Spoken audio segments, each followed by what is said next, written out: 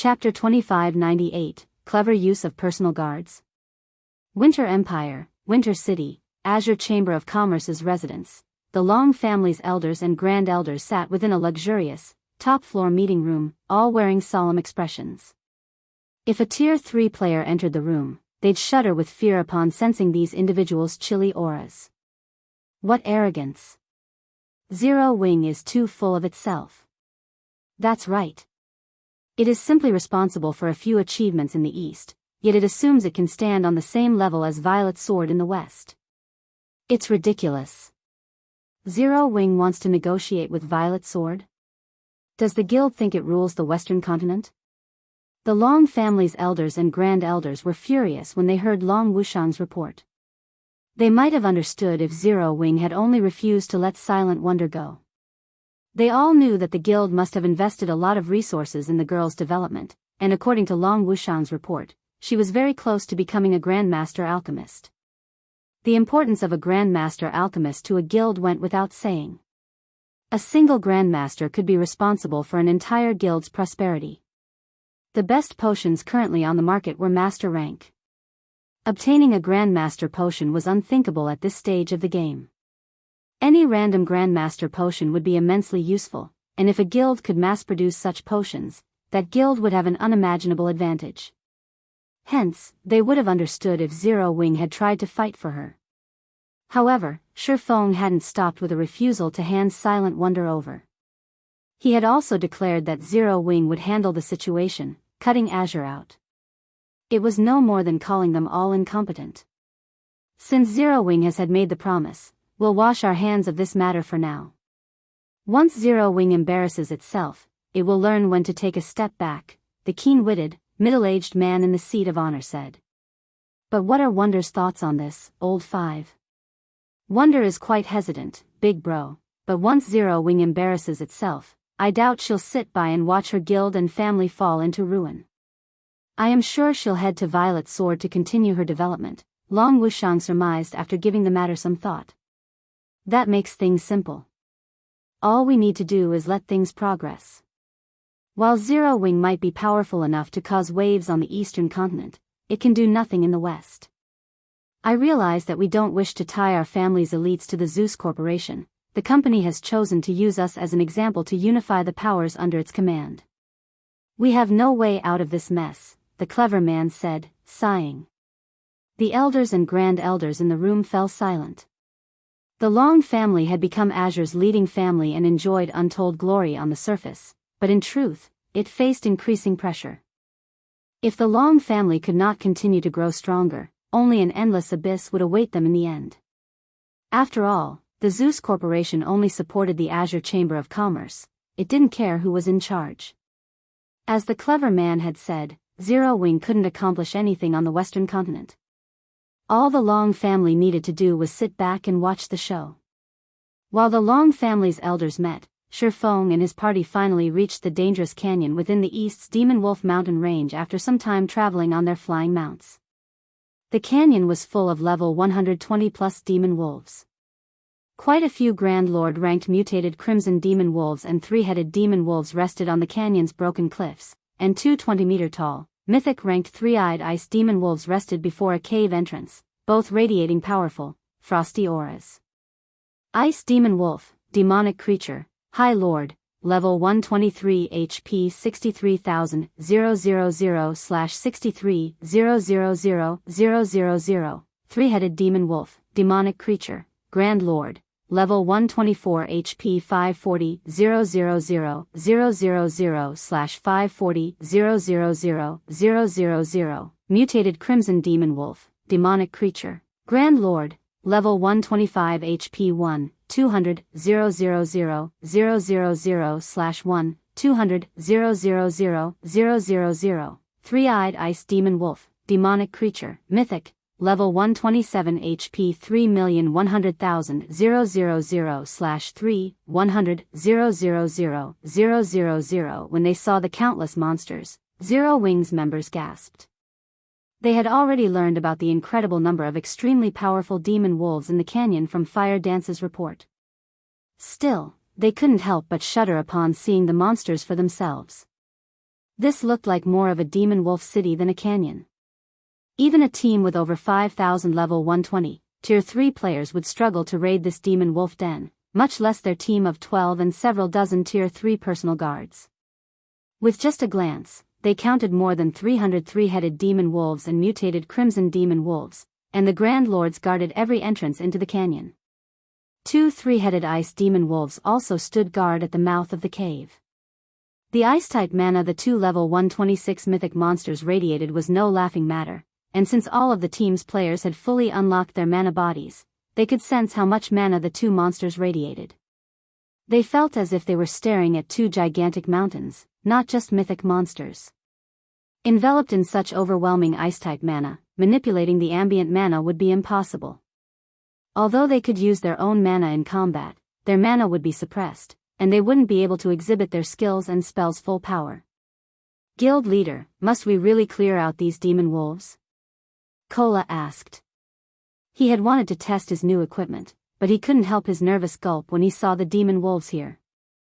Even if we rely on the personal guards during the fight, I doubt we'll have an easy time. These demon wolves must be dealt with, but we're not relying on the personal guards. We'll be doing the cleaning ourselves, Feng said, shaking his head. We will? His guild leader's plan surprised Kola. Even working with their personal guards, they'd still have a difficult time defeating these demon wolves, yet Feng informed them that they'd take out the monsters on their own. This had to be a joke. Emichim. The demon wolves here are special. Not only are there so many, and they're strong, but they also have high combat standards. Moreover, this environment's mana suppression is quite powerful, which makes using skills and spells incredibly difficult. Players will have to rely on their combat techniques here. Consider this another training ground. From today on, we'll train here, Feng said, nodding. Once you run out of stamina and concentration, return to training in the Extraordinary Tower and recuperate. When you've rested, return here. Clearing this area will be our main task for the next few days. He had wanted to activate the medium teleportation point, boosting Zero Wing's development speed, as soon as possible. However, Feng's most recent battle on the Extraordinary Tower's second floor had made one thing clear: the realms of truth weren't as simple as he had initially assumed. He had thought he had mastered a considerable portion of the realms of truth's principles, but in reality, he only knew the tip of the iceberg. He had never once truly exhibited the realms of truth's full potential during combat. Meanwhile, Tier 3 was only a transition period for true powerhouses. The difference between their strength and that of ordinary experts would become more prominent as players reached level 120 and began to challenge their Tier 4 promotion quests. While Zero Wing had plenty of expert players, very few qualified to be called peak experts, and even fewer were apex experts that had reached the domain realm. Although powerful weapons, equipment, and bloodlines would be quite helpful during players' Tier 4 promotion quests, their combat standards would be the deciding factor between completing the quest or not. This would be particularly true of players who challenged their Tier 4 promotion quests at a low level. They'd face much higher combat standard requirements than if they waited. Since the Zeus Corporation was taking measures to consolidate its power, it was obvious that the various superpowers and major corporations had realized the significance of Tier 4. As a result, they were pooling their resources to nurture their peak and apex experts in preparation for their Tier 4 promotion quests. In the past, the various superpowers had only realized how important Tier 4 was after a few apex experts had completed their promotion quests. However, due to the butterfly effect Feng had caused, the superpowers now focused on training their high-tiered experts, rather than rely on Zerg tactics as they had in his past life. Hence, improving Zero Wing members' combat standards was of the utmost importance. If the various superpowers really were preparing their experts for the Tier 4 promotion quests, Zero Wing would be overpowered if it remained passive. Aside from normal training, life or death battles with monsters was an absolute must if players wanted to grow stronger. Only by risking their lives in battle could players unlock more of their potential. Now that Zero Wing had the Extraordinary Tower and the Demon Wolf Mountain Range's special region in its grasp, he had to take advantage of these benefits. In that case, guild leader, why did we bring all of these personal guards? Aqua Rose asked, confused. It had taken a lot of manpower to secure so many powerful personal guards, yet Feng didn't intend to use them in the fight. She didn't understand what he was trying to accomplish.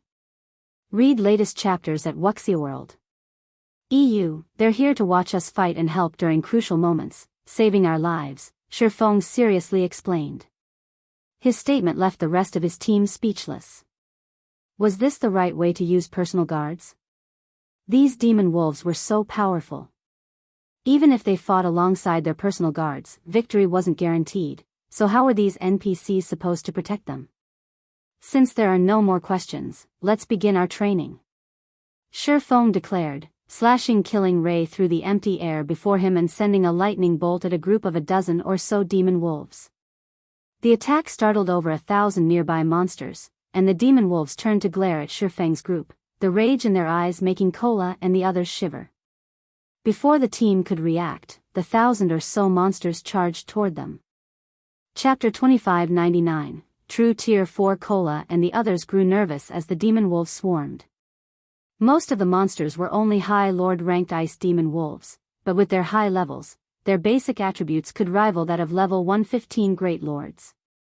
In other words, they had to face more than 1,000 Great Lords of the same level simultaneously, and every one of these monsters had the combat standards to reach the Trial Tower's 3rd floor. Moreover, quite a few three-headed demon wolves ran with this pack. These monsters moved like a powerful tsunami that could wipe out anything in its path. As the demon wolves moved closer, and Zero Wings members prepared for battle, the pack split into two and surrounded the team.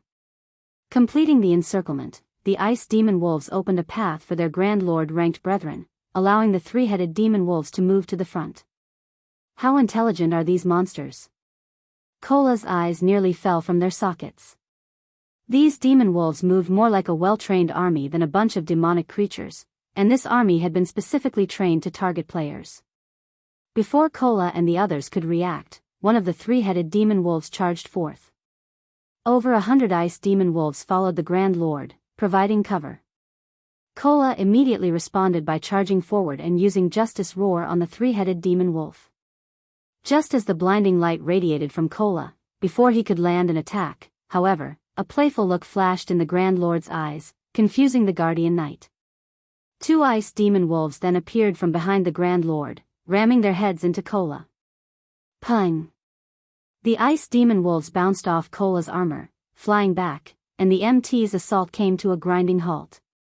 Before Cola could regain his stance, the three-headed demon wolf's paw descended toward him, enveloped in an ink-black glow. Don't you dare think I'm that easy to kill. Cola roared, reacting quickly and raising his shield to block the attack. The instant he raised his shield, however, he was dumbfounded. This time, 3 more ice demon wolves appeared from the Grand Lord's sides. A two-pronged assault. Despite the fact that demonic creatures shouldn't possess much intellect, these demon wolves knew how to work together to launch complicated assaults. Moreover, their coordination was simply perfect. They had executed their strategy with flawless timing. Not even players could pull off such a tactic. It was as if these demon wolves had practiced relentlessly to deal with him specifically. Just as Cola thought all hope was lost, an ice wall rose up around him. Boom! The wall shook violently when the three-headed demon wolf and 3 ice demon wolves collided with it, but it held steady. Stunned, Aqua rose and the others glanced toward the origin of the ice wall's mana.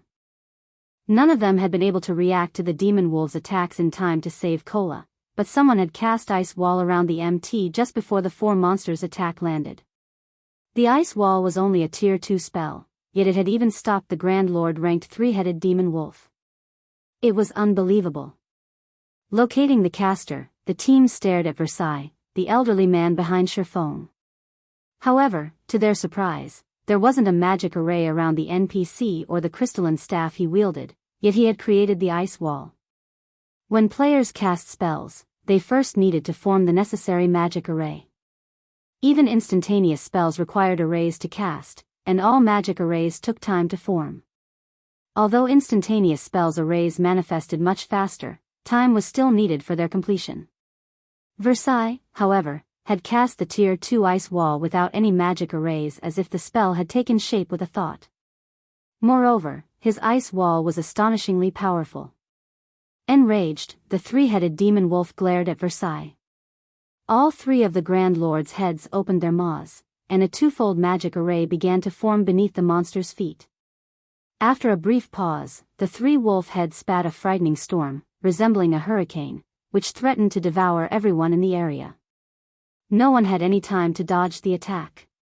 In response, Versailles lifted his free hand and summoned a rock wall, isolating them from the three-headed demon wolf. The powerful storm attack didn't even shake the rock wall. Even after exhausting its energy, the storm only cleaned the wall of loose dirt. Kola and the others were flabbergasted. That attack had undoubtedly been a Tier 3 curse. Including the fact that the three-headed demon wolf was a level 124 Grand Lord, the attack rivaled a full-powered hit from a level 120 mythic monster, yet Versailles had effortlessly blocked it. Meanwhile, the Tier 4 NPC summoned stone spikes beneath the other two three-headed demon wolves, who were preparing a long-range ambush, and broke the other Grand Lord's concentration. A Tier 4 NPC is actually this strong? Aqua Rose was utterly baffled as she watched. She had thought Feng was overestimating Versailles, who was only a level 112 secret silver guard. He might be a Tier 4 NPC, but fighting this formidable demon wolf army should still give him some trouble. But after witnessing Versailles' performance, she understood why Feng thought so highly of the elderly NPC. Versailles had instantly cast 3 spells to interrupt the 3 Grand Lords' attacks. In other words, he could triple instant cast. Moreover, all 3 of his spells were incredibly powerful, despite their low tier. Versailles was on a completely different level than the Tier 4 NPCs she had encountered before. Everyone, be more careful. Although we have Versailles protection, it isn't foolproof. These demon wolves are extraordinary. Not only are they incomparably cunning, but they also know how to take advantage of all sorts of opportunities. You need to be vigilant at all times, Feng warned, chuckling when he saw his teammates' surprise. Any NPC that could reach Tier 4 was a dragon among men. These individuals could protect entire cities without help. How could any of them possibly be weak? Moreover, humans at Tier 4 were completely different from monsters at the same tier. Humans needed to rely on techniques and mana control to complete their Tier 4 promotion quests, but monsters could reach the tier as long as they and their bloodline were sufficiently powerful. Hence, even if a Tier 4 human NPC was slightly lower leveled than a Tier 4 monster, they could rely on their superior techniques to fill the gap. Furthermore, a Tier 4 secret silver guard's growth rate was by no means lacking. Feng's warning snapped everyone from their stupor, and a passionate flame began to bum in their eyes. The demon wolves before them were indeed extraordinary. That was clear after witnessing Kola's brief battle. Not only could these monsters chain their attacks, but they also knew how to target players' weak points. Most importantly, this wasn't a training session, but a life-threatening battle where they could exhibit their full potential. This was a battlefield that all expert players dreamed of. The 11 team members immediately cleared their minds and focused on the fight before them. Although their attention was on the demon wolves in front of them, they kept an eye on the monsters around them, as well. Feng wasn't idle, either. He immediately charged at 2 of the 3-headed demon wolves in the distance, trying to integrate his basic combat techniques in his every movement. Trying to use combat techniques with every action was incredibly difficult. When he had fought the swordsman on the extraordinary tower's second-floor staircase, he hadn't spared any attention or time for conducting such experiments. The tower had reduced his physique to that of a Tier 1 player, and he had barely been able to keep up with the second-floor's swordsman as it was. If he had tried to combine combat techniques with his movements, his efforts would have yielded the opposite effect. Fortunately, these demon wolves were the perfect practice targets. Not only did they target players' weak points, but he could also maintain his Tier 3 physique during the fight. He would have more than enough energy to spare for practicing his combat technique integration. Feng proceeded to engage in a bitter battle with the 2 3-headed demon wolves and several hundred nearby ice demon wolves. Whenever he focused his attacks on the Grand Lords, the ice demon wolves pounced to intercept him. Some of the High Lords even used the chance to launch surprise attacks, preventing Feng from using any of his skills or spells. he could only rely on combat techniques, which were faster, to defend himself. As the battle progressed, Feng grew increasingly familiar with using basic combat techniques in combat. Initially, he had only been able to execute a basic combat technique perfectly once every dozen or so moves, but he gradually reduced that to 5 or 6 moves. As he did, his fight against the 3-headed demon wolves became easier. Now, even his normal attacks were stronger than the level 124 Grand Lords.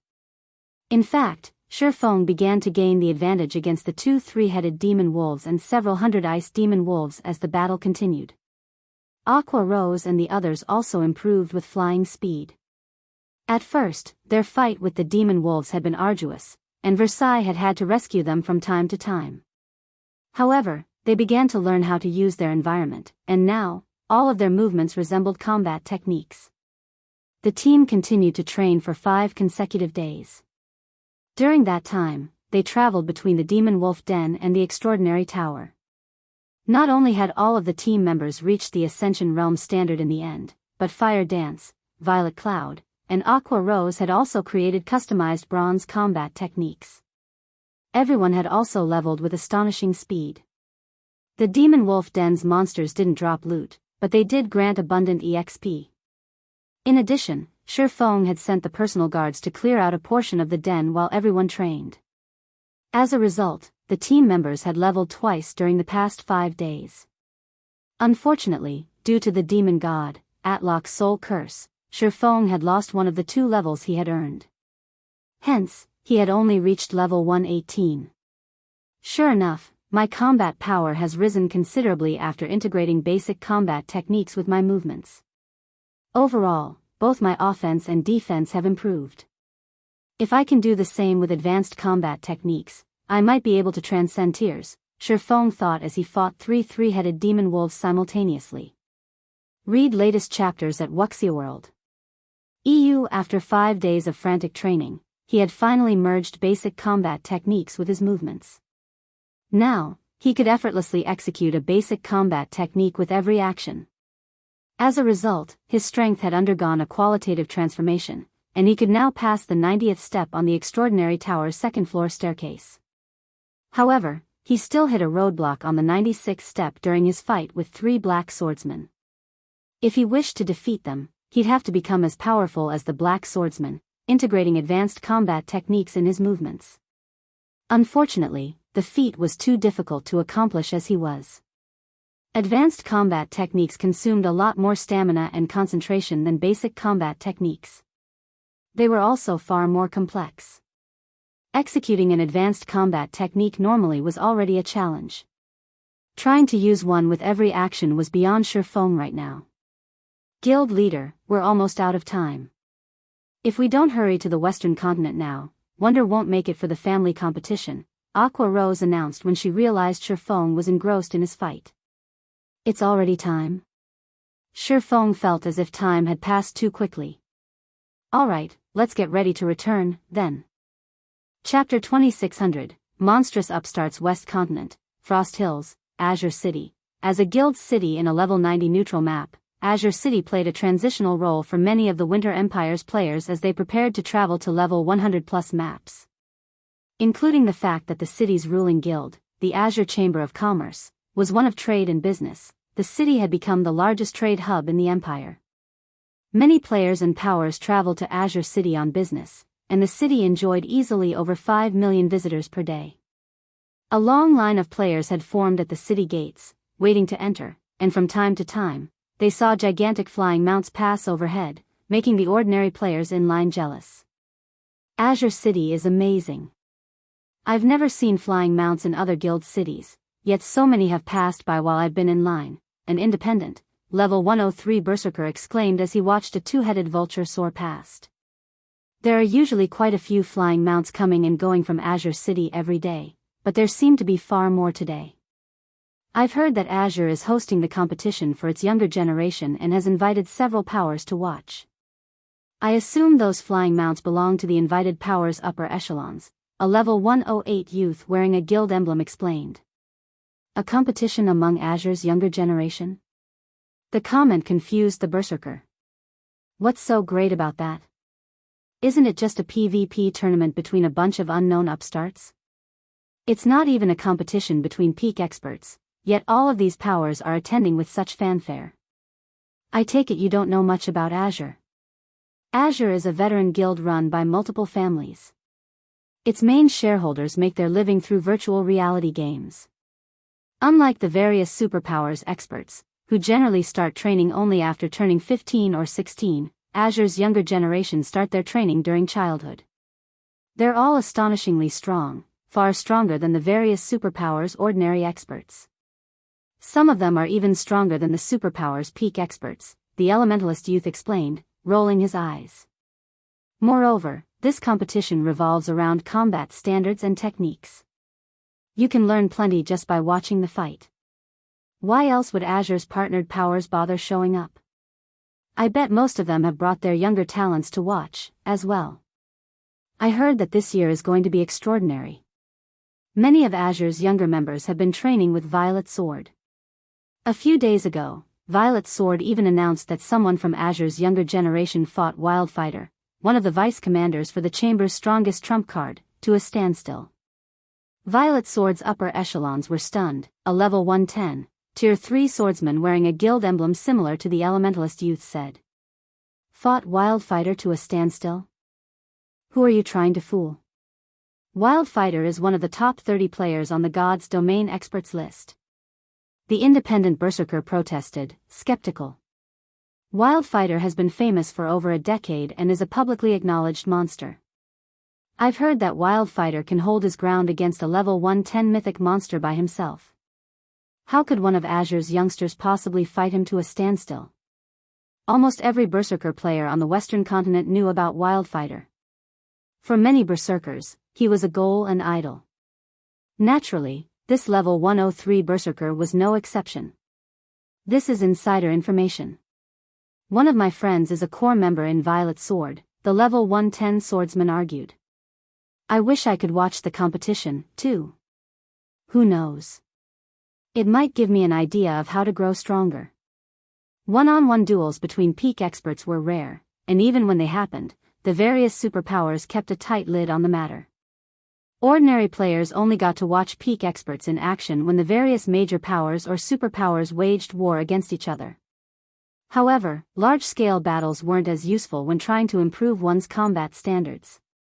Peak experts typically relied on their incredibly high basic attributes to overwhelm their opponents. They rarely used complex techniques in battle. When peak experts met on the battlefield, their fights were rarely one-on-one. To put it simply, opportunities to watch two peak experts rely on techniques in a duel were invaluable. Many players spent big bucks to spectate. While these several players chatted amongst themselves, a sharp cry rang through the air, echoing throughout the area. Everyone turned to find the source of this cry, spotting a giant eagle with a wingspan of over 20 meters. The bird of prey was shrouded in a black fog as it drew closer to Azure City. Crap. That's Violet Sword's Netherflame Eagle. Violet Sword is attending the competition, too? What a powerful aura. That eagle is nearly as strong as a Grand Lord. Nearly? I've heard that the Netherflame Eagle can take down Grand Lords of the same level. Very few flying mounts in the East are as powerful. Awe flashed in everyone's eyes as they spoke about the flying mount above. A flying mount that rivaled Grand Lords of the same level was incredibly useful. As long as players had high enough DPS and that flying mount, killing Grand Lords in the fields with a small team was entirely possible.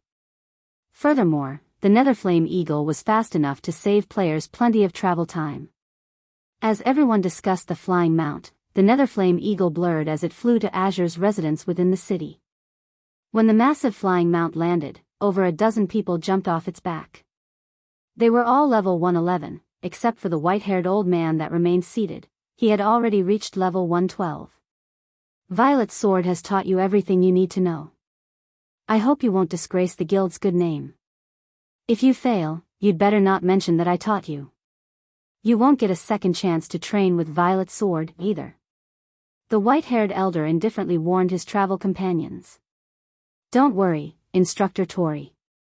We'll show the Long family how foolish they've been to decline your training. A silver-eyed, blue-haired youth with a great sword slung across his back respectfully promised. Good. I will be waiting in Holy Flames City. Do not disappoint your elders or me, the white-haired elder said, nodding. His gaze held a hint of warmth as he looked down at the blue-haired boy. Atop his netherflame eagle, the white-haired elder left the city. Meanwhile, the blue-haired youth's group immediately attracted the attention of Azure's members and upper echelons. Fifth uncle, they've clearly grown a lot stronger during their training, especially Solitary Frost. I still can't believe he fought Wildfighter to a standstill. I've also heard that he has a favorable view of Yan Shaoqian, and she has made great progress with her training. They won't be easy opponents, Burning Owl cautioned, astonished as he watched the group of youths in the middle of the plaza. Burning Owl had thought he had a chance of securing one of the top 3 positions in the upcoming competition, but after seeing the other family's experts return from their training with Violet Sword, his confidence started to waver. Let's hope Silk Moon has improved as well. Otherwise, our family might struggle to rank among the top 3, Long Wushang agreed, frowning. The Long family didn't expect to earn first place in this competition. The gap between their younger members' strength and the other family's participants was simply too large. Solitary Frost, in particular, was on an entirely different level, and many of the others had already reached the Void Realm. Silk Moon, the Long family's most talented combat player among the Long family's younger generation, was the family's last hope. Just as Solitary Frost's group was about to leave the plaza, and the crowd was about to disperse, everyone heard a loud humming from above the city, causing quite the commotion. Read latest chapters at Wuxia EU. What's that sound? Is some kind of special event about to happen in Azure City? Everyone was curious about the humming sound, with many players emerging from hotels and bars to get a better look at its source. When everyone found the sound's origin, however, they were all dumbfounded. 100-meter long, steel behemoth flew toward the city as they watched. What's going on? Is that a flying ship? Chapter 2601, Zero Wings Arrival. Competition begins. The flying ship's arrival startled Azure City's players.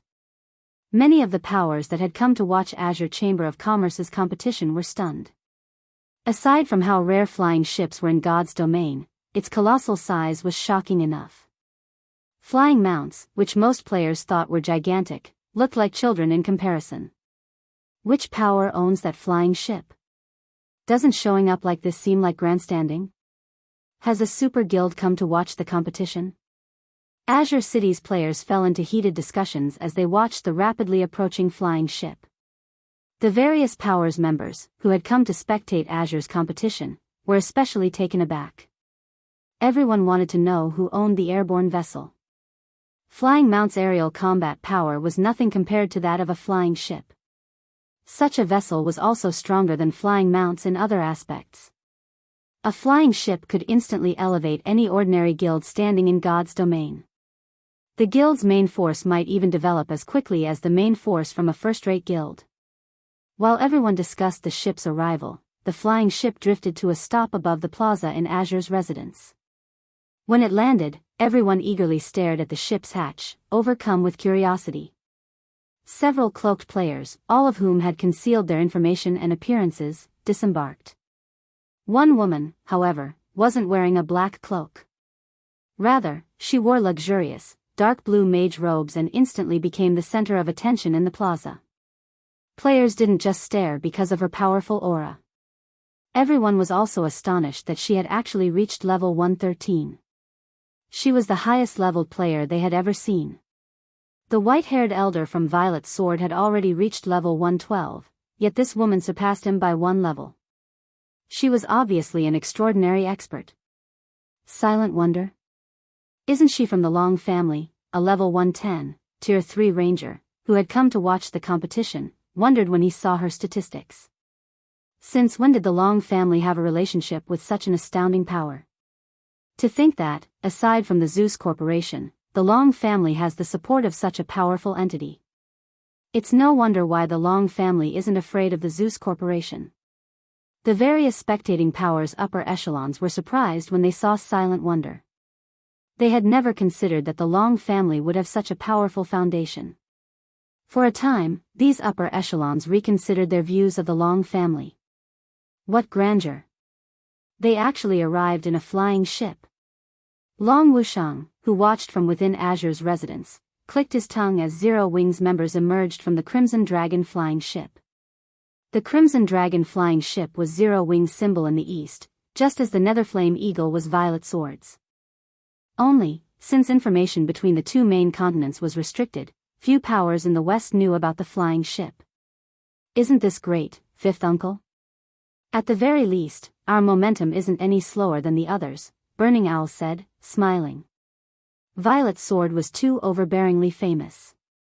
The fact that the Super Guild had escorted Solitary Frost's group to Azure City atop a Netherflame Eagle was enough to sway Azure's neutral elders and grand elders. Some had even initiated negotiations with Solitary Frost's and his companions' families. What's the point of this meaningless display now? Actions speak louder than words, in the end. Long Wushang disdainfully dismissed. Zero Wing might have a lot of influence on the eastern continent, but the same couldn't be said in the west. Meanwhile, the Azure Chamber of Commerce's main area of development lay in the west, which was also the Zeus Corporation's home ground. Zero Wing couldn't do anything to help Azure. Little Qian, your opponent has finally arrived, a level 111, Tier 3 female assassin announced, glancing at Yan Xiaoqian. By the looks of it, she's grown a lot stronger. You have a tough fight against her. A tough fight? Yan Xiaoqian only rolled her eyes. Calmly, she said, her alchemy techniques might be stronger, but she's no match for me in combat. The Long family's only decent fighter is Silk Moon. If she hasn't grown stronger since we last met, taking second place in this competition will be a breeze. Yan Xiaoqian's comment had been firm and without any hint of arrogance. She had said it as if it was just a normal fact. The female assassin didn't argue with her friend. What Yan Xiaoqian had said was true, after all. Their combat standards had considerably improved during their training with Violet Sword, and she had to admit that the veteran Super Guild was impressive. The Azure Chamber of Commerce was no match for Violet Sword when it came to nurturing experts. During Violet Sword's training, Yan Xiaoqian had grown tremendously.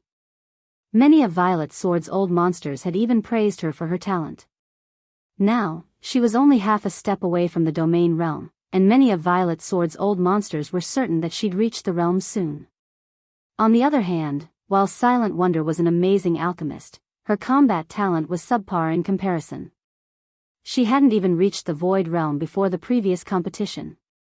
Even if Zero Wing were capable and helped Silent Wonder reach the Void Realm since, that wouldn't change anything. Even between Void Realm experts, there was a massive difference in strength. While the female assassin and Yan Xiaoqian conversed, a middle-aged man with a chilling aura and pale complexion approached. This man was Duan Hanshan, the strongest member of the Duan family's second generation. Xiaoqian, I'm afraid you'll be disappointed this time. We just received news that Silk Moon won't be attending the competition for some reason. Nobody can get in touch with her.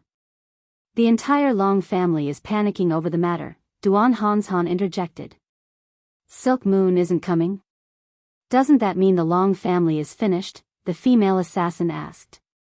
Silk Moon was the Long family's last hope of securing one of the top 3 positions in this competition.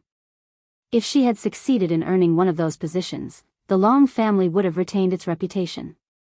However, now that Silk Moon couldn't make it, the Long family had a bleak future ahead. The Long family currently held the right to rule the Azure Chamber of Commerce, but the younger generation would determine the guild's future. If the Long family's successors weren't up to the task, who would trust the family to run Azure? Soon, both the Zeus Corporation and the Chamber's various shareholder families would use the Long family's ineptitude as an excuse to reclaim Azure's ruling rights. That's why all of you need to perform well.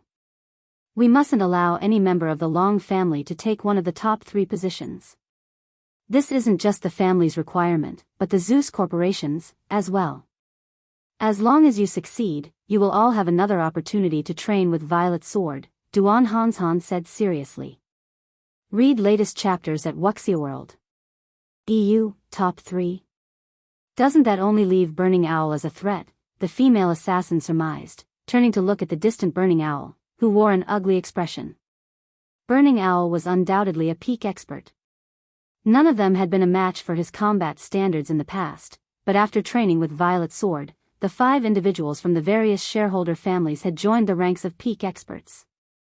Moreover, they had engaged in live combat against a large number of Violet Sword's peak experts. If Burning Owl was their only opponent, the group had a high chance of securing all 3 top positions in this competition. Once they succeeded, they'd all be able to return to Violet Sword, making this an incredibly valuable opportunity. Their training with Violet Sword had cost a lot of manpower and resources, a cost that the Azure Chamber of Commerce couldn't currently afford. If not for the Zeus Corporation's request, Violet Sword wouldn't have bothered training them at all. Time is almost up. Let's head to the arena, Duan Hanzhan said after taking a look at the time. He then led Yan Xiaoqian and the female assassin toward the battle arena in the heart of Azure City. Chapter 2602, Stage Struggle, Silent Wonders Decision. Azure City, Battle Arena. With the Azure Chamber of Commerce hosting its annual competition, many of Azure City's players had swarmed the battle arena in hopes of watching the battle. However, Azure had stationed several thousand experts around the building to stop the flood of approaching players. Azure had no intention of allowing uninvited players to view the competition. As the various invited powers entered the battle arena, the uninvited public grew envious.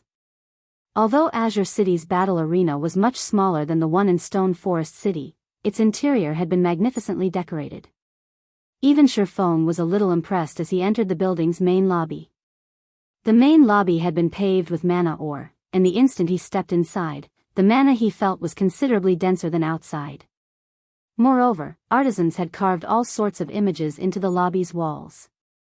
These engravings might not seem special to ordinary players, but players who knew combat techniques would easily recognize them. Every engraved image depicted a different combat technique. Of course, these combat techniques were incomplete. Learning techniques from these engravings would be many times more difficult than learning them from complete legacies.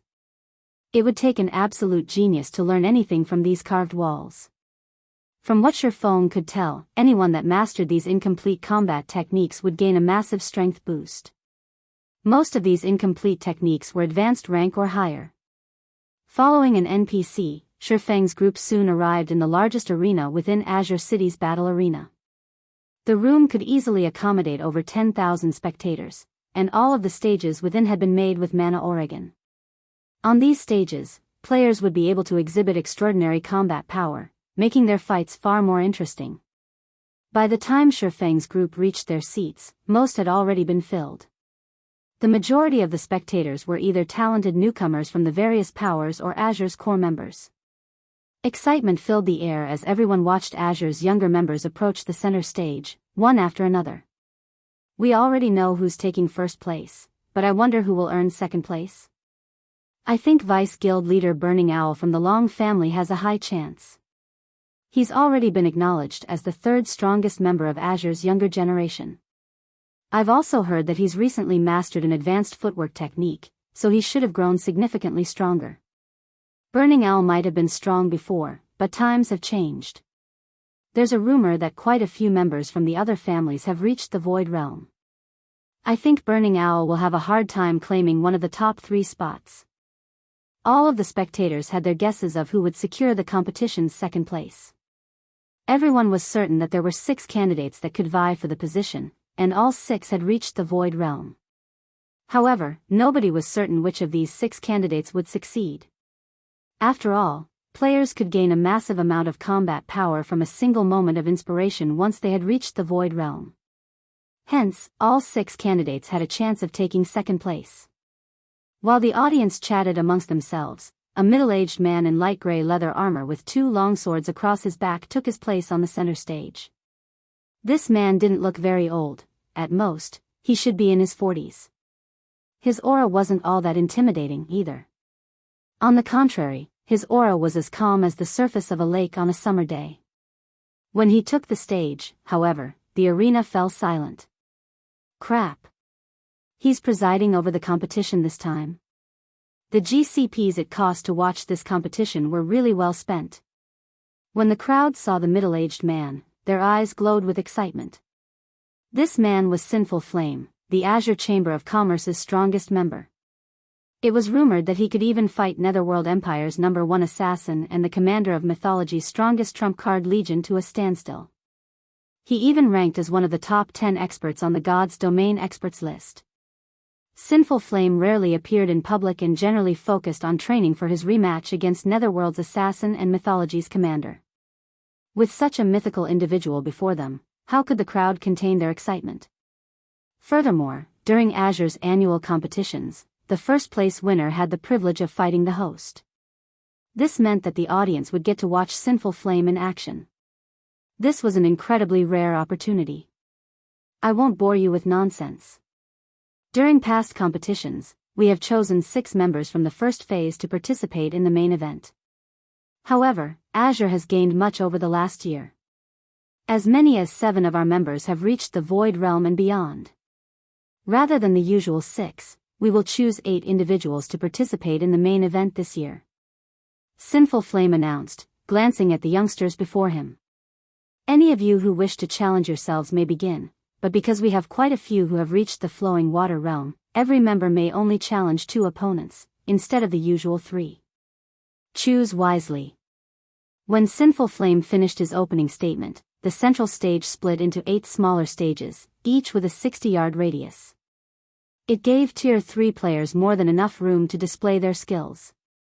In addition, the same rules applied to every stage. All players' basic attributes would be equalized. This would ensure that the fighters had to rely on their combat standards to win. Once the 8 stages settled in place, Solitary Frost and the other Void Realm or higher experts split up, choosing a stage. The other members from the various families hesitated to approach the 8th stage, however. Solitary Frost's team of 7 clearly had incredibly high combat standards, but the rest of the participating members had only reached the Flowing Water Realm. Challenging these 7 would only result in one outcome: defeat. None of them were foolish enough to waste their 2 challenge opportunities. If they took the 8th stage, however, they'd be forced to face numerous opponents. While they might be able to secure consecutive wins, every battle would expose more of their strength. This, in turn, would reduce their chances of winning. Why isn't anybody taking the 8th stage? Sinful Flame demanded. Aside from the usual rewards the guild has prepared for the top 3 victors, the Zeus Corporation has promised to send the top 8 fighters to train in Violet Sword's magical secret land. You should all cherish this opportunity. Read latest chapters at Wuxia EU. With that, excitement flashed in the participating players' eyes. Violet Sword occupied a magical secret land that came with a training ground that had survived since ancient times. Although training in this secret land wouldn't be as beneficial as their prior training with Violet Sword, it could help players rapidly improve. If they could spend some time in that secret land, breaking through to the Void Realm would be entirely possible. They might even become an elder in the guild. Suddenly, every one of these players made a mad dash for the 8th stage. Is Second Sister holding back? Burning Owl wondered in confusion as he glanced at Silent Wonder, who remained still even after the announcement. While everyone fought over the final stage, Silent Wonder turned and walked toward the first stage, where Solitary Frost waited. Chapter 2603, Overestimating Oneself? That's Solitary Frost's stage. Why is Silent Wonder going there? She's going to challenge Solitary Frost. Challenge Solitary Frost? Is she insane? The players that had been competing for the 8th stage paused, watching Silent Wonder approach the first stage. They were all curious to see what she planned to do. Second Sister? Even Burning Owl was confused as he watched. Even if Silent Wonder wanted to secure one of the top 8 positions, she shouldn't have started with Solitary Frost. Solitary Frost had always been stronger than the rest of Azure's younger generation, and now, after his training with Violet Sword, he was on a completely different level. Anyone that challenged Solitary Frost would only waste one of their opportunities. Yan Xiaoqian was just as astonished as she watched Silent Wonder from her position on the second stage. She might not have been surprised to see the Long family's Silk Moon challenge Solitary Frost, since she would actually have a chance of winning. But why would Silent Wonder challenge that monster of a player? This competition wasn't like the previous alchemy competition. They weren't fighting monsters this time, and superior levels and equipment couldn't help Silent Wonder here. On these 8 stages, everyone's basic attributes would be the same. Players would have to rely on their combat standards and techniques to win. Silent Wonder could never be a match for Solitary Frost in these aspects. Meanwhile, the audience was in an uproar as it watched Silent Wonder. The Long family's elders and grand elders in particular, anxiously sat on the edge of their seats. They had, more or less, given up any hope of securing one of the top 3 spots. They only hoped that Burning Owl could hold 4th place, and Silent Wonder would make it into the top 8. They could, to a certain extent, avoid embarrassment if 2 of their representatives ranked among the top 8 fighters. Whether or not the Long family retained its ruling rights over the Azure Chamber of Commerce would depend on Silent Wonder's obedience in training with Violet Sword. As long as she did, the Zeus Corporation would stop meddling in Azure's affairs, and the family would be safe. And yet, the foolish girl was about to waste one of her challenge opportunities on Solitary Frost. That girl is quite brave, Sinful Flame muttered, praising Silent Wonder as she stepped onto the first stage. Solitary Frost, on the other hand, showed no appreciation for Silent Wonder's courage. Rather, he seemed to look down on her. To challenge me directly, it seems you've improved quite a bit in Zero Wing, Wonder, Solitary Frost said coldly. The selection for the 8 finalists had just begun, yet Silent Wonder had chosen to challenge him now. If she were truly powerful, she would be more than capable of facing off against him in the main event. By choosing him now, she was declaring to every player in the arena that he was an easy opponent. Essentially, she was trying to humiliate him. Emichim. I have indeed improved in Zero Wing, so I'd like to test my limits on you, Silent Wonder honestly replied, nodding.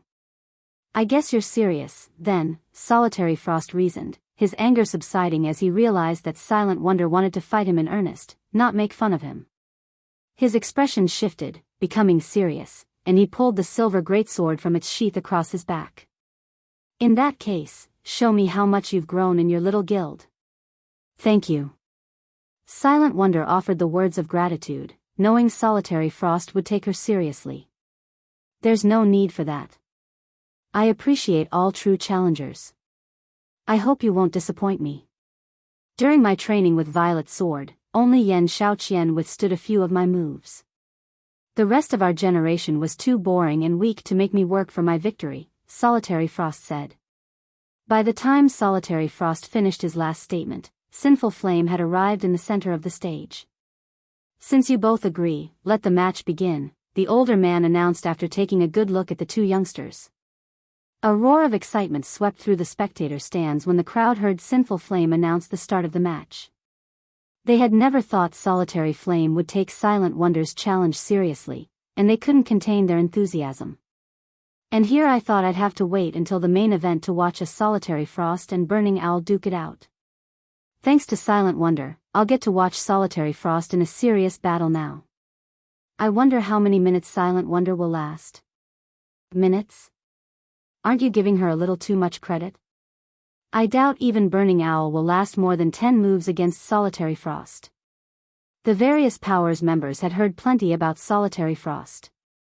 Many of them had even come just to see how powerful the boy, who had fought the famous Wildfighter to a standstill, was. Wildfighter was a legend among berserkers, and getting a chance to see such an individual in action was almost impossible. However, if Solitary Frost fought with all he had, they could get a feel for how strong Wildfighter was. Once Sinful Flame had initiated the match on the first stage, Solitary Frost and Silent Wonder moved to their designated positions and prepared for battle. I've heard that Yan Shaoqian used to consider you a rival. In that case, I'll use the same move that defeated her against you. I hope you're ready. Solitary Frost wanted Silent Wonder, who stood 40 yards away. Suddenly, the young man split into 4 clones of himself.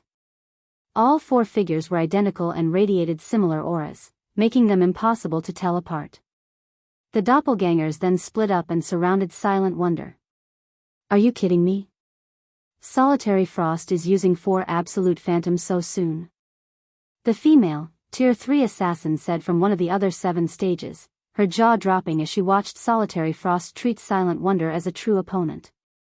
Yan Xiaoqian, who stood on the stage next to Solitary Frost's, revealed a grim expression, as well. Solitary Frost's 4 absolute phantoms was an incredible challenge to overcome for magical class players like her. The 4 doppelgangers weren't altogether fakes. One could only deal damage to Solitary Frost by attacking all 4 at once, and that wasn't the move's most frightening aspect. The true danger lay in the fact that Solitary 9 could control all of his doppelgangers with as much precision as he controlled his own body. Using doppelgangers in combat was immensely difficult in God_S domain. Controlling 2 bodies simultaneously would even reduce a peak expert's combat power. Ordinary domain realm experts would be lucky if they could control 3 bodies without sacrificing some of their performance. However, Solitary Frost could control all 4 doppelgangers without reducing any of their combat power. Of course, landing an attack against a domain realm expert without using a skill or spell was just as difficult. Domain realm experts could perceive all movement within their vicinity, after all. Relying on their keen senses, they could preemptively evade and launch counterattacks.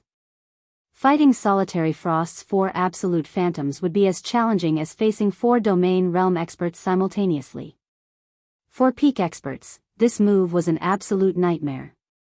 And once a magical class player allowed a melee player, especially a domain realm expert, to move within attack range, it was game over. Amazing! Silent Wonder exclaimed, admiring Solitary Frost's perfect control. Face my 4 absolute phantoms. Silent Wonder's admiration wouldn't slow Solitary Frost down, and his 4 doppelgangers encircled their opponent, rapidly closing in. While Solitary Frost's doppelgangers drew closer, Silent Wonder began to wave her staff. 4 ice walls shot up from the stage around her, protecting her from all sides. Ice walls? She doesn't actually think such a low-tier defensive spell can stop Solitary Frost's attack, does she? The female assassin couldn't help but laugh. The spell, Ice Wall, could only be enhanced to Tier 2. It wasn't anywhere near strong enough to stop a Tier 3 player's full-powered attack. The spell wouldn't even buy Silent Wonder any time. Boring. Silent Wonder's opening move disappointed Solitary Frost a little, but he didn't pause his assault. He immediately cancelled his 4 absolute phantoms before brandishing his greatsword. The weapon transformed into 3 identical copies before converging on the ice wall before him. Read latest chapters at Wuxia EU Combat Technique, Triple Heavy Slash. Boom! As the greatsword crashed into the ice wall, a deafening boom filled the arena. How is that possible? Solitary Frost was stunned when his attack failed to deal any damage to the ice wall. Moreover, the recoil had left both of his arms numb as if he had just struck an impenetrable wall. Chapter 2604, Fully Unlocked Mana Body. The audience was befuddled when they saw Solitary Frost's attack come to a grinding halt. It didn't break? But, isn't it only a Tier 2 defensive spell? Did Solitary Frost mess up his attack? The players in the spectator stands were all extremely familiar with the spell, Ice Wall. Before players had reached Tier 3, Elementalists had used the spell to help protect their MTs from Great Lord-ranked bosses' attacks. However, both Solitary Frost and Silent Wonder were both bona fide Tier 3 players. Although their basic attributes had been equalized, they both had the attributes of Tier 3 players. A Tier 2 Ice Wall could, at most, buffer a Tier 3 attack. It shouldn't be able to stop such a blow, let alone one empowered with a combat technique. A Tier 2 Ice Wall can actually stop a Tier 3 Berserker's combat technique at full strength? Burning Owl was just as confused as everyone else after seeing Silent Wonder's Ice Wall intact. He had fought Tier 3 Elementalists himself, but when they had used Ice Wall against him, the spell hadn't even stopped his normal attacks. He had tested this multiple times and never once failed to shatter an ice wall. Meanwhile, Yan Xiaoqian stared at Silent Wonder in astonishment. Mana! Yan Xiaoqian exclaimed, sensing the dense mana radiating from Silent Wonder. She's already unlocked her mana body's full potential. Yan Xiaoqian wasn't the only magical class player to notice the sudden spike in mana around Silent Wonder. The only explanation any of them could think of was that the elementalist had fully unlocked her mana body. She actually unlocked her mana body? Amazing. Not even the super guilds have any members with a fully unlocked mana body yet. It seems my trip here wasn't in vain. I'll get to watch an expert with a fully unlocked mana body in battle. Everyone in the spectator stands began to talk about Silent Wonder. Their opinions of her had all changed. Rather than seeing her as just another member of Azure's younger generation, they saw her as a true powerhouse. Ha ha ha. Good. Wonderful. We might actually have a chance of claiming one of the top 3 positions now. Long Wushang, who sat among the audience, laughed joyously as he watched Silent Wonder. After failing to contact Silk Moon, the Long family had given up any hope of securing one of the top 3 positions in this competition. Now that they knew Silent Wonder had unlocked her mana body's full potential, however, securing one of those spots was almost certain. There was a massive strength difference between an expert with a fully unlocked mana body and one without. Tier 3 experts with fully unlocked mana bodies were almost half a tier stronger than ordinary Tier 3 experts. Every participant in this competition, excluding Solitary Frost, had, at most, reached the Void Realm. Although Silent Wonder had only reached the half-step Void Realm standard, she could easily defeat Void Realm experts with this advantage. Not even Yan Shaoqian, who was only a step away from the Void Realm, would be a match for her. You fully unlocked your mana body? Solitary Frost's fighting spirit flared, a passionate flame dancing in his eyes, when he looked at Silent Wonder behind the ice walls. It's no wonder why you were bold enough to challenge me. I've never fought an expert with a fully unlocked mana body, so show me how powerful it truly is. The Berserker raised his greatsword and leaped into the air, aiming for the one area where Silent Wonder didn't have an ice wall's protection. Advanced Combat Technique, 7 consecutive flashes. The greatsword transformed into 7 streaks of light, covering the entire area within the ice walls and leaving Silent Wonder no room to dodge. In response, Silent Wonder used Blink, immediately appearing 30 yards away and evading Solitary Frost's attack. With a wave of her staff, she then summoned over a dozen magical arrays around her opponent. The arrays released a barrage of flame spears, each with enough power to rival a Grand Lord of the same level.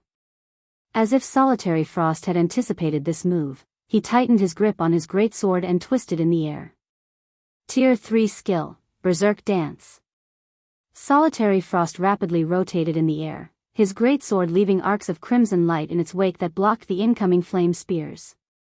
He executed Berserk Dance with over a 90% completion rate even from that position. Is he a monster? Shocked, Burning Owl stared at the crimson sword light surrounding Solitary Frost. While Tier 3 skills were quite powerful, achieving a high completion rate with them was very difficult. Even as a Void Realm expert, Burning Owl could only execute the Tier 3 Berserk Dance with around an 85% completion rate, and that was only with optimal conditions. Despite activating the skill in midair, however, Solitary Frost's completion rate was over 90%. Meanwhile, just as Solitary Frost was about to land, earthen spikes shot up from the ground below him. A 2-pronged assault? That might be useful against peak experts, but it will do nothing against Solitary Frost, the female assassin standing on the nearby stage said, sneering at the magical attack. A domain realm expert could perceive everything within their surroundings. Even a perfectly timed ambush would be useless against such an expert. The instant they took action, the targeted domain realm expert would discover the attack. Still calm, the Berserker brandished his greatsword and shattered the first round of earthen spikes. He then used his momentum to evade the second wave of spikes. Landing, Solitary Frost used Flame Charge, dashing towards Silent Wonder. Rather than make a beeline for his target, however, he combined a complex footwork technique with his charge. The Berserker split into 6 afterimages, rushing towards Silent Wonder from different directions. Advanced footwork, Mirage Steps. His execution was flawless, and the afterimages were impossible to tell apart. In a fraction of a second, he was within 15 yards of the Elementalist. It's over. Your mana body might have tremendously increased your casting speed and power, but you lack control of your surroundings. You still can't use your advantage to its fullest. Solitary Frost roared as he moved within 10 yards of Silent Wonder. He then swung his great sword. Tier 3 Taboo Skill, Triple Flame Scythe. 3 flaming crescents threatened to devour Silent Wonder with even more power than that of a Grand Lord of the same level. But, just before the attack landed, a gigantic, crimson magic array appeared beneath Silent Wonder's and Solitary Frost's feet. The instant the array completed, a towering pillar of fire exploded forth. Not only did the flames swallow the 3 flaming crescents, but it devoured Solitary Frost and Silent Wonder, as well. Read latest chapters at Wuxia EU. What? A 3-pronged attack? She actually hit a red lotus of fire beneath her? Yan Xiaoqian could not believe her eyes as she stared at the raging pillar of fire before her. Yan Xiaoqian had assumed her rival had only prepared a 2-pronged attack. She had never dreamed that Silent Wonder would use herself as bait to lure Solitary Frost into the red lotus of fire, a Tier 3 curse. After 3 seconds, the flaming pillar subsided, revealing Solitary Frost's charred corpse on the stage. Although Silent Wonder hadn't emerged from her own attack unscathed, she still had 1/3 of her HP remaining due casting Flame's shield earlier. I might not have a good grasp on my surroundings, but when it comes to power and technique, I'm much stronger than you. Silent Wonder told the Berserker's motionless corpse. From above the stage, a bell rang, signifying the end of the match. At the same time, the system announced Silent Wonder as the victory, momentarily silencing the stunned crowd. Chapter 2605, Spiritualization Realm appears once more, Solitary Frost lost? This is a joke, right? He even rivals Wild Fighter. A player can become so strong after fully unlocking their mana body. Silent Wonder's victory flabbergasted everyone. There were quite a few peak experts in the audience, as well as some domain realm experts. Hence, they hadn't had any trouble seeing and understanding what had happened in the battle between Solitary Frost and Silent Wonder. They were certain that Silent Wonder hadn't reached the Void Realm, and there was a massive difference between her and Solitary Frost. Even if her casting speed and spell power had greatly improved, thanks to unlocking her mana body's full potential, logically, Solitary Frost should have been able to bridge the gap by relying on his superior combat standards when their basic attributes were on the same level. In fact, despite not being a match for the Elementalist head-on, Solitary Frost had evaded all of her attacks and targeted Silent Wonder's weak points during the first half of the match. In the end, however, Solitary Frost had still lost. How were they supposed to wrap their minds around this?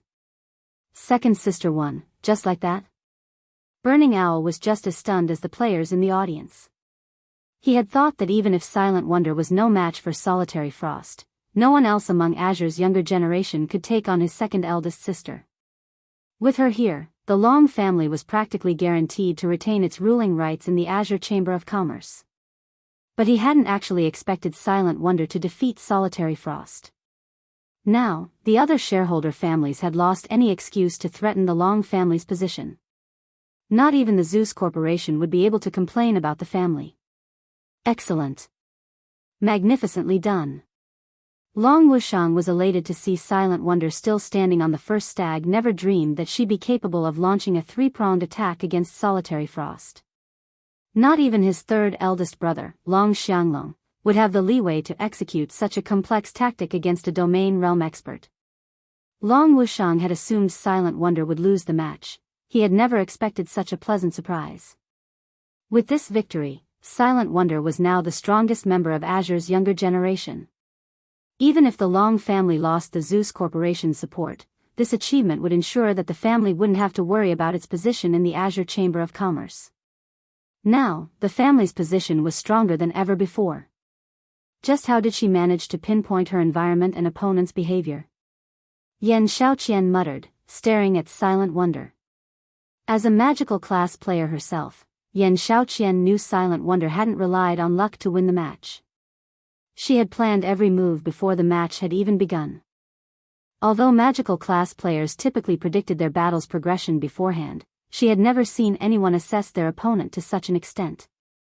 Silent Wonder's final move had been especially eye-opening since she had taken into account how much damage her Tier 3 course would deal to her and her opponent. It was as if she had orchestrated the entire battle. Silent Wonder looked like a completely different person to Yan Xiaoqian right now. Her rival certainly hadn't shown such abilities during the alchemy competition. While everyone grumbled about their confusion and dissatisfaction over Silent Wonder's marvelous performance, Sinful Flame gazed up at the girl from below the stage, excitement flashing in his eyes.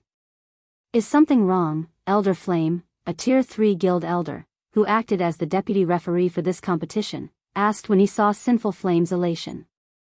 Sinful Flame had seemed bored when he had been tasked to host the family competition this year. He actually found the responsibility annoying, yet he now seemed excited and interested in a younger member of the guild. It was unbelievable. Sinful Flame had been unfazed when he learned that Solitary Frost had reached the domain realm. Silent Wonder, on the other hand, hadn't even gotten that far. Although she had unlocked her mana body's full potential, she shouldn't be impressive enough to attract someone like Sinful Flame's interest. While unlocking one's mana body was a difficult endeavor for ordinary Tier 3 experts, it was only a matter of time for an expert of Sinful Flame's caliber. He was actually quite close to unlocking 100%, and would likely succeed in another 2 weeks or so. Hence, he shouldn't consider fully unlocking one's mana body that much of an achievement. The Spiritualization realm. She's reached the Spiritualization realm, and she's made considerable progress in it. Sinful Flame declared. It seems the younger generation is full of exceptional geniuses. The Spiritualization realm? The Tier 3 elder was confused. He had no idea what Sinful Flame was going on about. Before the elder could ask, however, Sinful Flame jumped onto the stage and approached Silent Wonder. "Isn't the match over already? What's Elder Flame trying to do? Was there a problem with the match?" The spectators were even more confused to see Sinful Flame on the stage. Normally, the system decided a match's outcome. Its judgment was far more accurate than players', after all. If both opponents died by the end of the match, the system could determine whether they had died at the same time or if there had even been a millisecond between their deaths. No player could do the same. This was why players relied on the main God system to judge all matches in God's domain, barring special circumstances. However, the results of Solitary Frost and Silent Wonder's match was clear. There was no chance either of them could have cheated since players weren't allowed to use berserk skills or tools on the stage. Players weren't even allowed to use the additional active skills they gained from their weapons and equipment. Hence, there shouldn't be any dispute over the outcome. However, the crowd began to doubt the fact as they watched the famous Sinful Flame take the stage. He would be able to spot far more details than they could, after all. Sinful Flame doesn't intend to deny the match's result, does he? The situation began to make Long Wushang nervous. We're talking about the system's judgment. Silent Wonder's performance had involved many surprising aspects. If Sinful Flame had seen some peculiarity, his celebration would have been premature. Could she have actually cheated? In contrast, Duan Hanshan was overjoyed to see Sinful Flame interfere. He had thought his hopes of dethroning the Long family were lost, but it seemed that might not have been the case. While everyone discussed the matter in hushed whispers, Sinful Heart turned away from Silent Wonder and addressed the audience. "Everyone, you have seen the match's outcome for yourselves, so you all know just how powerful Solitary Frost was. Without a doubt, he is the participant in this competition," Sinful Flame said. "Now that Silent Wonder has defeated him, I'm sure you all realize who will win first place. Hence, I have a suggestion. Rather than waste time with the rest of the qualifying matches, why don't we host a more meaningful competition?" Indeed. It doesn't make much sense to continue the qualifying matches. Read latest chapters at Wuxia World. Going straight into the main event isn't a bad idea. It's a pity that the first match was the most interesting. My seat isn't even warm, yet the competition is already over. Every player in the crowd nodded, agreeing to Sinful Flame's suggestion. Since Silent Wonder had proven herself stronger than Solitary Frost, the top 8 positions were as good as decided. Continuing the qualifying matches would be pointless. It would be much more interesting to proceed to the peak experts matches. Since Silent Wonder is the undisputed first-place winner of this competition, according to our regulations, I will face her later. How would you all feel about watching that match? Sinful Flame asked the crowd once the audience had agreed to his first suggestion. Chapter 2606. There are many who are stronger than me. Sinful Flame's questions shocked every member of the audience. What? Sinful Flame is actually eager to fight Silent Wonder? He hadn't seemed very interested in when he had expected to face Solitary Frost, yet he looks like he's looking forward to the fight with Silent Wonder. Just how strong is she to get a reaction like this from him? Could Sinful Flame intend to learn more about his mana body by fighting Silent Wonder? The man's sudden suggestion took everyone by surprise. Although Silent Wonder's combat power had been astonishing, her combat standards were significantly weaker than Solitary Frost's, not to mention Sinful Flame. The only advantage she had was her fully unlocked mana body. That advantage was also the only reason anyone could think of that would pull such a reaction from Sinful Flame. Even now, no one knew how many experts with fully unlocked mana bodies the various superpowers had, if any. Most of the superpowers Tier 3 experts hadn't even begun to unlock their mana bodies. Of course, one might make some progress if they fought a player who had unlocked their mana body's full potential. What is Sinful Flame thinking? He's challenging a junior? Duan Hanshan could only glare at Sinful Flame, furious over the man's spontaneous act. Silent Wonder's victory over Solitary Frost had already boosted the Long family's prestige. The outcome practically ensured the family would retain its right to rule over Azure. By challenging Silent Wonder, Sinful Flame would only elevate the Long family's reputation further. This would definitely drive many of the guild's neutral elders and grand elders to the Long family's side. Meanwhile, Yan Shaoqian stared from a nearby stage, similarly stunned. How did things turn out like this? When at combat, Yan Shaoqian had always been more talented than Silent Wonder. After training with Violet Sword, she had even grown beyond seeing Silent Wonder as a serious opponent.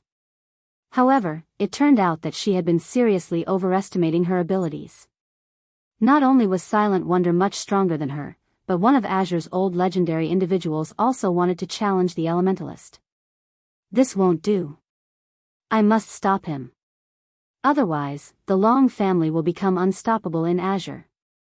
Duan Hanshan snarled, quickly contacting the competition's deputy referee.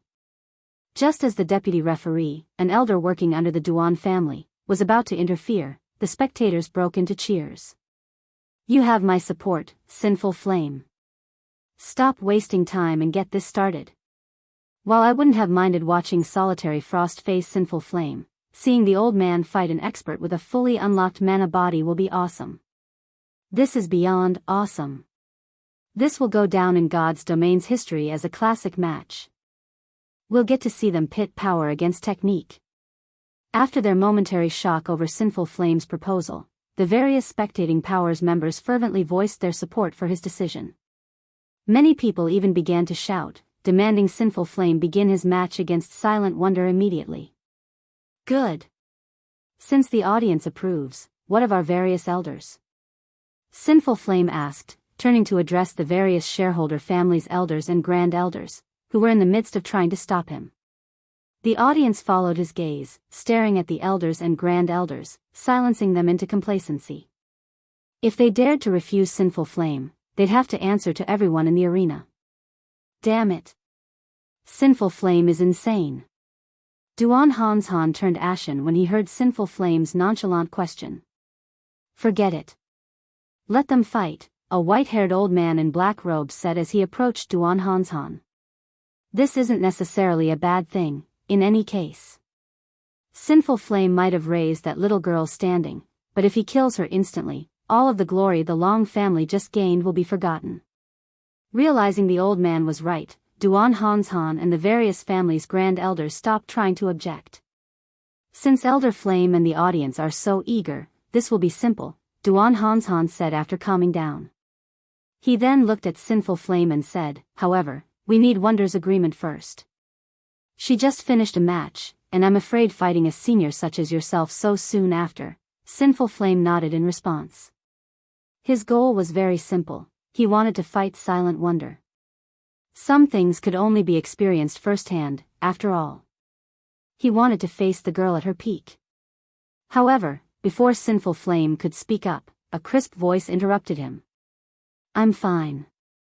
Besides, I'd actually enjoy a proper fight against Elder Flame to test the extent of my development, Silent Wonder said. Long Wushang, who watched from the stands, began to grow nervous. Why is this girl so foolish? That old ice demon is clearly provoking her. Anxiously, Long Wushang said, this won't do. I need to warn her. Even if the elders gave Silent Wonder some time to recuperate, it wouldn't be long, and even if she recovered all of the stamina and mana she had used during the prior match, her concentration couldn't recover that quickly. In a battle between high-caliber experts, concentration was more important than anything. Without her full concentration, this match might end as quickly as it began. If that happened, the glory Silent Wonder had earned for her family with her last victory would vanish. Long Wushang didn't have enough time to contact Silent Wonder before Sinful Flame returned his attention to the young woman, however. Girl, while your fight with Solitary Frost was short, you expended a considerable amount of your concentration. I wish to fight you at your peak. I don't want to fight just for the sake of winning. I won't fight you in such a state. You best take some time to rest, Sinful Flame calmly said. Please, rest assured, Elder Flame. My match with Solitary Frost hadn't cost much effort. I don't need to rest, Silent Wonder definitively replied. Meanwhile, Solitary Frost, who had just resurrected below the stage, nearly fainted from rage. How arrogant. Silent Wonder was far too cocky. Even the spectating crowd seemed displeased with Silent Wonder's comment. While her match with Solitary Frost hadn't lasted long, it had been a soul-stirring battle, yet Silent Wonder spoke as if she hadn't given it her all. While it's good to be confident, Wonder, I don't want to hear any excuses when you lose too quickly, Duan Hanshan warned her softly. You worry too much, Elder Hanshan. A loss is a loss. I won't offer any excuses. Moreover, I haven't had enough training. There are many people in the guild who are stronger than me, even though we're the same age, so defeat wouldn't be unusual for me, Silent Wonder said. With her statement hanging in the air, the entire arena fell silent. Read latest chapters at Wuxia World. Silent Wonder is so already strong, yet she's saying that Zero Wing has members that are even stronger and around the same age? A boast. She must be boasting. The various super guilds don't even have many players that can rival Solitary Frost, much less Silent Wonder. That's right. Zero Wing might be quite famous in the East, but it shouldn't be able to nurture talents as well as super guilds. Azure's various shareholder families refuse to believe Silent Wonder's claim, glaring contemptuously at her. Since that is the case, I have a suggestion. Seeing as Wonder's concentration hasn't fully recovered, why don't we send one of Zero Wing's young talents in her place? I'm sure Elder Flame will still benefit, and didn't she just say that her guild has plenty of youngsters that are even stronger than her? Duan Hanshan suggested, sneering at Silent Wonder. Chapter 2607, Zero Wing's Young Talent. When Duan Hanshan finished speaking, the arena fell silent again. None of them had ever dreamed that he'd suggest such a thing. Vicious. Truly vicious. It'll be very hard for Silent Wonder to take back her claim now. It's her own fault for boasting. She actually gave Old Ice Demon a chance to strike. I wonder if she'll stick by what she said. Zero Wing must be freaking out right about now. Azure's various shareholder families snickered at the young woman on the first stage. They acknowledged that she had become much stronger than they were, but excessive bragging was annoying. The family's younger members found it particularly obnoxious.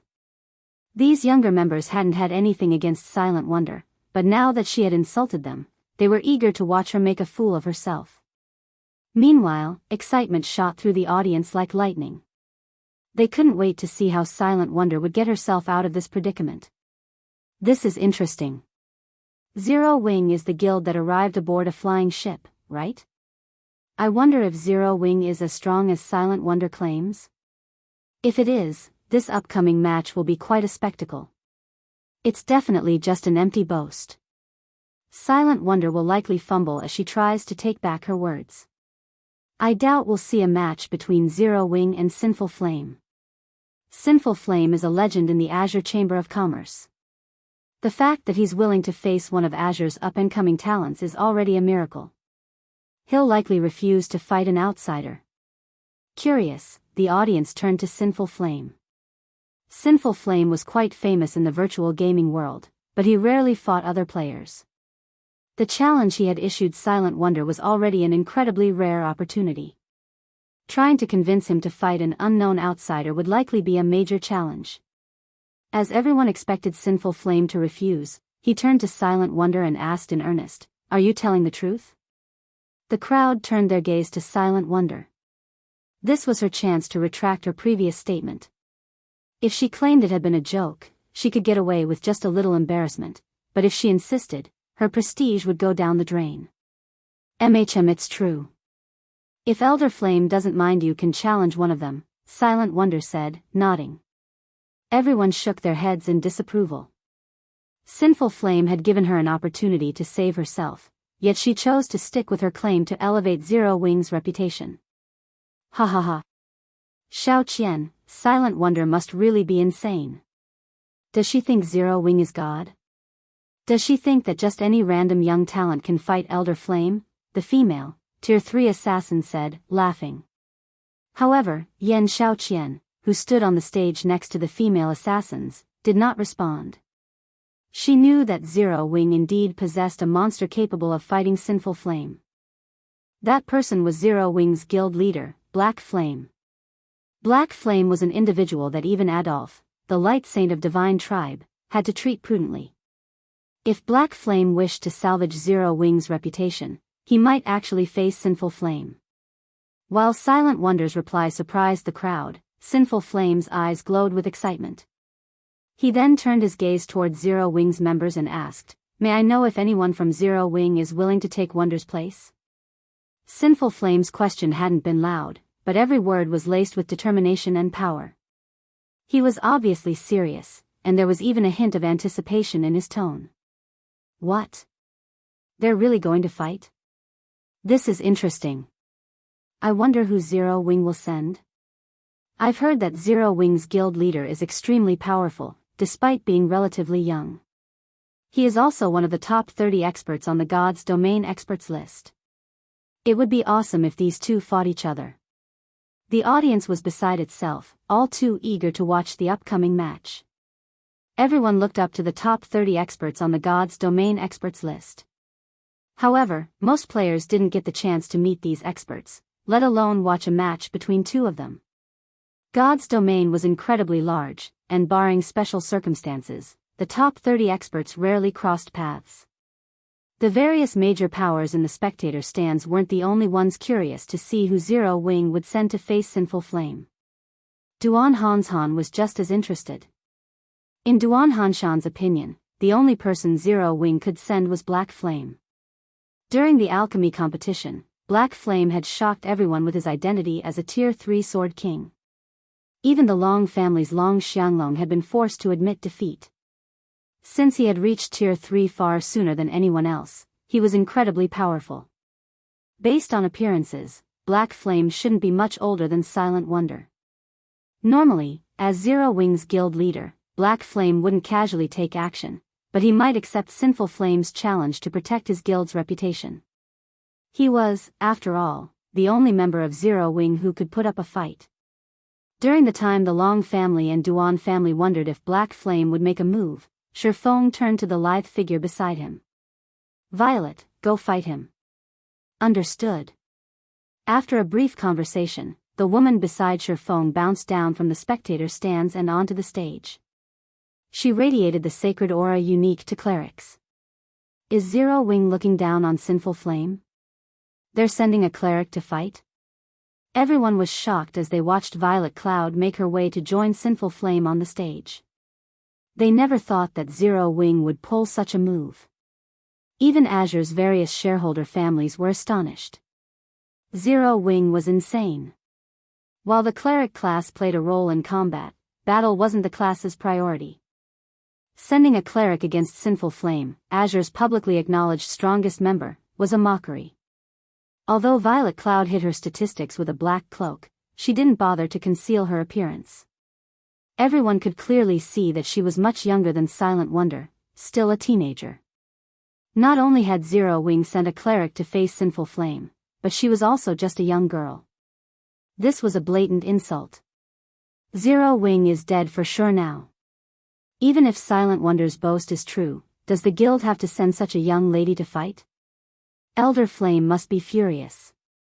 The female, Tier 3 assassin covered her eyes with a hand.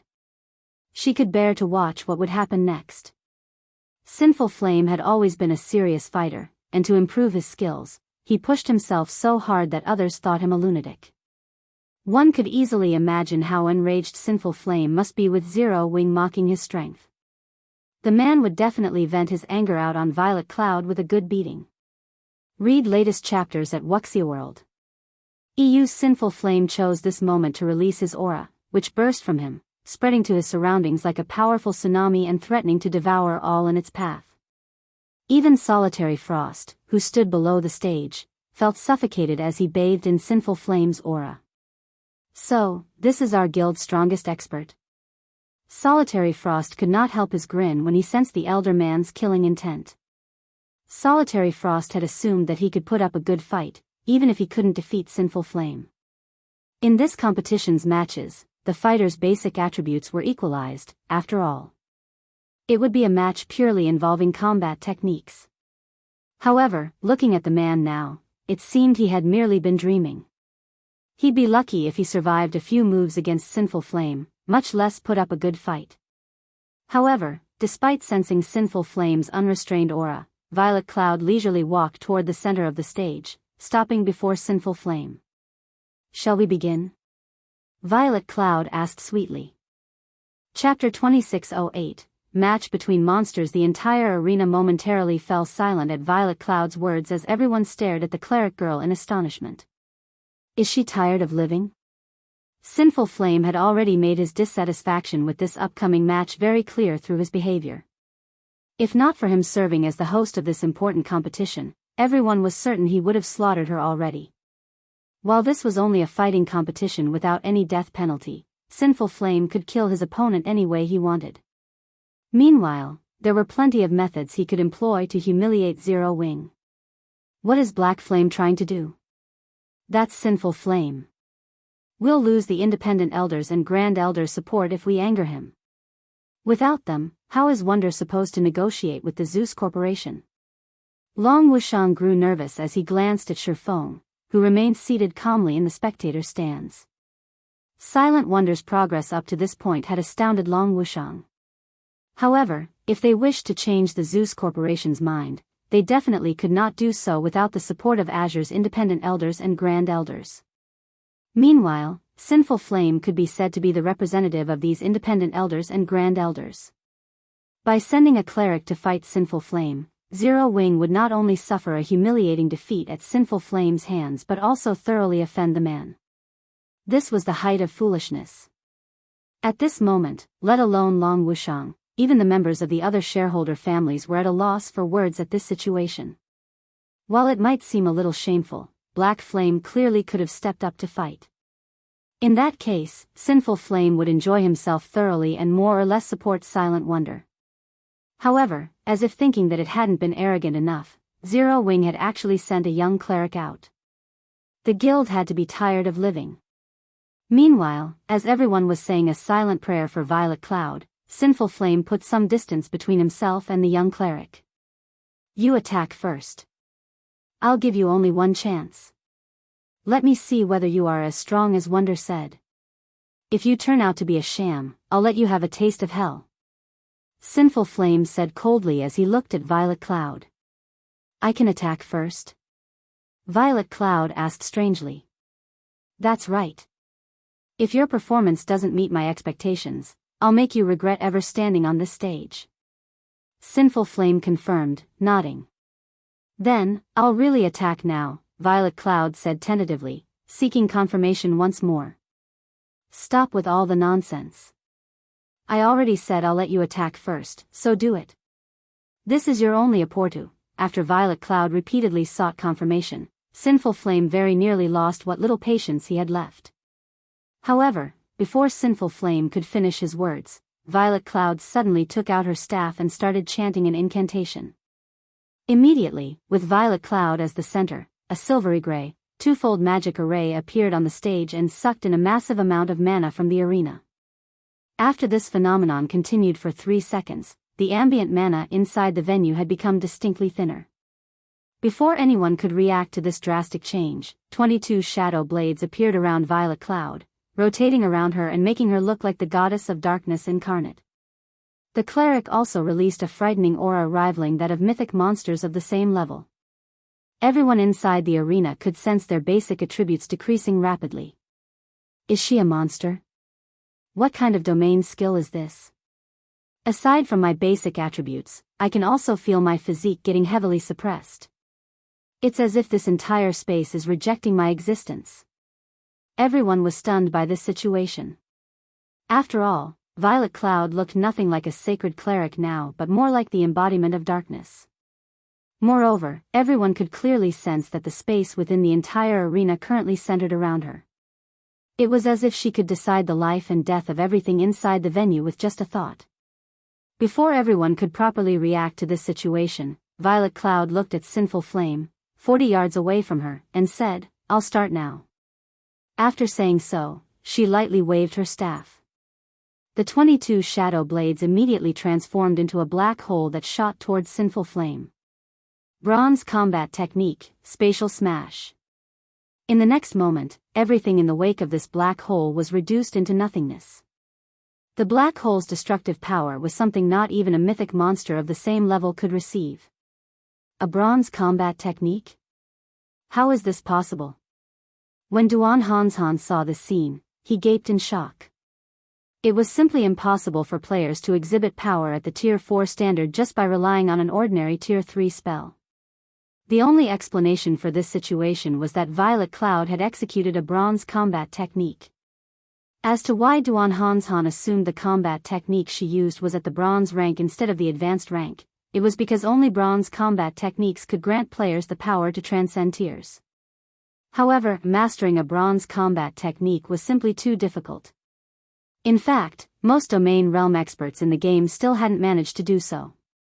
Now, however, a little girl who was only at the Void Realm had actually executed a bronze combat technique successfully. This was simply incredible. At this moment, Solitary Frost was also astonished by this scene. A bronze combat technique. Even until now, he still hadn't managed to master a single bronze combat technique, yet a little girl much younger than himself had. Moreover, Violet Cloud had even executed her bronze combat technique so perfectly. Now, Sinful Flame's only option was to receive her attack directly. There was simply no way he could dodge that attack of hers. Splendid. When Sinful Flame first saw the approaching black hole, surprise flashed in his eyes. In the next moment, though, excitement replaced that surprise. He swiftly unsheathed the 2 longswords he carried on his back and merged them into a greatsword. He then swung the greatsword at the empty space before him. Tier 3 Taboo Skill, Space-Tearing Blade. Advanced Combat Technique, Quadruple Phantoms. In the next moment, a frightening amount of mana burst out of the greatsword. As Sinful Flame swung the greatsword, the weapon split into 4 copies of itself before merging once more, the merged weapon cutting apart even space itself. Boom! When sword and black hole collided, a powerful explosion shook the entire arena. For a moment, a violent quake rocked the venue, the intense shockwave sending the players standing below the stage, stumbling several steps back. A 30-yard wide crater also appeared on the mana or stage. To everyone's surprise, though, both Sinful Flame and Violet Cloud emerged unscathed from the clash. Crap! Who is she? She actually stopped a full-powered attack from Elder Flame. Wonder was telling the truth. The members of Azure's various shareholder families goggled in shock when they saw Violet Cloud unharmed. The battle no longer looked like a contest between players, it was practically a battle between 2 giant monsters. Every one of their actions could shatter space and transform the terrain around them. Impossible. What kind of guild is this Zero Wing? When Duan Hanzhan saw Violet Cloud continuously using her shadow blades against Sinful Flame, preventing the latter from approaching her, immense shock filled his heart. Previously, Duan Hanzhan viewed Zero Wing merely as a guild seeking to gain the Azure Chamber of Commerce's support. However, Silent Wonder and Violet Cloud were now monstrously strong, despite neither of them having very high combat standards. One wouldn't be able to find such powerful youngsters even in super guilds. This was especially true for Violet Cloud. By relentlessly attacking with her shadow blades, she kept Sinful Flame at least 10 yards away at all times. This was a feat that was impossible even for Duan Hanzhan, yet Violet Cloud, who was only one of Zero Wing's young talents, managed. However, as the fight on the stage intensified, the concentration both sides consumed also grew. This was especially true for Violet Cloud.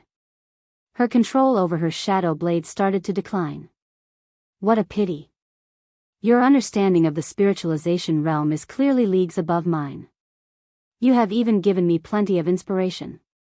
Unfortunately, your mental perception is still too weak. You are incapable of properly taking advantage of your superior understanding and maximizing your combat power. You are also incapable of minimizing your concentration consumption. At this rate, you'll last for at most another dozen seconds or so before being incapacitated, Sinful Flame commented while blocking Violet Cloud's relentless onslaught. This isn't an outcome I wish to see either. Originally, I intended to save this trump card for my rematch against those two people, but I'll give you a taste ahead of time. After saying so, Sinful Flame changed his footwork, his body suddenly splitting into 12 copies of itself. Bronze footwork, shadow prey. In the next moment, Sinful Flame's 12 doppelgangers continuously flickered, rendering all of Violet Cloud's attacks ineffective. In the end, she could only watch as he closed in on her. However, as Sinful Flame moved increasingly closer to Violet Cloud, the shadow blade surrounding her suddenly disappeared. From an outsider's perspective, it looked as if she had given up on resisting and was waiting quietly for his arrival. What's going on? Did she give up? That's reasonable. Who could possibly stop such an attack?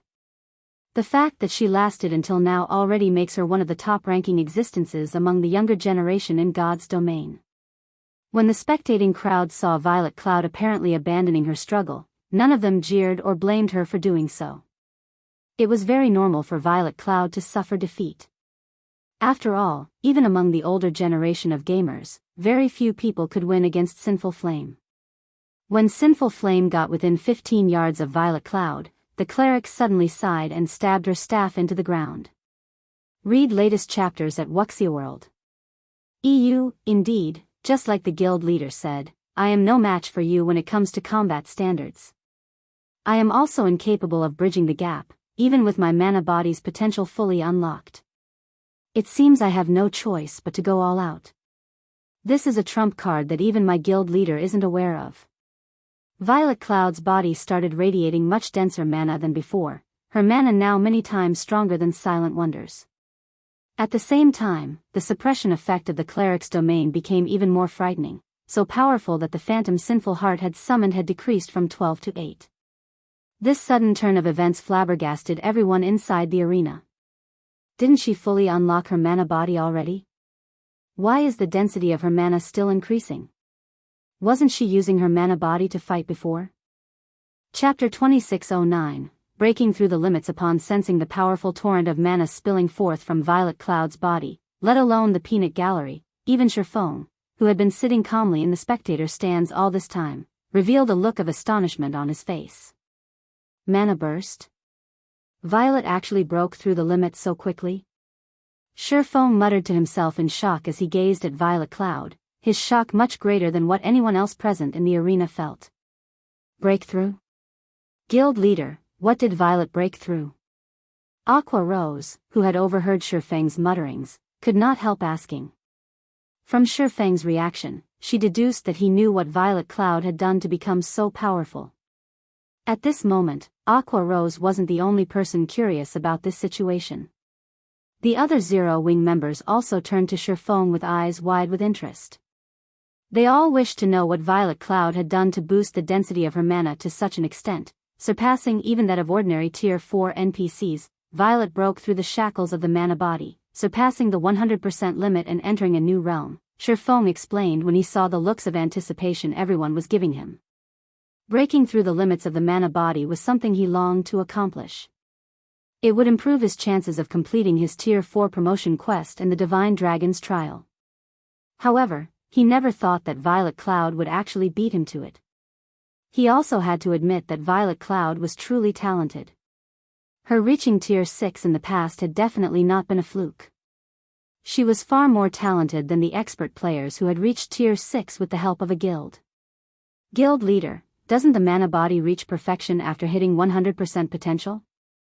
How can it go beyond 100%? Fire Dance asked in astonishment. After her mana body reached 100% potential, Fire Dance had gotten a sense of perfection from it. When she manipulated her mana body and used skills and spells with it, she felt that there was no longer any room for improvement. Hence, she found it truly hard to imagine that she could break through such a state. At this moment, aside from Fire Dance, Gentle Snow, Alluring Summer, Shadow Sword, Cola, and the others were also puzzled. Their mana bodies should have achieved perfection after reaching 100% potential. Even if the mana bodies could still improve, that should only happen after they had broken through the Tier 3 bottleneck and reached Tier 4. I believe some of you have achieved a completion rate beyond 100% when using skills and spells. Similarly, 100% potential is not the end for the mana body, but a new beginning. Only, the difficulty of unlocking a mana body past the 100% threshold is much greater. You can say that not even one player out of 10,000 Tier 3 experts is capable of it, Feng explained as he gazed at Violet Cloud with some yearning. Although I don't know how far beyond the limit Violet managed to go, it seems this fight is over. Over? Can Violet win this match? Aqua Rose asked. When she heard Feng saying so, she returned her attention to the stage Violet Cloud and Sinful Flame stood on. At this moment, the suppression from Violet Cloud's domain skill had reduced the number of phantom Sinful Flame created from 12 to 8.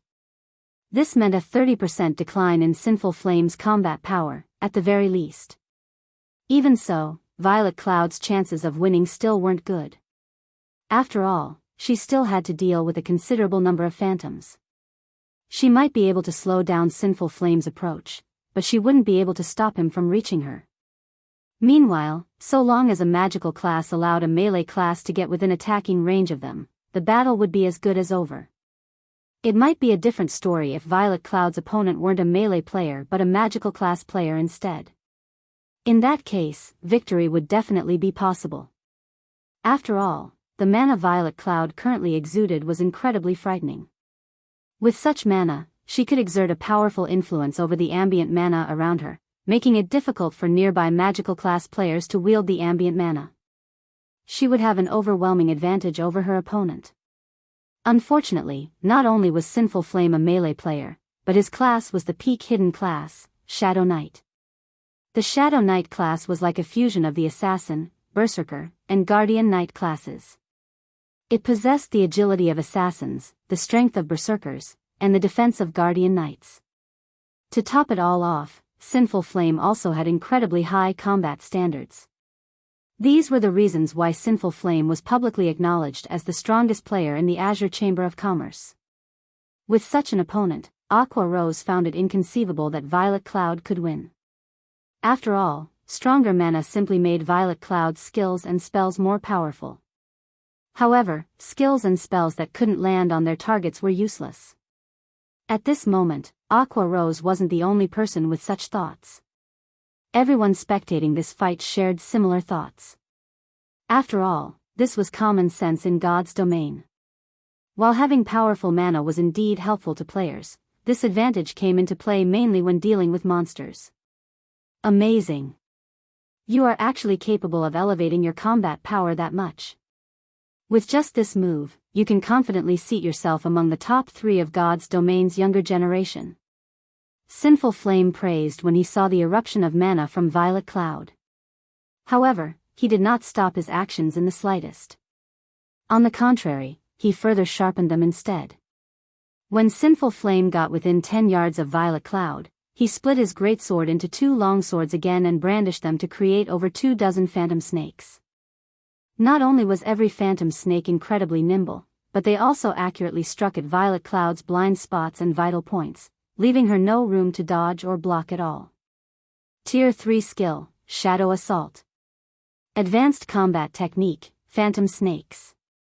Sinful Flame had perfectly integrated his Tier 3 skill with his advanced combat technique, his attack making it seem as if more than 24 Grand Lords were attacking Violet Cloud simultaneously. Upon seeing this, everyone could not help but gasp. Is he still human? He's actually capable of launching over 24 attacks rivaling the power of a Grand Lord simultaneously. Who could possibly stop that? So, this is Sinful Flame's trademark move, technique integration? If I could learn even a portion of this technique, it would be unbeatable in a kingdom. But that girl from Zero Wing really is amazing. She's forced Sinful Flame to reveal his trademark move time after time. Even if she loses, she'll still rank at the top among God's Domain's younger players. Although the members of the various spectating powers were in awe of Sinful Flame's techniques, they also felt admiration and envy for Violet Cloud. After all, despite her youth, Violet Cloud was pressuring a legendary individual like Sinful Flame. With such talent, Violet Cloud's future would definitely be dazzlingly bright. Given a few more years, she might become a legendary individual herself in the virtual gaming world. Meanwhile, when the 24 or so phantom snakes arrived within 1 yard of Violet Cloud, the cleric finally made a move. Disappear. Violet Cloud commanded in a low tone. Every phantom snake trying to attack her instantly vanished. Before anyone could react to the situation, the dense mana surrounding Violet Cloud transformed into shadow blades once more. This time, however, Violet Cloud had summoned 36 shadow blades. Moreover, every shadow blade left behind a pitch-black wake as they rotated around Violet Cloud. Spatial tears? Impossible. Everyone was stunned at the sight of the shadow blades rotating around Violet Cloud. The power of the shadow blades Violet Cloud summoned previously had merely rivaled that of Grand Lords. Only when she executed a bronze combat technique using the shadow blades had she exhibited power at the Tier 4 standard. However, executing bronze combat techniques consumed a lot of concentration. Hence, Violet Cloud couldn't execute Tier 4 attacks anytime she wanted. She had to wait for an opportunity to land a decisive blow. Now, however, every one of her shadow blades carried power at the Tier 4 standard. The increase to her combat power was simply unfathomable. In other words, even without resorting to a combat technique, Violet Cloud could casually unleash attacks at the Tier 4 standard. Moreover, she now had 36 shadow blades under her command. At this moment, let alone the spectating audience, even Sinful Flame himself could not help being stunned by this situation. During the brief instant Sinful Flame was dazed, the 36 shadow blades surrounded him and stopped just an inch away from him. Now, any strange movement on his part would bring his body into contact with the shadow blades, subjecting him to a Tier 4 attack. Read latest chapters at Wuxia EU. However, Violet Cloud did not do anything more. She simply restrained Sinful Flame at his current position and looked at him quietly. Ha! You really hid your strength deeply, little girl. Alright, I admit defeat, Sinful Flame sighed when he saw that sneaking out of the Shadow Blade's encirclement was impossible. Previously, Violet Cloud could execute only one Tier 4 attack at a time, so he could still put up a fight. Now, however, the young lady controlled 36 Shadow Blades carrying power at the Tier 4 standard. Moreover, judging by the girl's complexion, controlling the blades apparently did not require much concentration. With this, he really had no way to continue fighting. As soon as Sinful Flame admitted defeat, the stage bell rang, signifying the end of the match. Violet Cloud's name was displayed above the stage, along with the word winner. The entire arena fell silent as everyone stared at Violet Cloud. Chapter 2610, Frightening Zero Wing. I'm dreaming, right? Sinful Flame actually lost? This is too absurd. Are you sure that girl's not an old monster in disguise? That shouldn't be the case. I feel that she might be a disguised NPC of Zero Wings.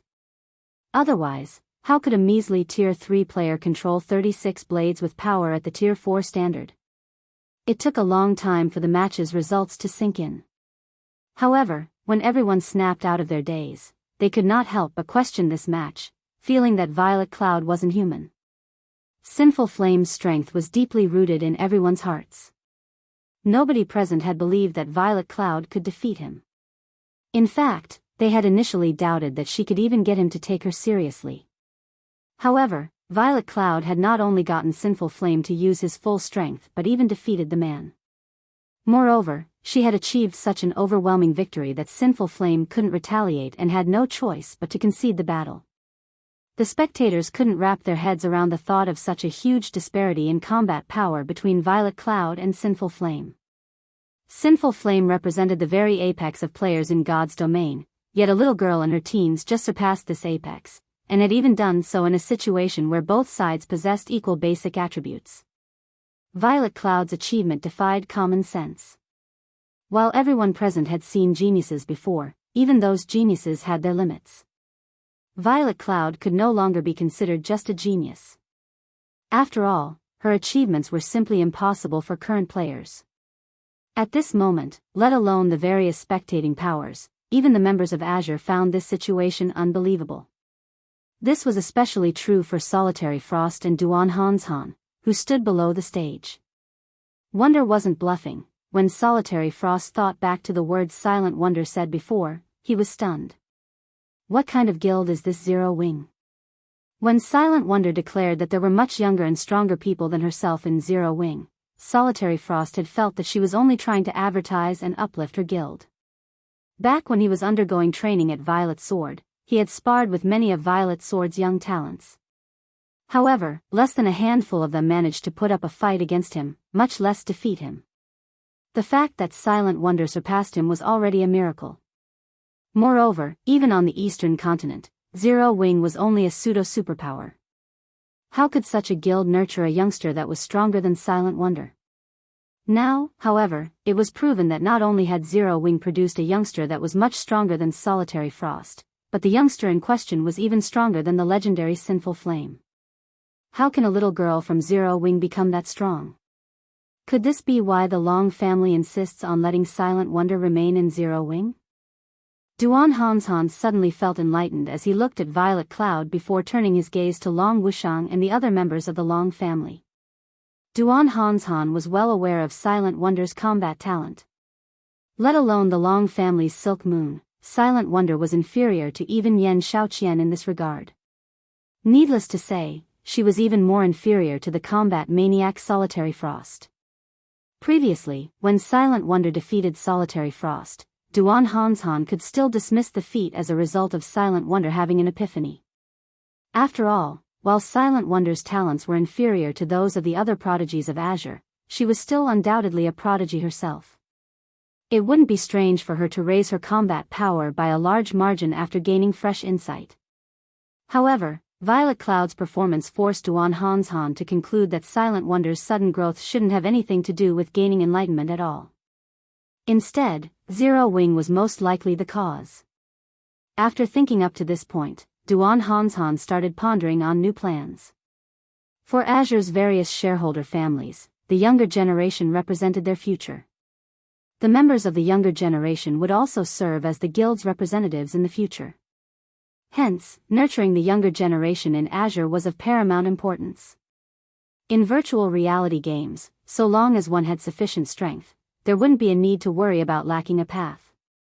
This was especially true in God's domain, which functioned as a second world for humans. God's domain could even extend the lifespan people could experience by a large margin. For people with strength, God's domain's appearance represented the start of a golden era. This was also the reason why Azure's various shareholder families were desperately trying to retain the Zeus Corporation's support. In God's domain, strength was the foundation of everything. Without strength, one would be nothing. However, while Duan Hanshan was having such thoughts, Long Wushang, who stood some distance away from him, remained in a daze. At this moment, complicated feelings roiled Long Wushang's heart. He simply did not know whether to cry or laugh. Not only had Silent Wonder won against Solitary Frost and shone brightly in the family competition, but she had even received a challenge from Sinful Flame, which boosted the opinion of Azure's independent elders and grand elders of her. Now, Violet Cloud had even beaten Sinful Flame, a feat nobody had ever dreamed of accomplishing. Zero Wing's ability to nurture talents truly surpassed Long Wushang's imagination.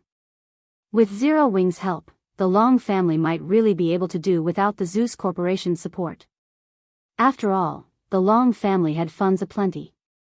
What they needed were only the Zeus Corporation's various resources and connections. When Long Wushang thought back to how he was planning to negotiate with Zero Wing to have it stop hindering Silent Wonder's future, he found his thoughts laughable. Meanwhile, as everyone was expressing doubt and astonishment over this match, Sinful Flame walked up to Violet Cloud.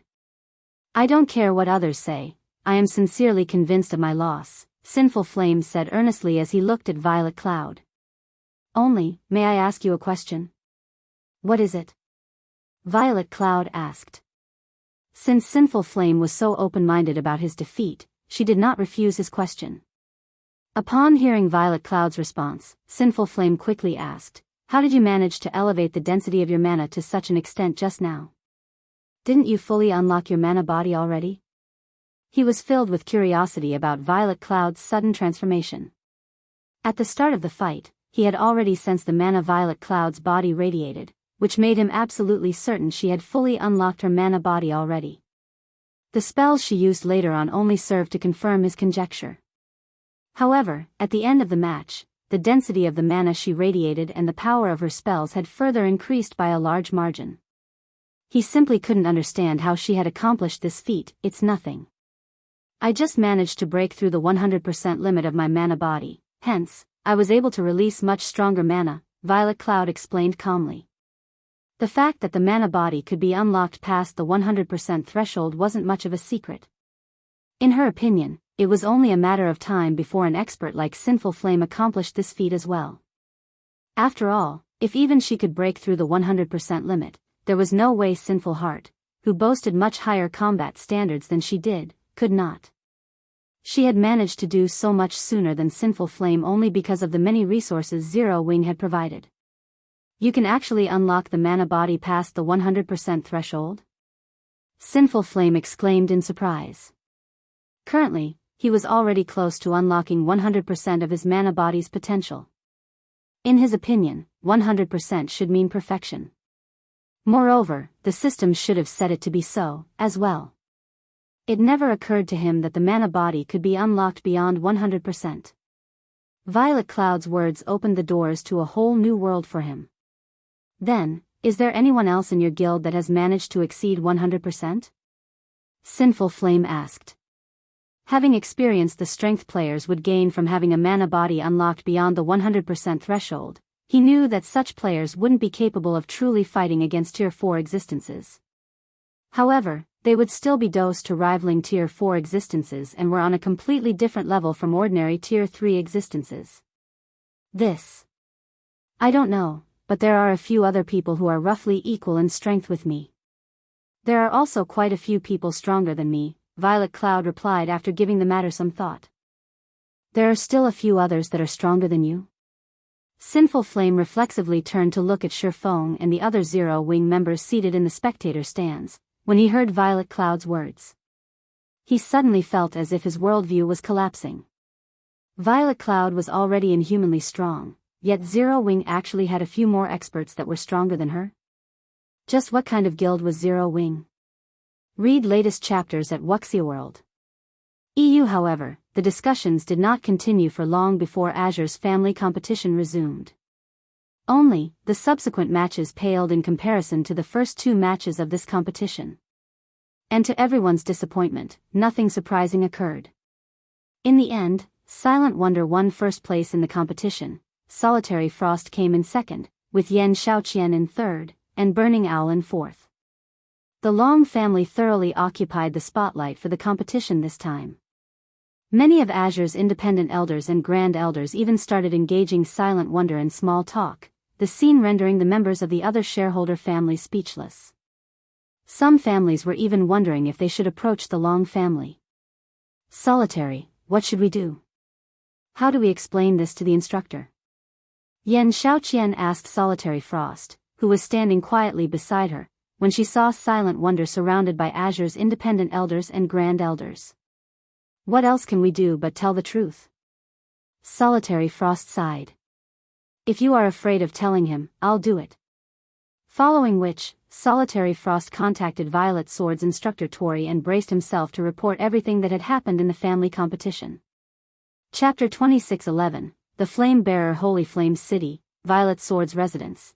Inside an ancient castle made out of meteorite, over 50 level 100+ players were currently sparring and training various combat techniques. Not only did these players possess very high combat standards, with even the weakest person being at the refinement realm standard and the majority being at the flowing water realm standard, but every one of them could also smoothly integrate their skills or spells with their combat techniques. Their level of skill was far superior to ordinary refinement realm experts. All of you, work harder.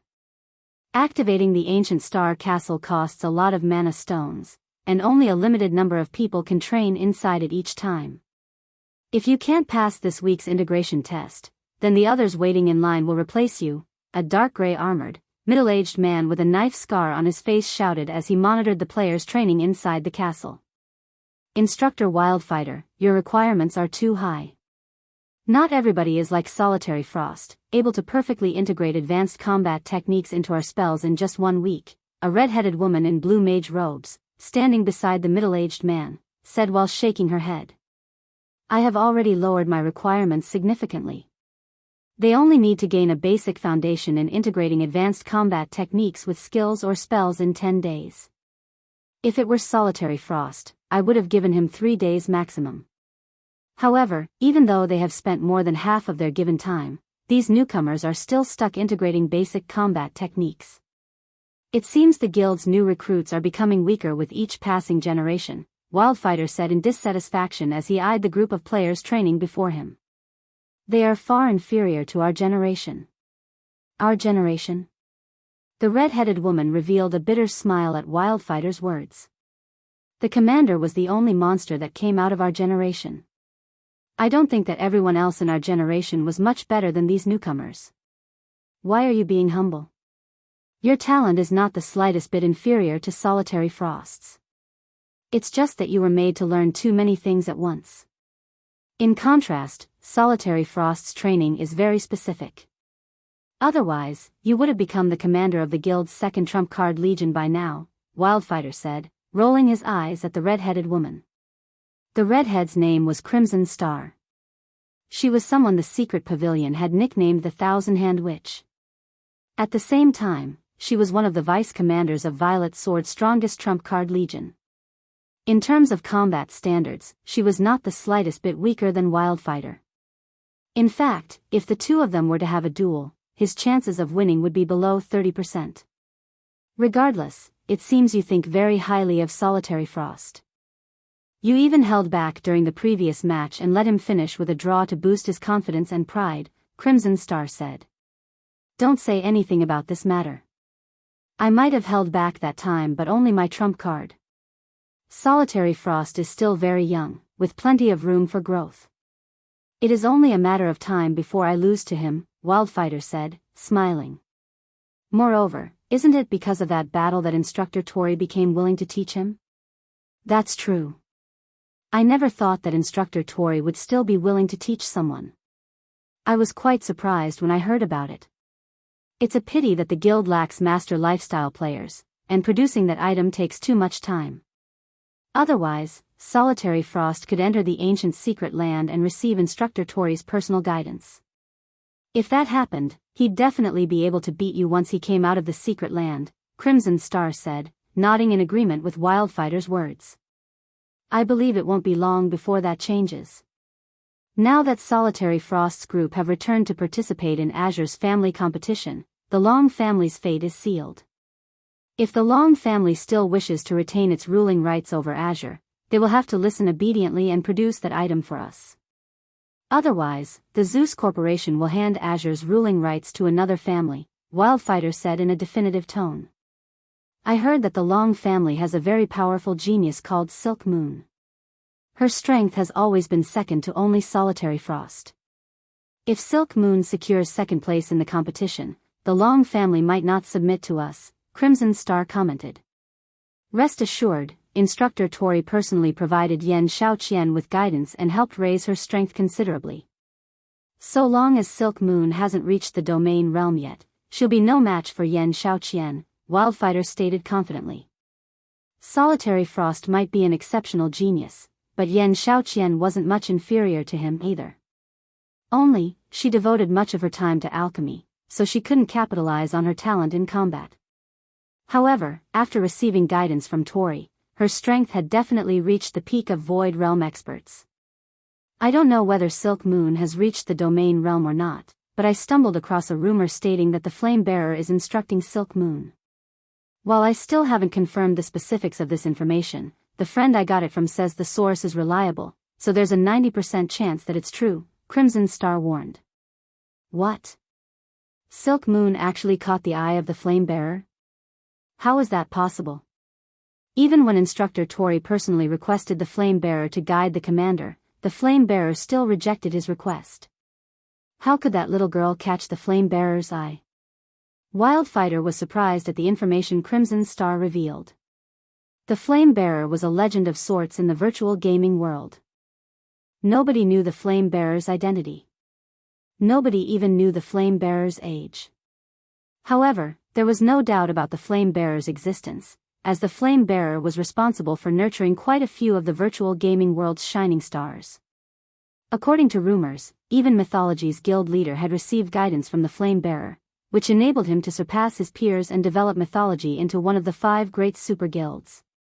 Now, however, a little girl from the Azure Chamber of Commerce was rumored to be receiving guidance from the same Flame Bearer, as well.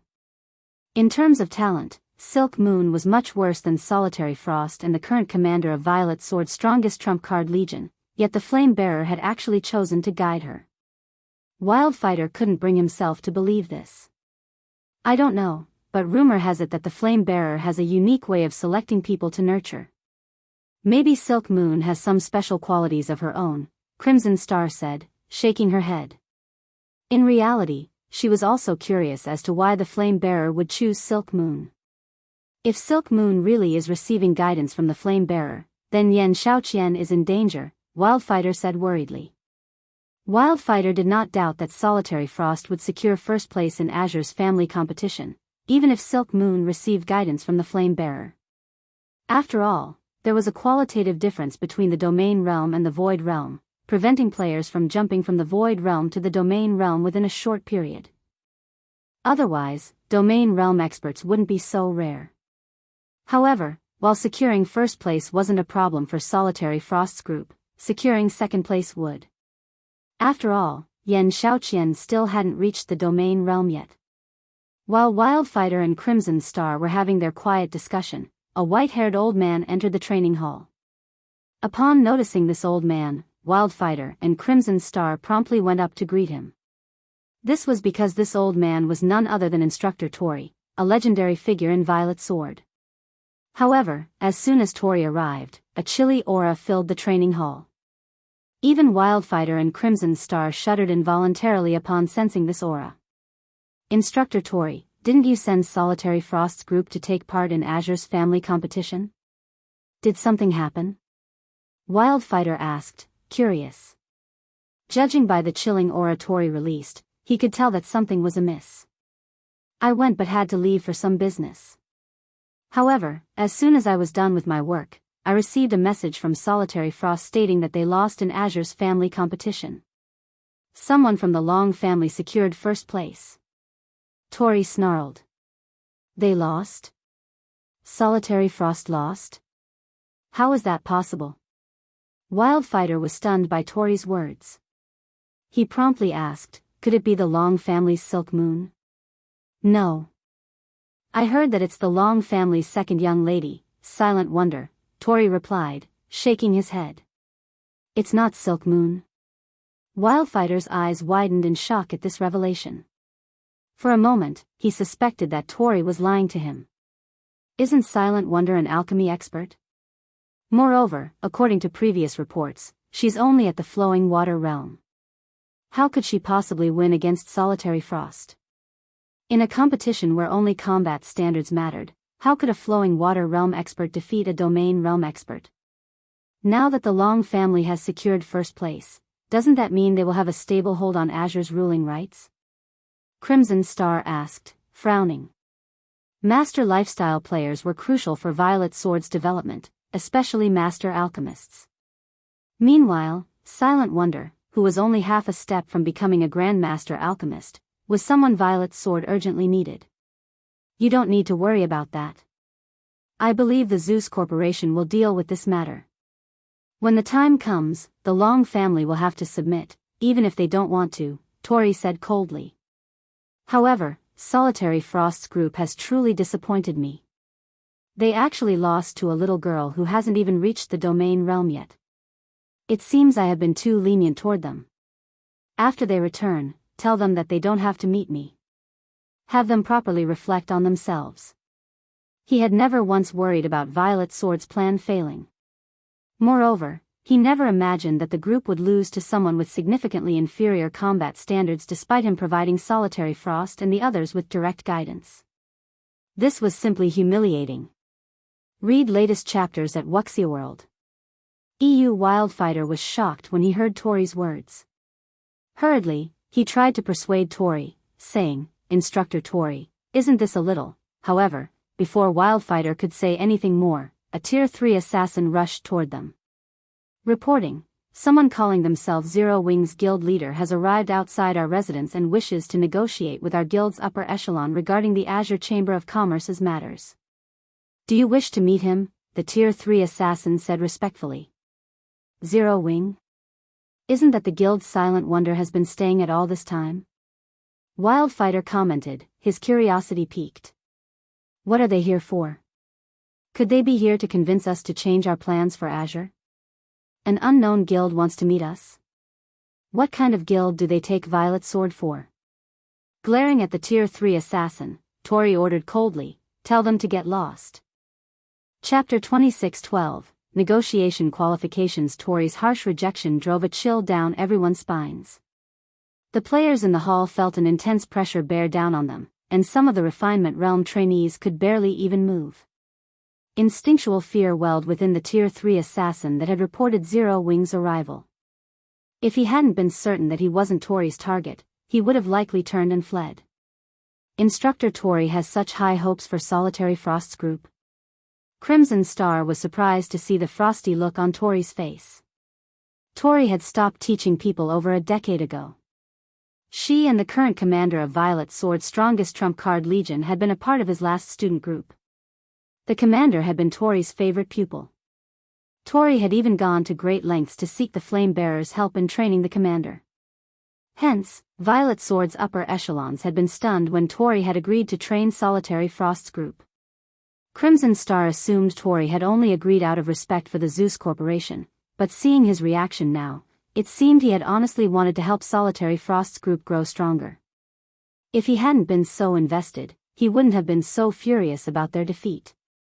I'm afraid that sending them away isn't wise, Instructor Tori. Zero Wing might not have much power on the Western continent, but it can compete with many superpowers on the Eastern continent. It even has control over the Dark World's teleportation gate. Since Zero Wing's guild leader has paid us a personal visit, others will criticize the guild if we turn him away at the door, Wildfighter tried to persuade Tori. Violet Sword was a veteran super guild. While Zero Wing wasn't based in the West, Violet Sword's intel network had investigated this smaller guild. They weren't entirely unaware of Zero Wing's background. Even if they hadn't researched the guild, it was difficult to avoid the name Zero Wing. The guild had become incredibly famous in the East, after all, and many superpowers were talking about Zero Wing.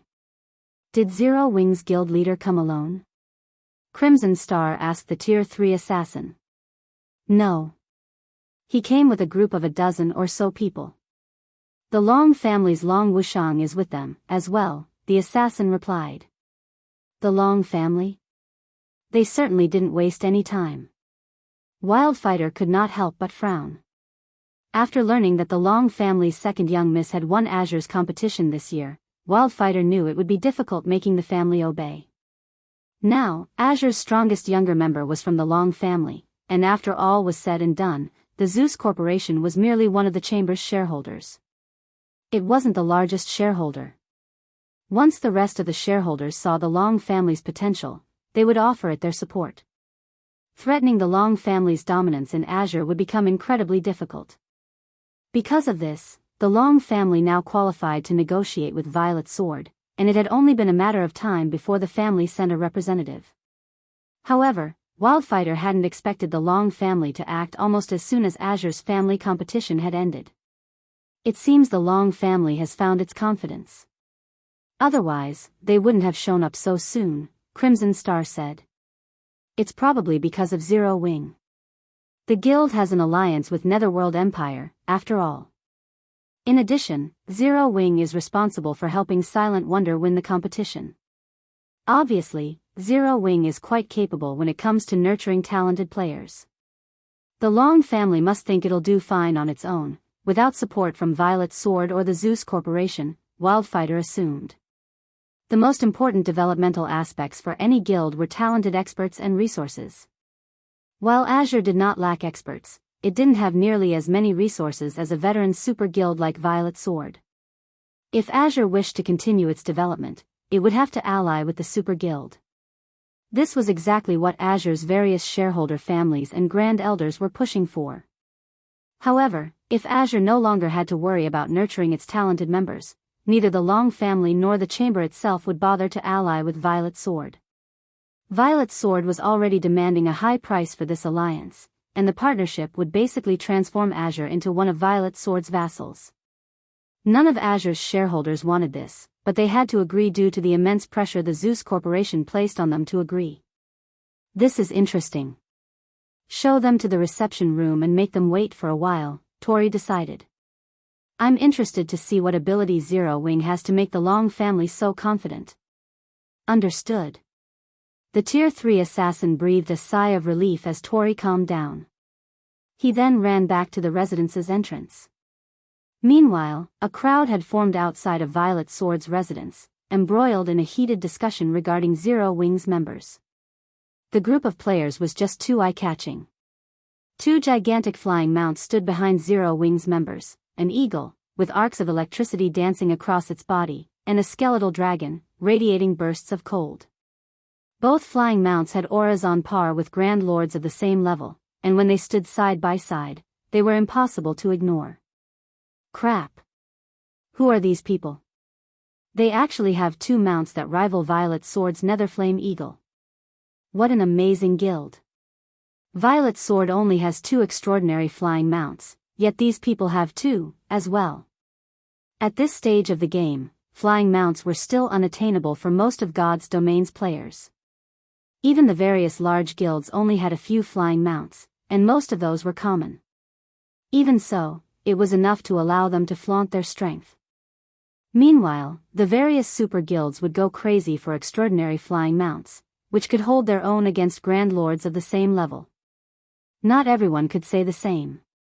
Even most Tier 3 experts would have to flee from such a monster. Only with a team of Tier 3 experts could take down Grand Lords of the same level. However, not only could a guild easily hunt Grand Lord-ranked field bosses with an extraordinary flying mount, but they could also broaden their sphere of activity, visiting far more dangerous locations in search of resources. While passers-by quietly discussed Zero Wing's two flying mounts, Long Wushang, who waited at the entrance to Violet Sword's residence, began to grow nervous. He had never thought Feng would go through with his claim and travel to Violet Sword as soon as Azure's family competition ended. The swordsman hadn't even given Violet Sword any time to calm down after learning of its defeat. The competition's outcome had as good as ruined the Zeus Corporation and Violet Sword's plans to take control of the Azure Chamber of Commerce. Needless to say, they'd be furious, and they'd definitely blame Zero Wing, the guild that had played a major role in foiling their plans. Although the Long family and Zero Wing now qualified to negotiate with Zeus and Violet Sword, they shouldn't push for negotiations while the other side was still fuming. Not only would they fail to change the corporation and super guild's minds, but they might make the situation worse. Wonder, can you persuade your guild leader? I know he wants to negotiate with Violet Sword, but he shouldn't do so during such a precarious time, Long Wushang whispered to Silent Wonder. At this rate, not only will negotiations fail, but Violet Sword might end up hating us. We'll lose our advantage in Azure. Azure's elders and grand elders did not particularly mind whether Azure partnered with Violet Sword or not, but becoming enemies would be a different story. If that happened, everything would be over for the Long family. Too many of Azure's key resource areas were located within Violet Sword's territories, among others. If Violet Sword decided that it no longer cared about those resource areas, the other super guilds wouldn't hesitate to fight to claim the areas. I'll try my best, Silent Wonder said. She agreed with her elder's sentiments. Zero Wing had barely any power in the West, while Violet Sword could easily deal a major blow to the Azure Chamber of Commerce. Furthermore, Zero Wing couldn't avoid Violet Sword if it wished to develop on the Western continent. She did not wish to see her guild face Violet Sword's wrath over her. However, just as Silent Wonder was about to approach Feng, a Tier 3 assassin emerged from Violet Sword's residence and walked up to Feng, apologizing, "Sorry for the long wait, guild leader Black Flame. Please, follow me." "Alright," Feng replied, putting away his Thunder Eagle. He then followed the assassin into the residence, giving Silent Wonder no chance to intervene. Upon entering the Super Guild's residence, both Long Wushang and Silent Wonder were stunned. Not only were the Violet Sword members in the residence very high-leveled, but quite a few of them were also Tier 3 experts. Moreover, they spotted over 100 refinement realm experts with a glance. When they reached the castle that acted as the residence's core, they were even more stunned as they felt such dense mana that it had condensed into a white fog. The entire castle felt ancient. All of the Super Guild's members who entered and left the castle radiated astonishingly powerful auras, while quite a few were even stronger than Azure's young geniuses. So, this is Violet Sword. Silent Wonder was amazed as she watched the dozen or so young, Tier 3 experts walk into the castle. Even a random group of players had so many Refinement Realm and Flowing Water Realm experts. Furthermore, this was only one of Violet Sword's many residences, and the guild had several training grounds. If Violet Sword gathered all of the new recruits, the sight would be awe-inspiring.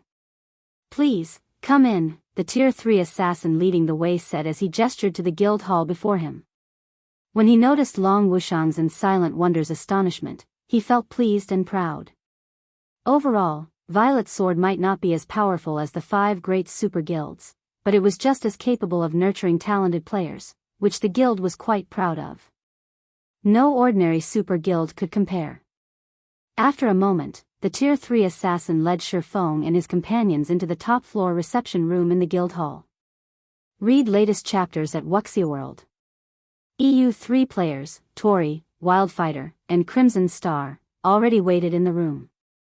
However, none of them bothered to conceal their auras, and the combined energy felt stifling. They were obviously trying to intimidate Zero Wing's representatives. Sure enough. Long Wushang could not help but shake his head when he saw the 3 people. He knew these negotiations wouldn't end well. There wasn't even a point in continuing this facade. The pressure of their combined auras was simply too powerful. Even peak experts would struggle to breathe in the reception room, much less weaker players. In Long Wushang's opinion, aside from Feng, Silent Wonder, and Violet Cloud, withstanding these aggressive auras would be troublesome for their party. Meanwhile, the Tier 3 assassin from Violet Sword sneered at this sight. Zero Wing might be a pseudo-superpower, but Violet Sword was no ordinary super guild, and Zero Wing had no place trying to instigate negotiations on a whim. This room is really stuffy. Aqua, why don't you guys remove your cloaks? It'll be cooler for you that way, Feng calmly suggested, never taking his eyes off of Tori and his 2 comrades. Chapter 26:13, Astonishing Statistics. Zero Wing's potential hearing Feng's suggestion, the Tier 3 assassin continued to sneer at the group. Do they think they can withstand the instructor's auras just by removing their black cloaks? The black cloak merely concealed some of a player's statistics but couldn't hide a player's aura. Everyone in God's domain knew this. Of course, there were tools that could conceal a player's aura, but those tools were extremely expensive and not practical.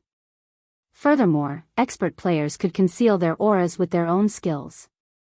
They didn't have to rely on such tools. Even Long Wushang gave Feng a strange look. He couldn't understand what the man was trying to do. By removing their black cloaks, Aqua Rose and the others would only expose their statistics. That wouldn't help them withstand these three monsters' auras. Tori, Wildfighter, and Crimson Star were all instructors in Violet Sword. Anyone that could become a Super Guild's instructor would also be a Grand Elder, absolute upper echelons in the guild. Super Guilds also acquired top-tier weapons and equipment each day. A veteran Super Guild like Violet Sword had likely seen every kind of weapon and equipment piece the game had to offer. Now that Violet Sword was in a fit of rage and intent on striking fear into their group to chase them away, not even full sets of top-tier weapons and equipment would be enough to change these three instructors' minds. During the time the Tier 3 assassin and Long Wushang wondered what Feng intended, Aqua Rose and the others removed their black cloaks. When they saw these players' statistics, the assassin and Long Wushang nearly fainted from shock. Level 117. The moment the black cloaks were gone, these players' auras burst forth like erupting volcanoes. The ambient mana rapidly gathered around them, creating a mana vortex that thinned the rest of the mana in the room. When the Tier 3 assassin and Long Wushang realized that these auras rivaled that of mythic monsters, they instinctively stepped back to a tolerable distance. Meanwhile, Tori's group stared in astonishment when they saw Aqua Rose's and her companions' levels. Level 117? How is this possible? Even our guild's leveling maniac has only reached level 114. How did they get so powerful? Wildfighter exclaimed in the team chat, overwhelmed with shock as he stared at Zero Wings players. Their levels weren't the highest in the guild since they normally trained Violet Sword's new recruits. They didn't have time to devote themselves to grinding for levels. Even so, these three had never fallen behind the frontline players. The foreign energies in level 100+ maps were a burden, steadily corroding players' bodies and preventing them from grinding for long. Thus, as instructors, Tori and his comrades had to maintain their levels. Meanwhile, these three usually trained recruits while recuperating, and as a result, their levels weren't too far behind, even if their leveling speed wasn't the greatest. All three were currently level 112, which most peak experts hadn't reached yet. And yet, the players before them had 5 levels on them. How did they manage that? Moreover, Zero Wing didn't have just 1 or 2 players at that level. All 8 members, who had removed their black cloaks, had reached level 117. No, I can sense that all of these people have fully unlocked their mana bodies. They shouldn't have used any special grinding methods to achieve such a high level, Crimson Star said, shaking her head. In God's domain, the only way to level up quickly was to grind monsters. The stronger the monsters players fought, the more EXP they'd gain. If players tried to grind monsters that were 3 levels lower than they wouldn't even earn 50% of what they did when defeating monsters of the same level. If they tried grinding monsters 6 levels lower than they wouldn't get any EXP at all. While questing was also a reliable way to earn EXP, Quest's main objective was to provide coins, weapons, equipment, and special tools. The only way to level rapidly was to face powerful monsters of the same or higher level.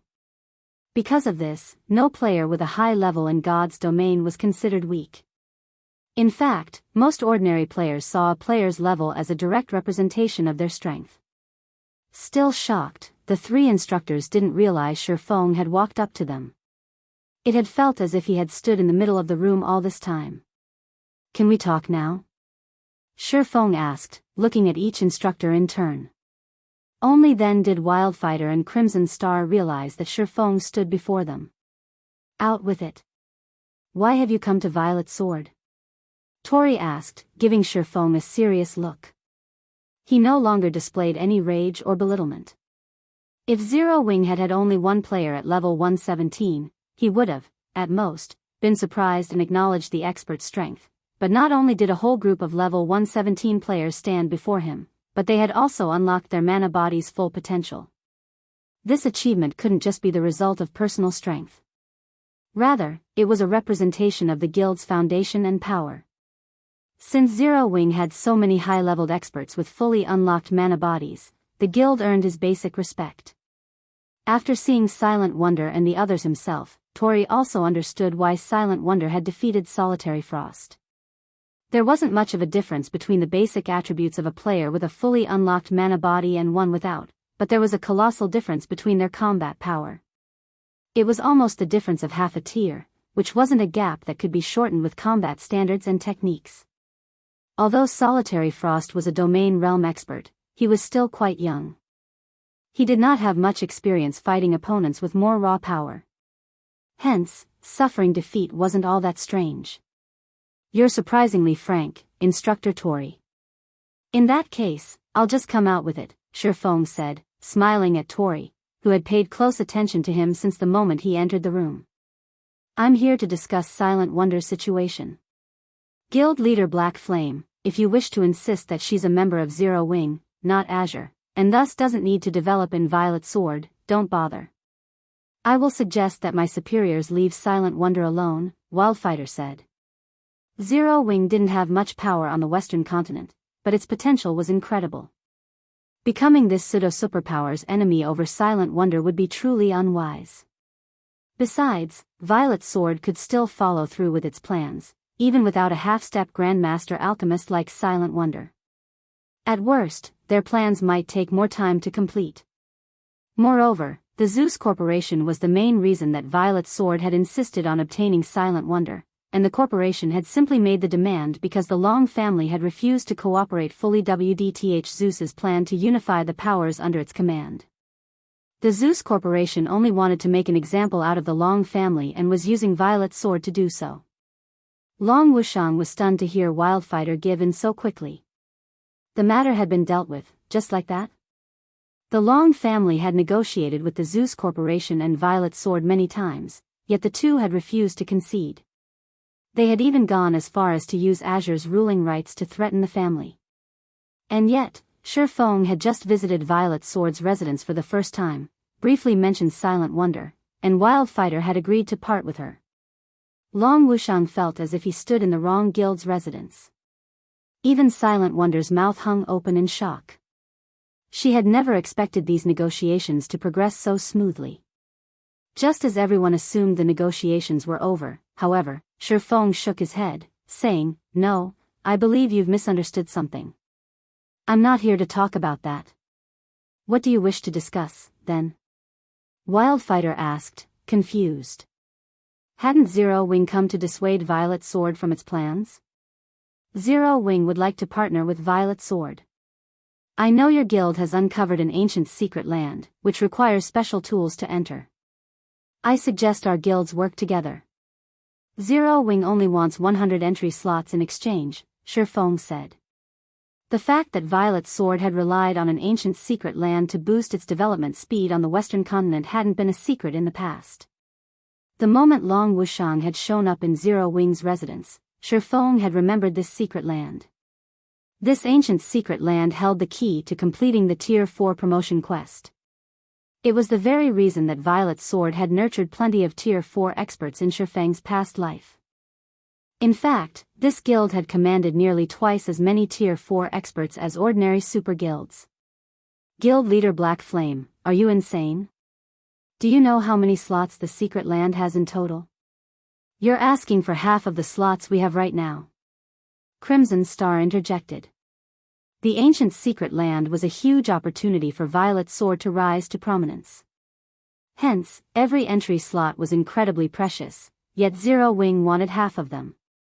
Despite her conservative personality, Crimson Star accused Feng of madness. Read latest chapters at Wuxia World. Feng was merely offering the help of an advanced master alchemist. It wasn't as if Violet Sword didn't have any of its own. What if I promise that I can help you capture the ancient secret land? Feng unhurriedly said, chuckling. Capture it? What kind of place do you think it is? Are you going to capture an ancient secret land with just 10 experts with fully unlocked mana bodies? Crimson Star mocked, smirking. Experts with fully unlocked mana bodies were indeed precious right now, but Violet Sword could nurture quite a few with another 2 weeks. Many of the Super Guild's experts had already made considerable progress, and the Violet Sword was more than capable of capturing the ancient secret land without Zero Wings experts. At most, doing so might take another 2 weeks. What if I offer the help of 100 Tier 3 experts with fully unlocked mana bodies? Feng asked, flashing Crimson Star a smug smile. Chapter 2614, Ancient Secret Land, Priority Pick? 100 experts with fully unlocked mana bodies? Silence dominated the room after Feng's question. Even Tori's gaze sharpened in an attempt to detect the swordsman's lie. Are you telling the truth? Tori asked. The various superpowers urgently needed experts with fully unlocked mana bodies. Only these experts could cope with the environments and monsters within level 100+, super large-scale team dungeons and hostile secret lands. Unfortunately, a handful, even just a dozen, experts with fully unlocked mana bodies would be useless during raids. A team of 100 of these experts would be a different story, however. With a full 100-man team, raiding these locations would be possible, and such a team would be invaluable to Violet Sword, which had located an immensely important, ancient secret land. Meanwhile, Long Wushang gaped at Feng from the reception room's entrance. He had never dreamed that Zero Wings foundations were so frighteningly sturdy. 100 experts with fully unlocked mana bodies. With these 100 experts, no superpower would dare provoke Zero Wing, even if it didn't have much power in the West. If these 100 experts decided to retaliate in the fields or cause a scene in a guild city, the targeted superpower would definitely suffer. Of course. I wouldn't have come all the way here, otherwise, Feng confirmed, nodding. Although Zero Wing only had a little over 24 experts with fully unlocked mana bodies right now, many of the guild's Tier 3 Refinement Realm experts had already reached 85% or higher thanks to the Lost Town special environment. At most, Zero Wing would need 3 more days to gather a full 100-man team. The raid on the ancient secret land wouldn't begin immediately. Violet Sword would need some time to prepare. Without the necessary tools, players wouldn't survive in the secret land, and by the time those tools were ready, Zero Wing should have all the experts it promised. Hence, Feng didn't consider his statement to be a lie. Tori and the other 2 instructors fell silent after hearing Feng's reply. Are we actually going to agree to his offer, Instructor Tori? This ancient secret land is likely unique in God's domain. You already know how astounding the environment is for training. Black Flame is too greedy. We have already split half the entry slots with mythology. If we give another 100 entry slots to Zero Wing, we'll have less authority there than mythology, even if we retain a spot, Wildfighter asked Tori in the team chat. The ancient secret land had a strict entry limit. It was more like an ancient city, isolated from the outside world, than a true secret land. As long as players defeated the trial boss, they'd become ordinary citizens in the city, enjoying the city's various benefits. To monopolize this secret land, Violet Sword had partnered with mythology, and both guilds had dispatched large armies to barricade the entrance, preventing other powers from entering. Each guild would then occupy half of the available entry slots. Violet Sword had gone to great lengths to secure 200 entry slots, yet Zero Wing wanted 100 for helping the Super Guild defeat the trial boss. No matter how one looked at it, this didn't seem like a worthwhile transaction. Given another 2 weeks, Violet Sword would be more than capable of taking the trial boss down by itself. The Super Guild didn't need any of Zero Wing's help. Crimson Star nodded in agreement to Wildfighter's comment. Guild leader Black Flame, while your proposal is tempting, you demand too much. I can offer a maximum of 10 entry slots, not one more, Tori said after giving the matter some thought. Even without your help, we will capture the secret land. It only may take us a few days longer. You might be right, but as far as I know, Violet Sword isn't the only power in control of the ancient secret land. Just one day could make a massive difference. I'm sure you're aware of this, Instructor Tori. Moreover, I don't just want 100 entry slots. I also want priority over one of the items the trial boss drops, Feng coolly declared, nodding. Long Wushang could only stare at the swordsman, utterly flabbergasted. How was this supposed to be a partnership negotiation?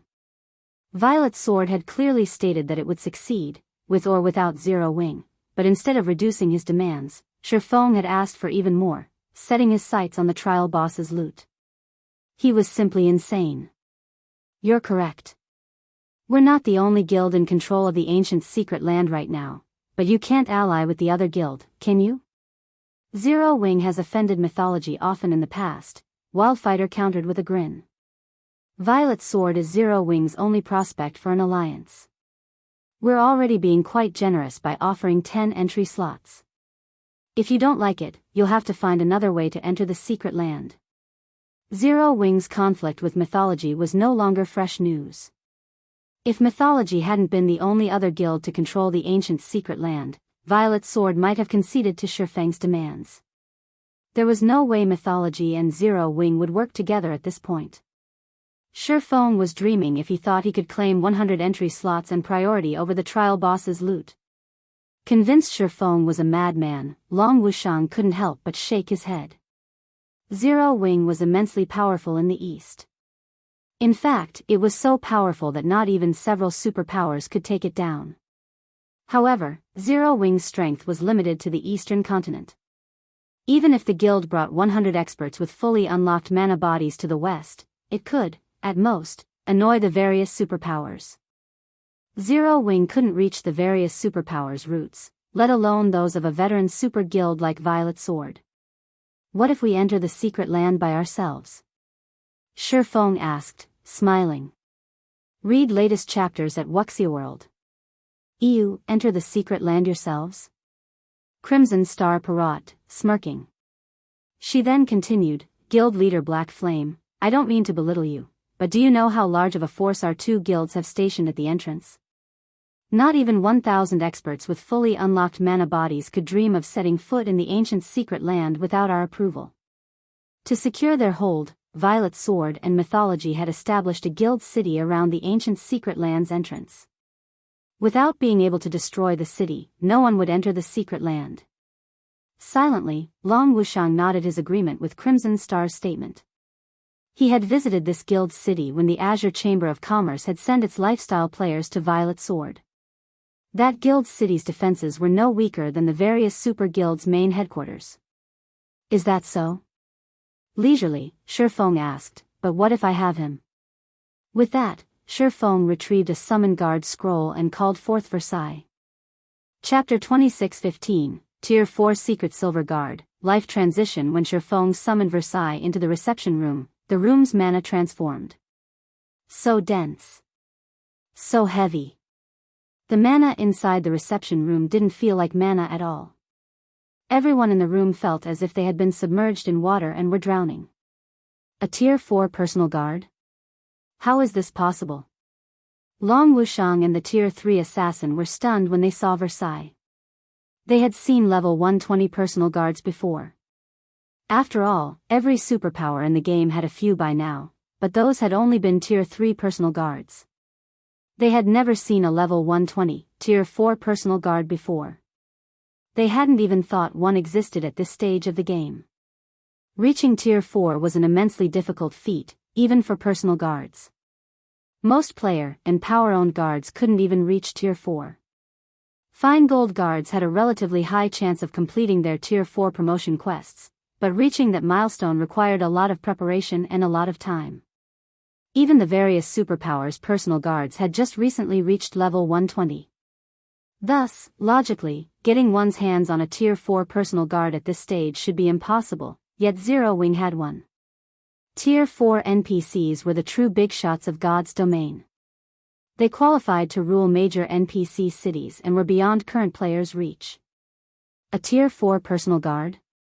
It seems the Eastern Continent's superpowers have grossly underestimated Zero Wing. Their assumption that your guild is powerless outside of Cold Spring Forest is severely flawed, Tori commented as he gazed at Versailles. Even after seeing the Tier 4 personal guard, he still appeared quite calm. Even so, I do not think that a level 120, Tier 4 secret silver guard can break into our two guild city. Although the guild city in question was only basic rank, it was protected by an incredibly powerful defensive magic array. The magic array could endure Tier 4 attacks without any trouble. Otherwise, the city wouldn't have withstood the demonic creature army's invasion. The western continent was far more dangerous than the east. Towns and cities faced frequent demonic creature assaults. These armies especially loved to target guild towns and cities. It wasn't odd to find 3 to 5 mythic monsters among each demonic creature army, in addition to hundreds of thousands of weaker demonic creatures. Trying to rely on a measly Tier 4 NPC to threaten a guild city jointly operated by 2 super guilds was laughable. Of course, a Tier 4 NPC, particularly a Tier 4 Great Wizard, could destroy an ordinary guild city, but trying to destroy a superpower's guild city with a single Tier 4 NPC was ridiculous. Every guild city a superpower established would have some means of fending off or exterminating Tier 4 beings. Otherwise, there wouldn't be any difference between superpowers and ordinary powers. That's right. A Tier 4 Secret Silver Guard would be invincible in the fields. Unfortunately, it is not enough to threaten a superpower's guild city, Crimson Star said after snapping out of her daze. From near the reception room's doors, Long Wushang nodded in agreement. The strength Zero Wing had just revealed was astonishing. If Zero Wing were dealing with a weaker superpower, that power might concede to Zero Wing's demands. Unfortunately, Zero Wing was dealing with Violet Sword, a veteran super guild that was almost as powerful as the 5 great super guilds. Not even 2 or 3 Tier 4 Secret Silver Guards would be enough to change Violet Sword's mind. Indeed, a Tier 4 Secret Silver Guard would take forever just to blast open a guild city's defensive magic array, Feng agreed. Smiling, he asked, but what if I have a Tier 4 Fine Gold ranked Great Wizard? Impossible. Just having one Tier 4 personal guard is a miracle. How could you have another one? Crimson Star instinctively opposed Feng's calm question. A Tier 4 Secret Silver Guard wasn't strong enough to break a guild city's defensive magic array, but it would be a different story for a Tier 4 Fine Gold Guard. Generally, Fine Gold Guards possessed taboo skills and curses that allowed them to exhibit power beyond their tier. With the power of a Tier 4 taboo skill or curse, even shattering a city's defensive barrier with a single hit would be possible. However, rising from Tier 3 to Tier 4 was a major feat for personal guards. Even personal guards with extremely high growth potential would need to prepare extensively before challenging their Tier 4 promotion quest. Moreover, they still had a high chance of failing, and sending a large number of personal guards to challenge their Tier 4 promotion quest with the hope that some would succeed wasn't feasible for current guilds. When a Tier 3 personal guard wished to challenge their Tier 4 promotion quest, they needed a large number of magic cores, and not just any would do. These magic cores had to come from level 100 plus mythic monsters. Unfortunately, level 100 plus mythic monsters didn't even have a 5% drop rate for magic cores, and only demonic creatures would drop them at all. As a result, even the various super guilds could, at most, afford to send one personal guard to challenge their Tier 4 promotion quest. Even if Zero Wing hunted monsters with a Tier 3 Night Division, there were only so many mythic-ranked demonic creatures in Cold Spring Forest. The fact that Zero Wing had nurtured a single Tier 4 personal guard was a miracle, but having 2 was simply impossible. I might have only one Tier 4 personal guard, but that doesn't mean that I can't increase his growth potential, Feng said before revealing a translucent, multicolored fruit.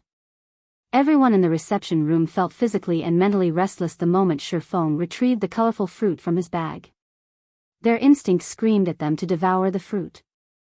The fruit of life? Who are you?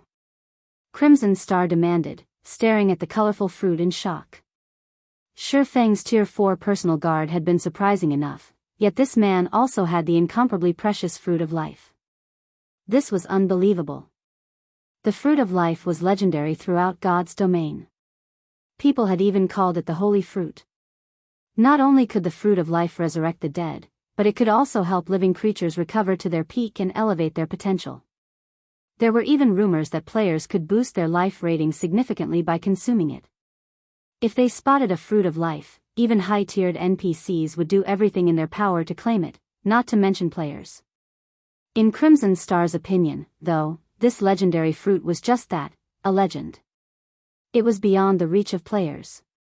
The only known way to obtain the fruit of life was to harvest it from the elven race's tree of life. However, elves consider these fruits holy. They would never trade or sell the fruit to outsiders. If players wanted their own fruit of life, they could only obtain one by attacking a location that housed a tree of life. However, the elves' trees of life were so heavily guarded that not even Tier 6 gods could reach them. Moreover, most of the various kingdoms and empires' great and grand wizards had learned from elven great and grand wizards. Anyone that dared attack the elves' main headquarters would only make an enemy of these kingdoms and empires. No one under the heavens would be able to save them. Even Tori stared at the fruit in Feng's hand in astonishment. The fruit of life. Read latest chapters at Wuxia EU. The various superpowers had been desperately searching for the item after learning about it. Based on what they had learned, there was only one way, other than raiding an elven city, to procure a fruit of life. While the elves refused to trade or sell these fruits, they sometimes offered them as gifts to players who had significantly helped their race. Hence, there were quite a few fruits lying around. Only, most of these fruits of life had been given away decades, maybe centuries, ago, so no one knew their current whereabouts. Even with the superpowers' powerful information networks, no one had found the slightest clue leading to these gifted fruits of life, and yet, Feng held one in his palm. "Eat it," Feng said, passing the colorful fruit to Versailles. Versailles did not hesitate, excitedly and fanatically taking the fruit. His changed attitude made the room's mana restless. After a deep, sincere bow of gratitude to Feng, Versailles ate the fruit of life as the players in the reception room watched. Chapter 26:16, Potential Skyrockets, World Creation. Crimson Star's and Wildfighter's eyes went wide as they watched Feng give the fruit of life to his personal guard with no hesitation. What a waste. The fruit of life was an incredibly rare and valuable item, far more valuable than a Tier 4 fine gold guard.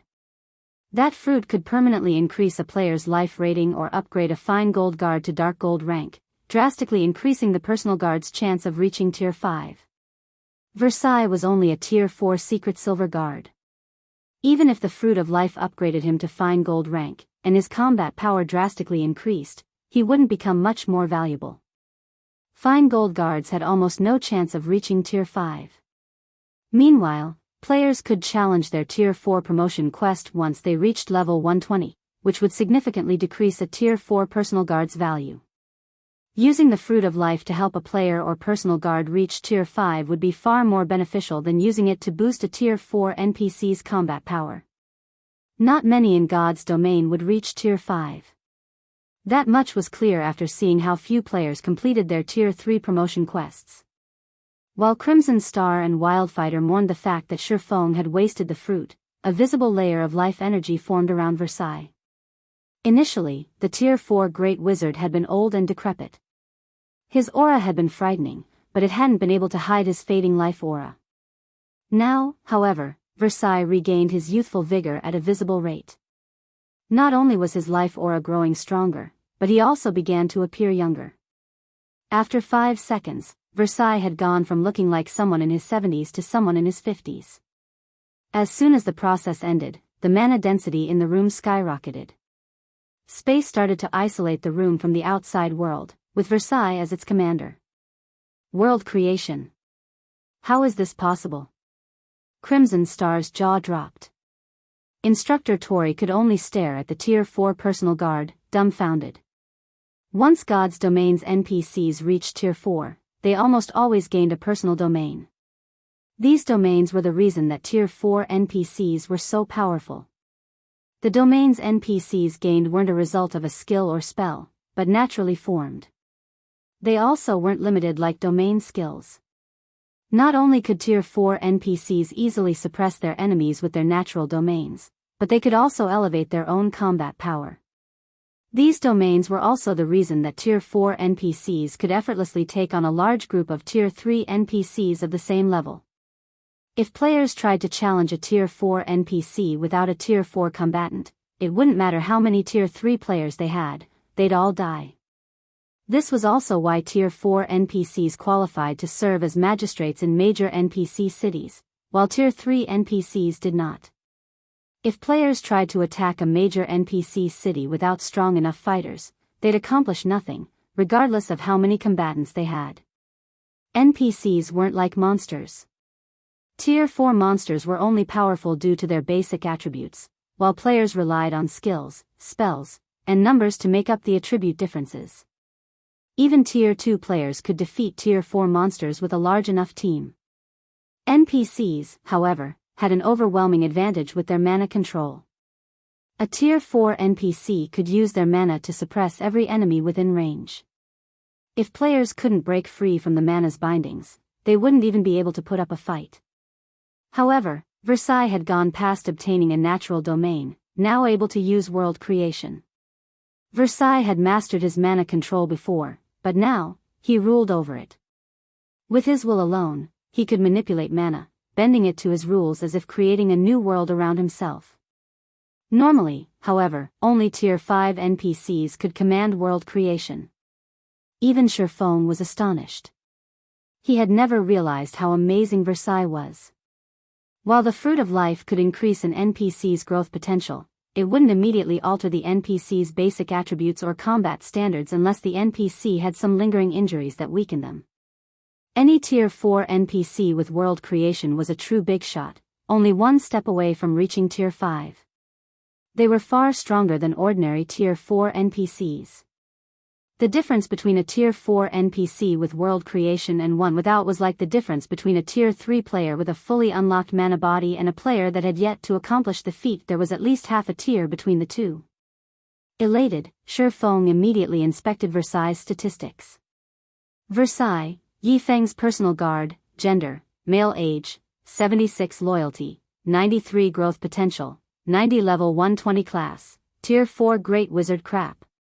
His growth potential is just 1 point away from the Dark Gold rank? When Feng saw Versailles' growth potential, realization dawned on him.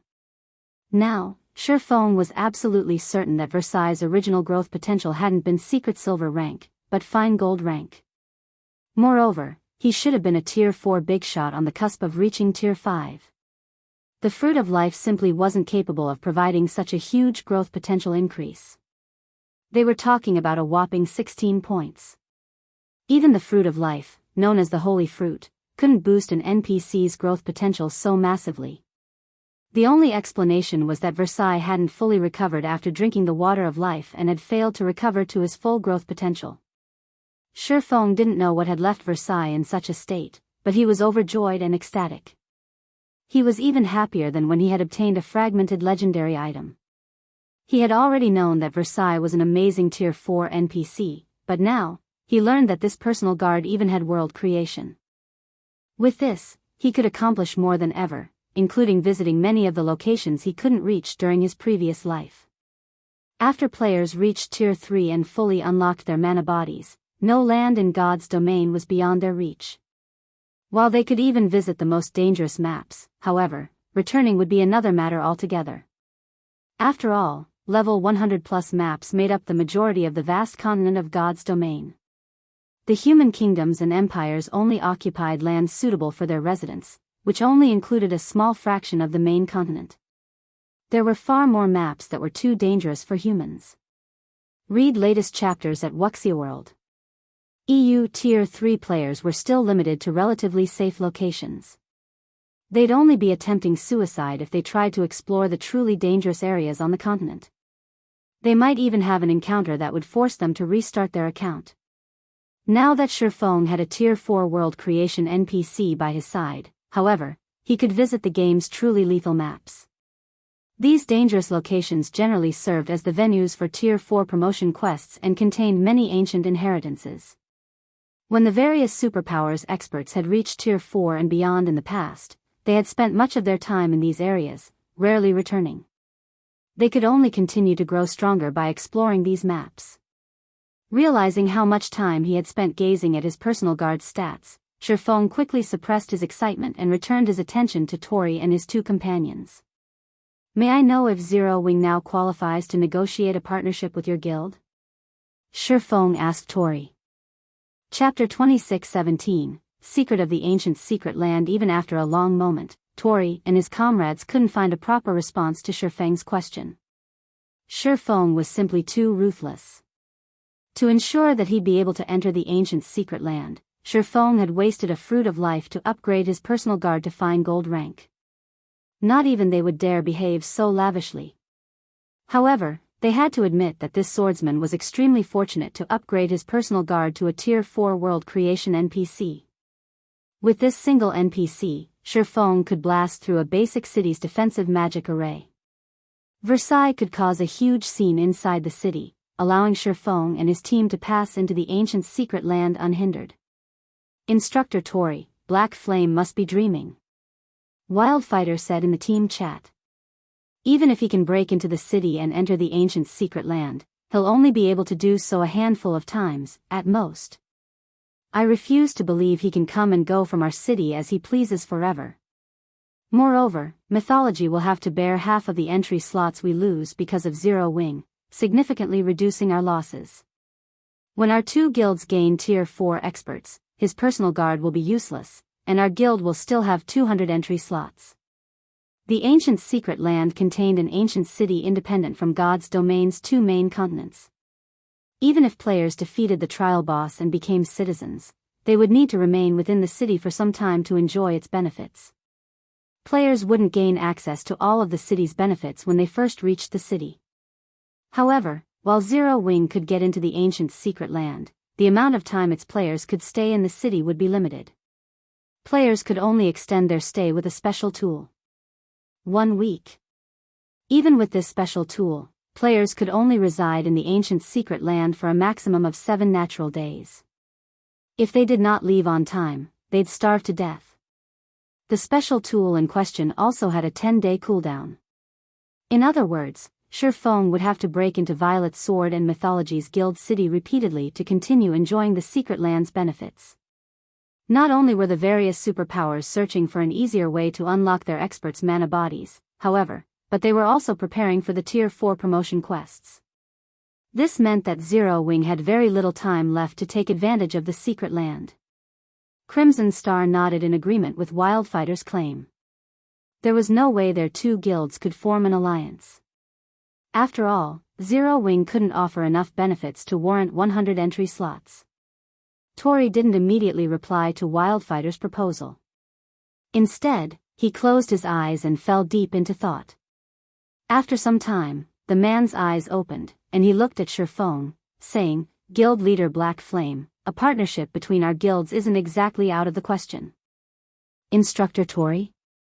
Both Wildfighter and Crimson Star were surprised to hear Tori's response. Violet Sword didn't need to agree to Feng's demands, and their guild leader and grand elders would never agree to such laughable conditions. "What are your conditions?" Feng calmly asked. Feng admitted that he had demanded quite a bit, but he had no choice. This was all for the sake of helping Zero Wing's members reach Tier 4. With the guild's current resources, he could only guarantee that a few select individuals would complete their promotion quests. Everyone else's chances were minute, at best. If Zero Wing couldn't nurture enough Tier 4 experts, it would struggle to defend its current resources and territory. Too many superpowers targeted his guild, and they were only powerless against Zero Wing now due to the Night Division and its guild city's formidable defenses. However, once the era of Tier 4 dawned, destroying guild cities wouldn't just become possible, it had become common. When God's domain had reached the Tier 4 era in the past, it had been the craziest chapter of the game's history. The various superpowers had fought like madmen, destroying countless guild cities. Many had even been annihilated. This was also one of the reasons that Feng was so desperate to reach Tier 4. Although he could rely on Versailles to force his way into the ancient secret land, that wasn't a long-term plan. Allying with Violet Sword was his best option. He'd only resort to force if the Super Guild refused to work with him. "I only require that you assist us with one thing, Guild leader Black Flame," Tori said. "So long as you complete this task, we will agree to all of your conditions." "What is it?" Tori's statement piqued Feng's curiosity. He hadn't expected this man to agree to his conditions so easily. It's quite simple. I just need you to clear the ancient secret land's hero trial. Tori declared. Once you clear it, we'll agree to your demands, but if you fail, we'll ask you to leave. When the time comes, our guilds will rely on their own strength to enter the ancient secret land. The hero trial? Feng was a little confused. As far as he could remember, the ancient secret land's trial only had 2 difficulties, and neither was called hero. The hero trial. Instructor Tori, that's too risky. We only have one opportunity. We will not get another chance if we fail. How can Zero Wings people possibly complete it? Wildfighter anxiously complained.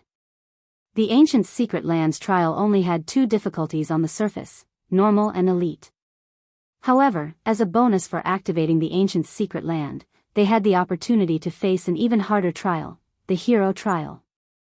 As long as players cleared the normal trial, they become official citizens in the ancient city, enjoying the various benefits the city had to offer.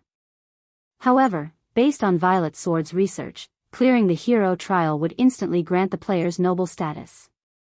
There was a huge difference between the benefits a noble had access to and those of an ordinary citizen. While players could improve their rank, rising to noble status would require a ridiculous amount of time and effort. Unfortunately, Violet Sword only had one chance to attempt the hero trial. They had originally intended to wait until the hero trial's time limit was up, which was in roughly 30 days. That way, they'd have the best possible chance of clearing the trial. However, not only had Tori just suggested they face the hero trial sooner than planned, but he also requested Zero Wings members clear it. While Zero Wings members had fully unlocked their mana bodies, their combat standards were far from satisfactory. Asking Zero Wings members to clear the hero trial would be a huge waste.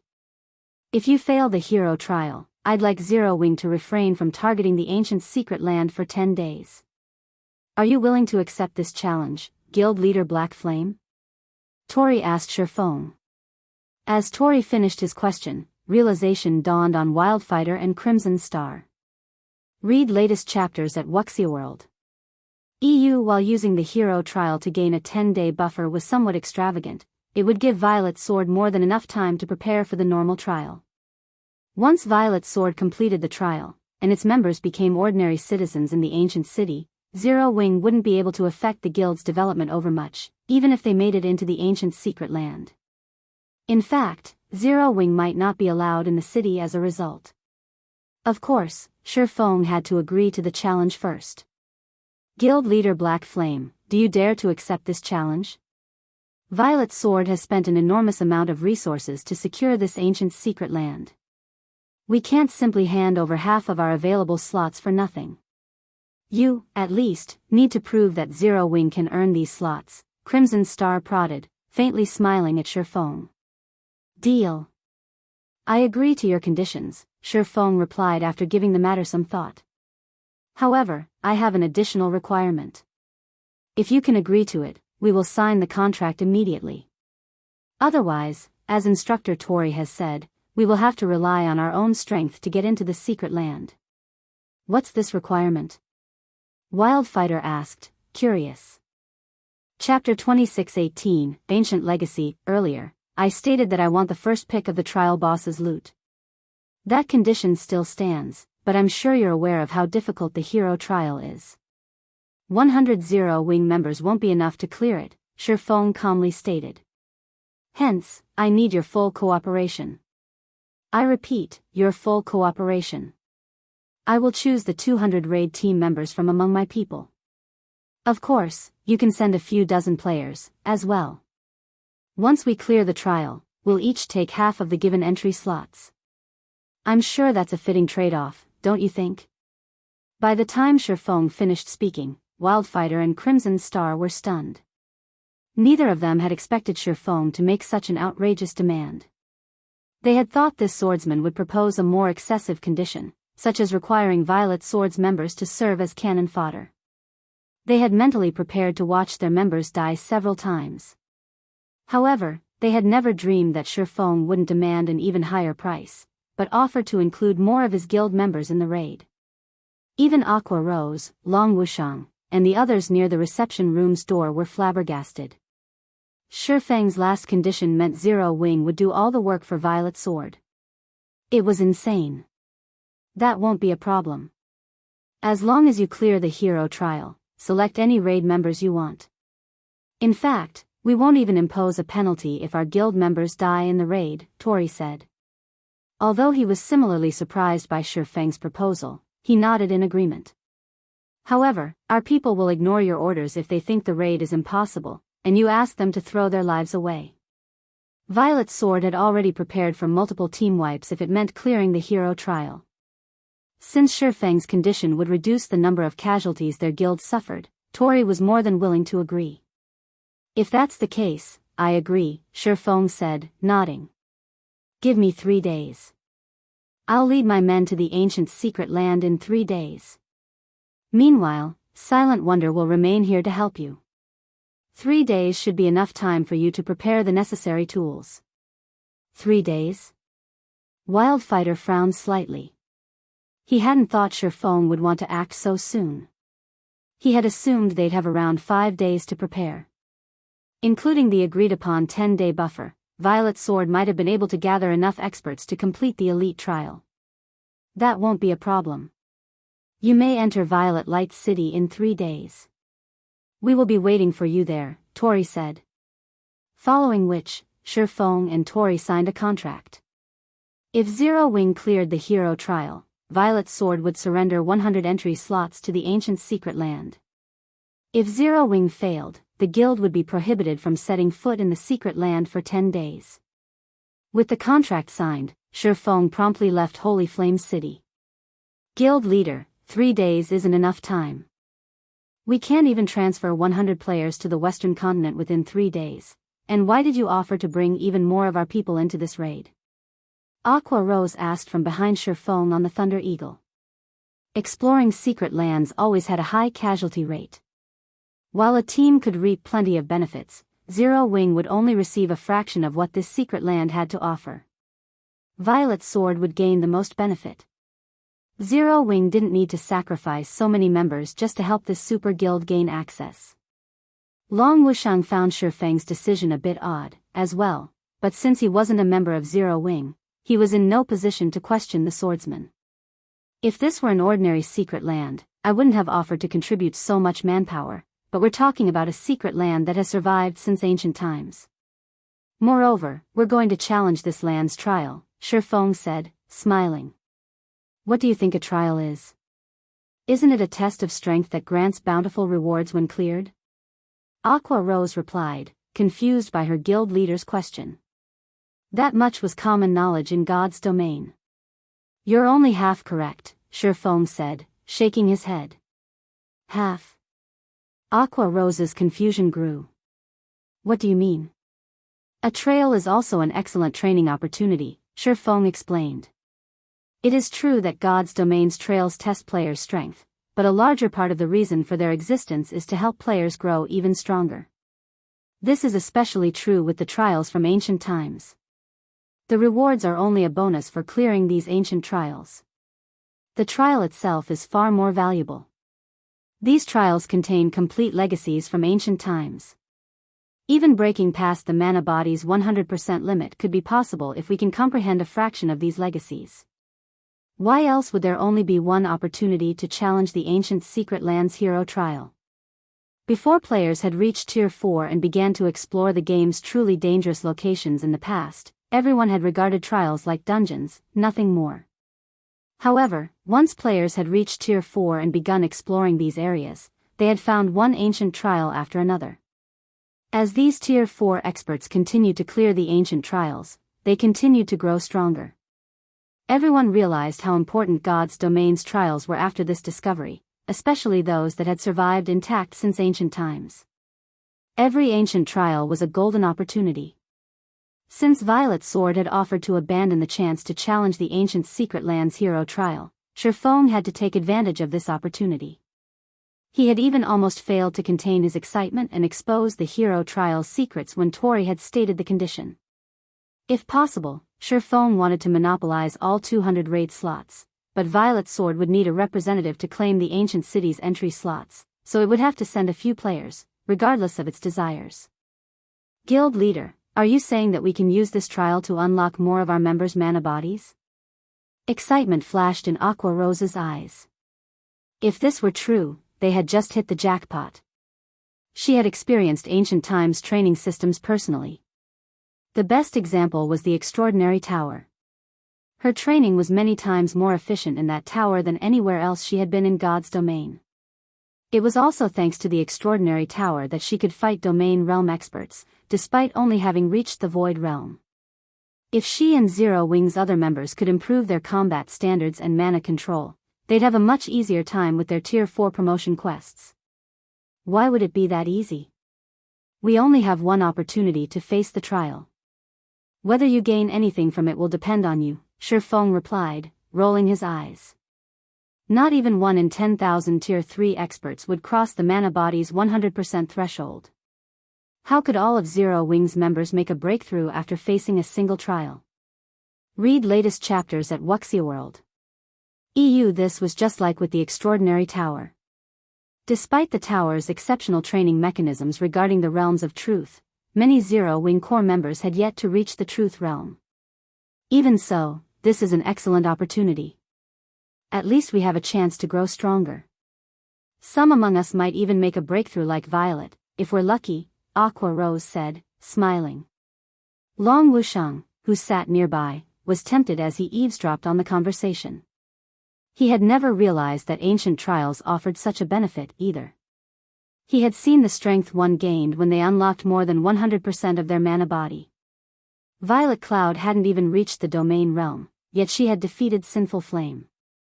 In the end, Long Wushang couldn't contain himself and asked Feng, guild leader Black Flame, may I know if you'd be willing to sell some of the entry slots to Azure? Of course, we will pay a sufficient price. You may state any demands you wish. Chapter 26:19, Unfathomable. Zero Wing. Long Wushang's request surprised Aqua Rose and the others a little. They had never expected the man to suggest a partnership with Zero Wing. Long Wushang was an extremely prideful man.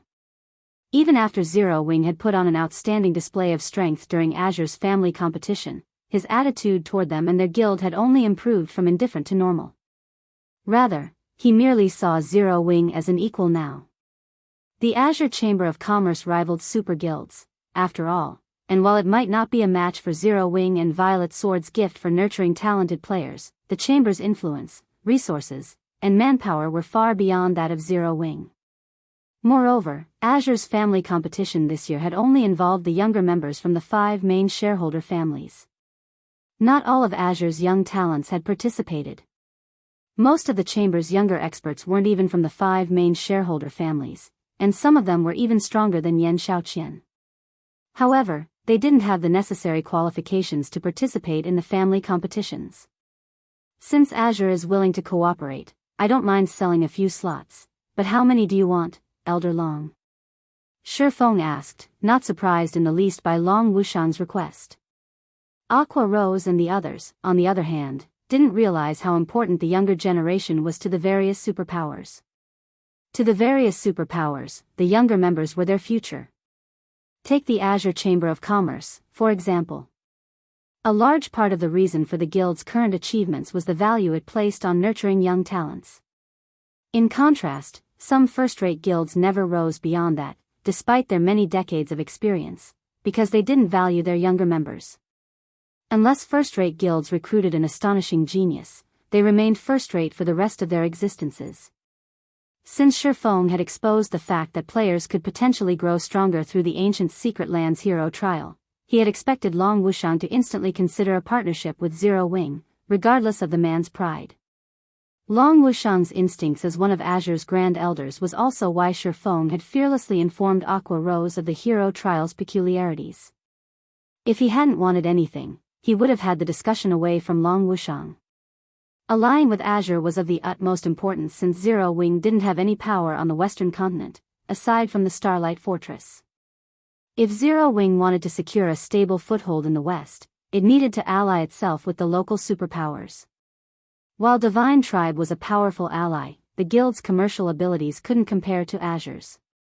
Divine Tribe couldn't offer Zero Wing any assistance with intercontinental travel either.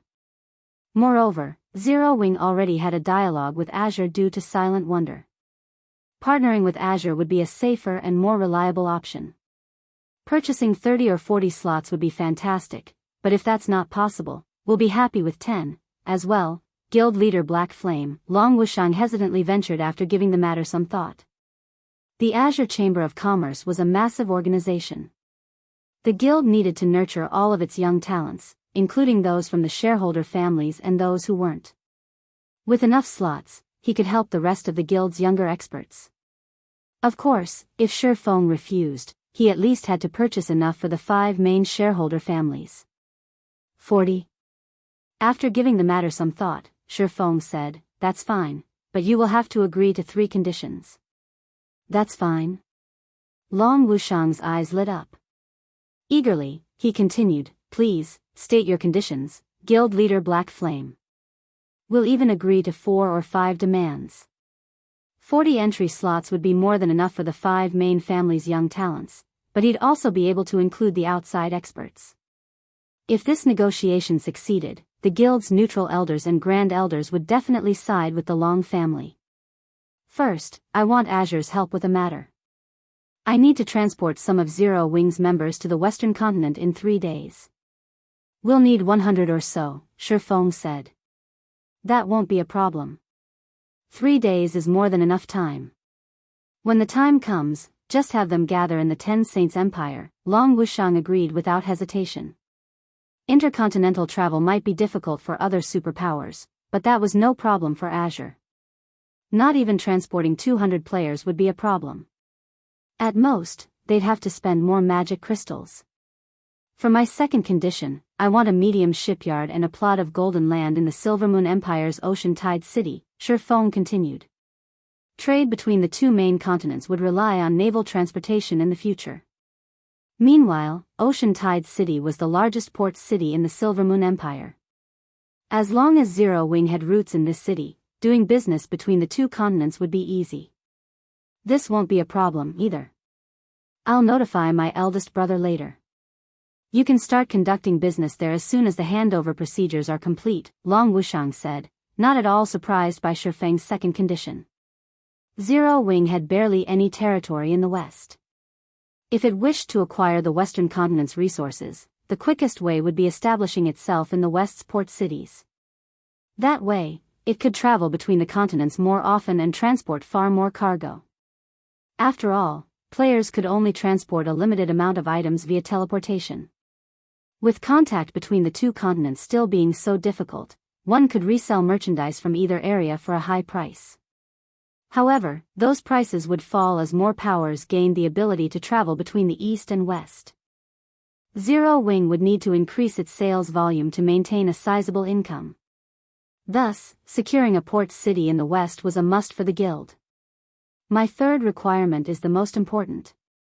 I need Azure's complete Void Realm legacy," Feng earnestly declared, glancing at Long Wushang. Zero Wing still didn't have a complete Void Realm legacy, and because of that, it wasn't as well equipped for nurturing talented players as the various superpowers. If Zero Wing could acquire a complete Void Realm legacy, the guild's strength would reach a whole new level, becoming a true superpower. That, Long Wushang hesitated. The complete Void Realm legacy is one of the guild's core secrets. We've spent decades refining it. I'm afraid I don't have the authority to agree to that condition. While the 40 entry slots were precious, this was only an opportunity. Trading the secrets the guild had relied on to survive for one chance was absurd. Not even the guild's other elders and grand elders would agree to such an unfair demand. "I know it's excessive, but this is a once-in-a-lifetime opportunity. You won't get a second chance. Moreover, we're talking about a legacy that has survived since ancient times. I guarantee it will contain secrets regarding the Tier 4 promotion quests," Feng unhurriedly explained. "If that reason isn't enough, I can offer an additional benefit." "What benefit?" Long Wushang asked curiously. Azure's complete Void Realm legacy was one of the guild's most precious secrets. Sharing this secret with another guild would be the equivalent of weakening its foundation. a minor benefit wasn't enough of an incentive. I can help 3 of Azure's experts surpass 100% of their mana body's potential. Of course, the 3 individuals will have to be exceptionally talented. Ordinary experts won't do. What do you think? Feng asked, smiling. You're saying you'll help them grow as powerful as Violet Cloud, transcending tears? Feng's offer astonished Long Wushang, and for a moment, he doubted the swordsman's claim. Anyone that had watched Violet Cloud's match against Sinful Flame would likely never forget her strength. She was simply too formidable. Violet Cloud's strength was no longer just a result of combat techniques or standards. She had pure power. Even with the same basic attributes as Sinful Flame, she had emerged victorious. If she had even slightly higher basic attributes, her victory would have been even more outstanding. Yet, Feng now informed him that Zero Wing could nurture such monsters. That's right, Feng said, nodding. To prove it, I'll even help these 3 players unlock their mana body's full potential in a day. Are you willing to accept my offer, Elder Long? Wait a minute, please. I need a moment to process this. I'll have to discuss the offer with my guild's Grand Elders first, as well, Long Wushang said.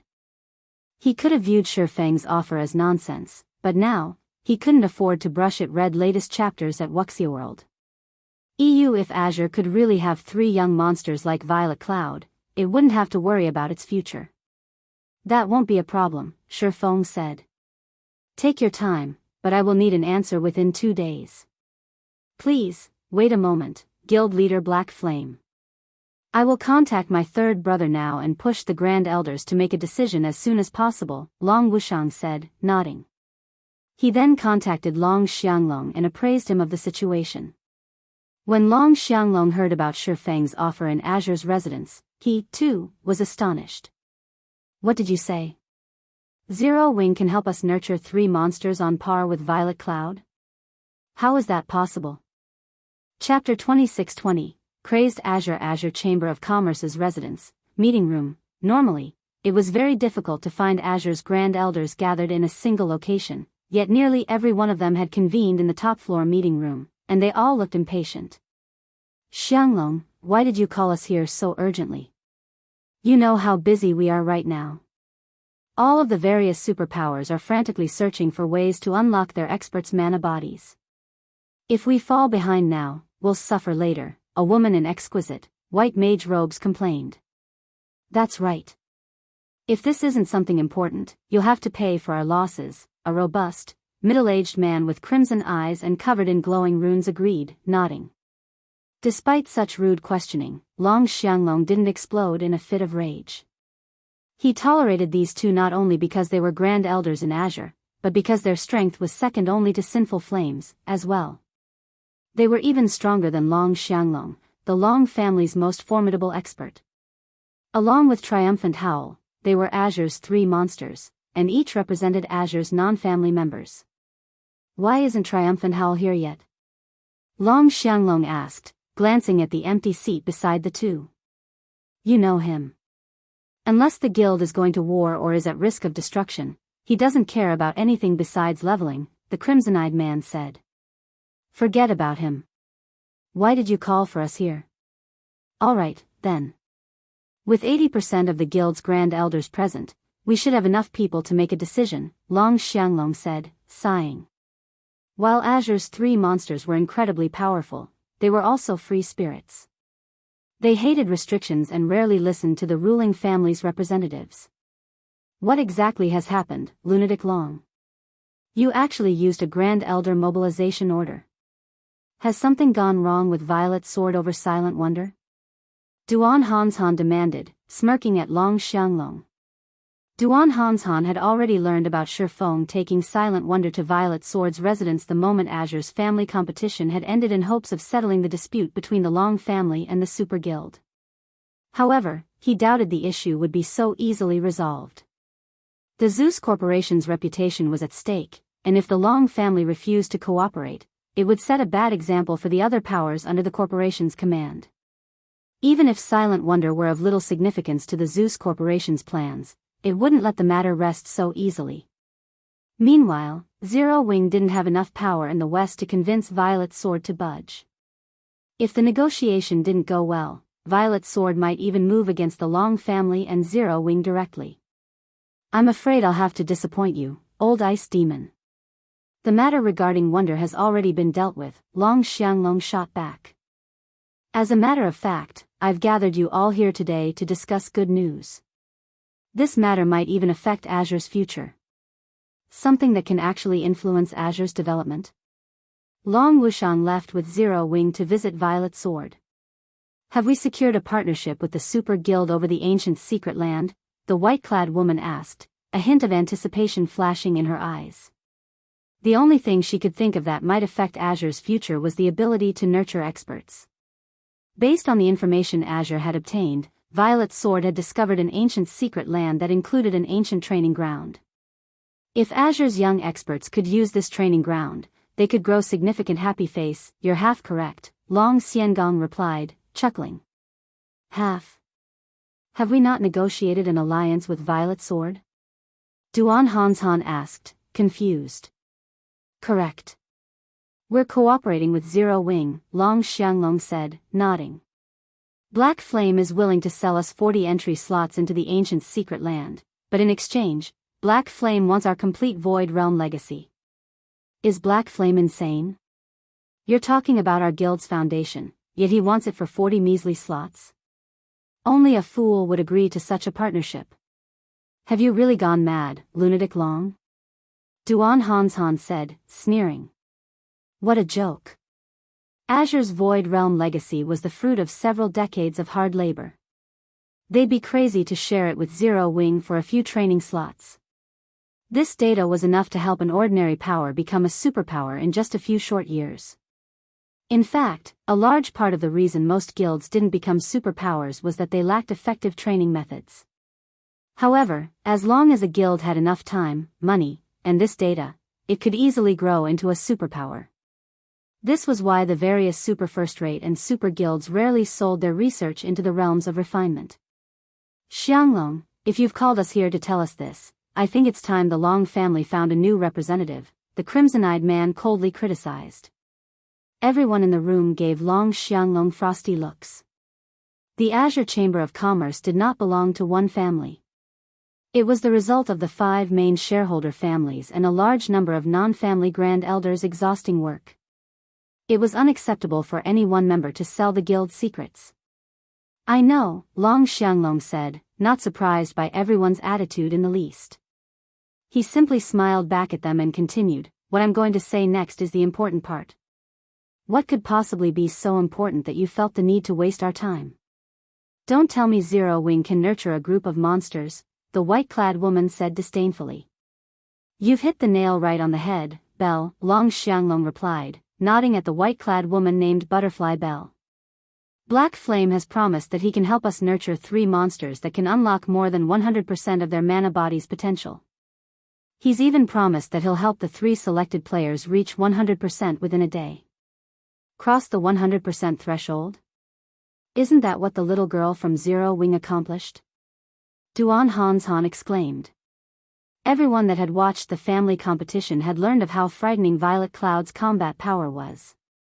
Not even a legendary expert like Sinful Flame had been her match. She was inhuman. Most ordinary powers thought unlocking 100% of the mana body could be accomplished given time, but anyone that had tried knew that the closer they got to 100%, the better their mana body performed. Unlocking 100% of one's mana body should be the maximum. However, Violet Cloud, who had broken past 100%, was definitely an extremely talented genius, and anyone that tried to replicate the feat would only be met with failure. Yet, Zero Wing declared that it could nurture inhuman experts like Violet Cloud? Read latest chapters at Wuxia World. I heard the girl talk about it before. It seems she's not unique in Zero Wing. She even mentioned stronger members of the guild. Sinful Flame suddenly spoke up. Based on her expression at the time, I doubt she was lying. Zero Wing should have more monsters that have crossed the 100% threshold. Everyone fell silent after listening to Sinful Flame's interruption. These elders and grand elders were already impressed that Zero Wing had nurtured a monster like Violet Cloud, but she had to be an exception. That fact would be, more or less, acceptable, but they had just been told that Zero Wing had more monsters like the girl. How could they possibly believe this? Regardless of how unbelievable it was, however, Sinful Flame was a reliable source. This is why I've gathered you all here. What is everyone's opinion of this? Do we accept the offer or not? Long Xianglong asked after sweeping his gaze across the crowded reception room. Chapter 26-21. 3 slots. Everyone in the meeting room remained silent, a fanatic light flashing in their eyes after listening to Long Xianglong's declaration. If Black Flame is telling the truth, and he can help 3 of our experts break past the 100% threshold, I think the matter should be negotiable, the crimson-eyed man said. That kind of strength would be extremely helpful during future promotion quests. If we can introduce a few Tier 4 players before the other superpowers, we'll have a head start when raiding mythic field bosses and forbidden lands that have gone untouched. We might even be able to occupy ancient ruins before anyone else has a chance. I concur. While our core secrets are essential, we'll need stronger combatants than we have now if we wish to further Azure's development. If we have a group of Tier 4 experts early on, the other superpowers won't dare target our key resource spots, Butterfly Bell said, nodding. In God's domain, the strong were revered. A strong individual might not benefit a guild when it came to resources, but they were a powerful deterrent for potential enemies, especially if those players were Tier 4 powerhouses. At this stage of the game, no one would dare think of attacking a guild city if it housed a Tier 4 powerhouse. Numbers wouldn't be nearly enough to bridge the gap between a Tier 3 expert strength and that of a Tier 4 player. With 3 Tier 4 experts, specifically experts with extraordinary combat power for their level and tier, Azure would have an effective deterrent. Even without Violet's sword, Azure could safeguard its current resource areas. The chamber might even be able to secure more. On the other hand, keeping a tight hold on the guild's Void Realm legacy would only ensure that Azure's foundations remain steady. It wouldn't help the guild grow. Upon hearing the crimson-eyed man's and Butterfly Bell's words, the independent Grand Elders promptly nodded in agreement. One couldn't make an omelette without breaking eggs. Now that their potential gains were clearly greater than their potential losses, they had no reason to refuse Zero Wing's offer. I have no arguments against accepting Black Flame's offer, but how do we choose which 3 members to send? Duan Hanshan asked Long Xianglong. Interested to hear his answer, the Grand Elders turned toward the Long family's representative. Long Xianglong had summoned them here to discuss this topic, and Silent Wonder was a member of Zero Wing. The Long family was in the best position to negotiate this deal. These 3 training slots were incredibly valuable.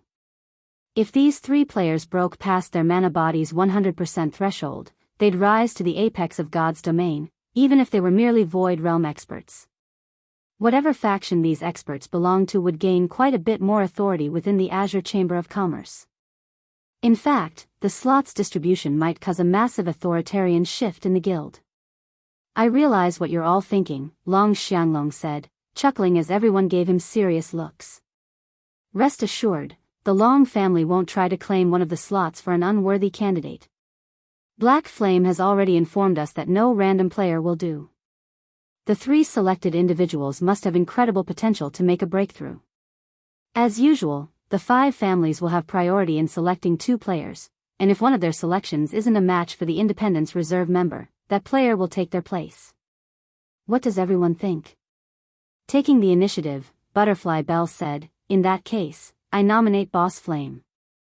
We all know his strength and potential. I'm sure everyone can imagine how helpful he'd be to the guild if Boss Flame grows even stronger. As for the younger generation, Solitary Frost is unmatched, and we don't have anyone who can surpass Silk Moon's talent. What are your thoughts? The independent Grand Elders silently nodded their agreement to the suggestion. Normally, such opportunities were reserved for the younger generation, but Sinful Flame was Azure's strongest expert. If he could increase his strength, not only would he become a better deterrent for Azure, but he could also solidify the independent Grand Elders' authority. They didn't mind giving up a training slot for this. Duan Hanshan said nothing to oppose the idea. Rather, he was strongly in favor of the suggestion. Earlier, he had worried that the Long family would unfairly try to claim one of the 3 slots.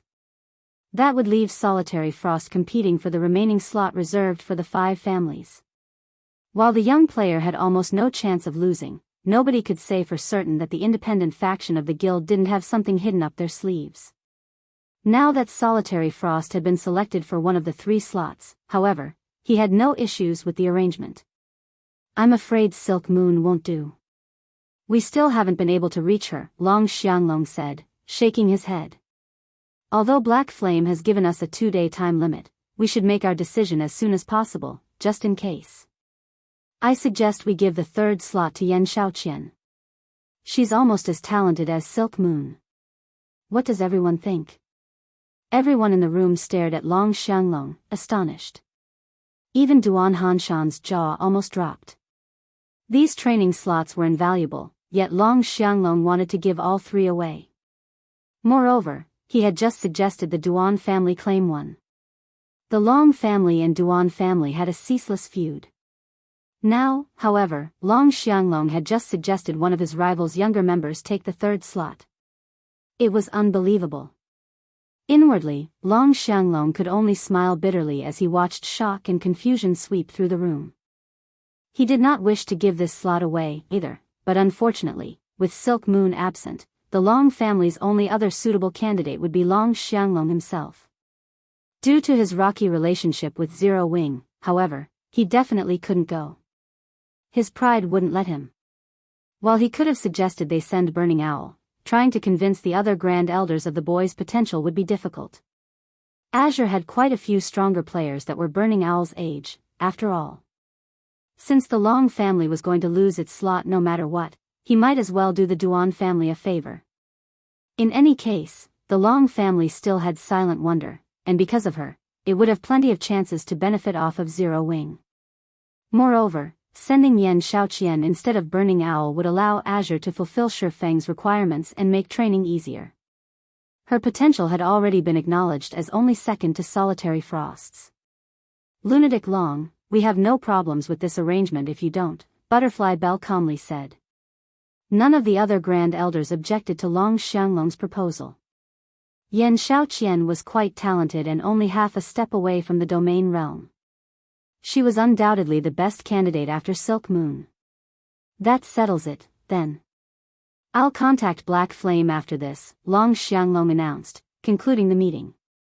He then turned to Duan Hanshan and continued, "Old Ice Demon, please prepare Solitary Frost and Yan Xiaoqian. Once we sign the contract with Zero Wing, send them to the Starlight Fortress. It will be taken care of. Once the contract has been signed, I'll take them there myself," Duan Hanshan said, nodding. Following which, everyone proceeded to discuss who they would send to Violet Sword's ancient secret land. As soon as they reached a conclusion, the Grand Elders were dismissed, leaving to prepare for the raid. An hour after the meeting had ended, Long Wushang represented the Azure Chamber of Commerce in signing a cooperative contract with Feng. In no time at all, not only had Feng gained the rights to one of Ocean Tide City's medium shipyards and golden lands, but he had also received a small warehouse in the city as a gift. Meanwhile, in Azure City's teleportation hall. "Are we really going to train with Zero Wing, Uncle Hanshan?" Yan Xiaoqian asked Duan Hanshan, who wore a serious expression. "I'm afraid it'll be difficult to rejoin Violet Sword's training if we do. Instructor Tori might just give up on us." Although she and Solitary Frost were members of the Azure Chamber of Commerce, and where they trained it was none of Violet Sword's business, these two were considered Tori's disciples. Training with Zero Wing would be a slap in the face to Tori, as if they were declaring that Zero Wing's training was more valuable. While Violet Sword's training is amazingly effective, this is a unique opportunity. Do you think securing these slots was easy? I doubt you'll get a chance like this in the future.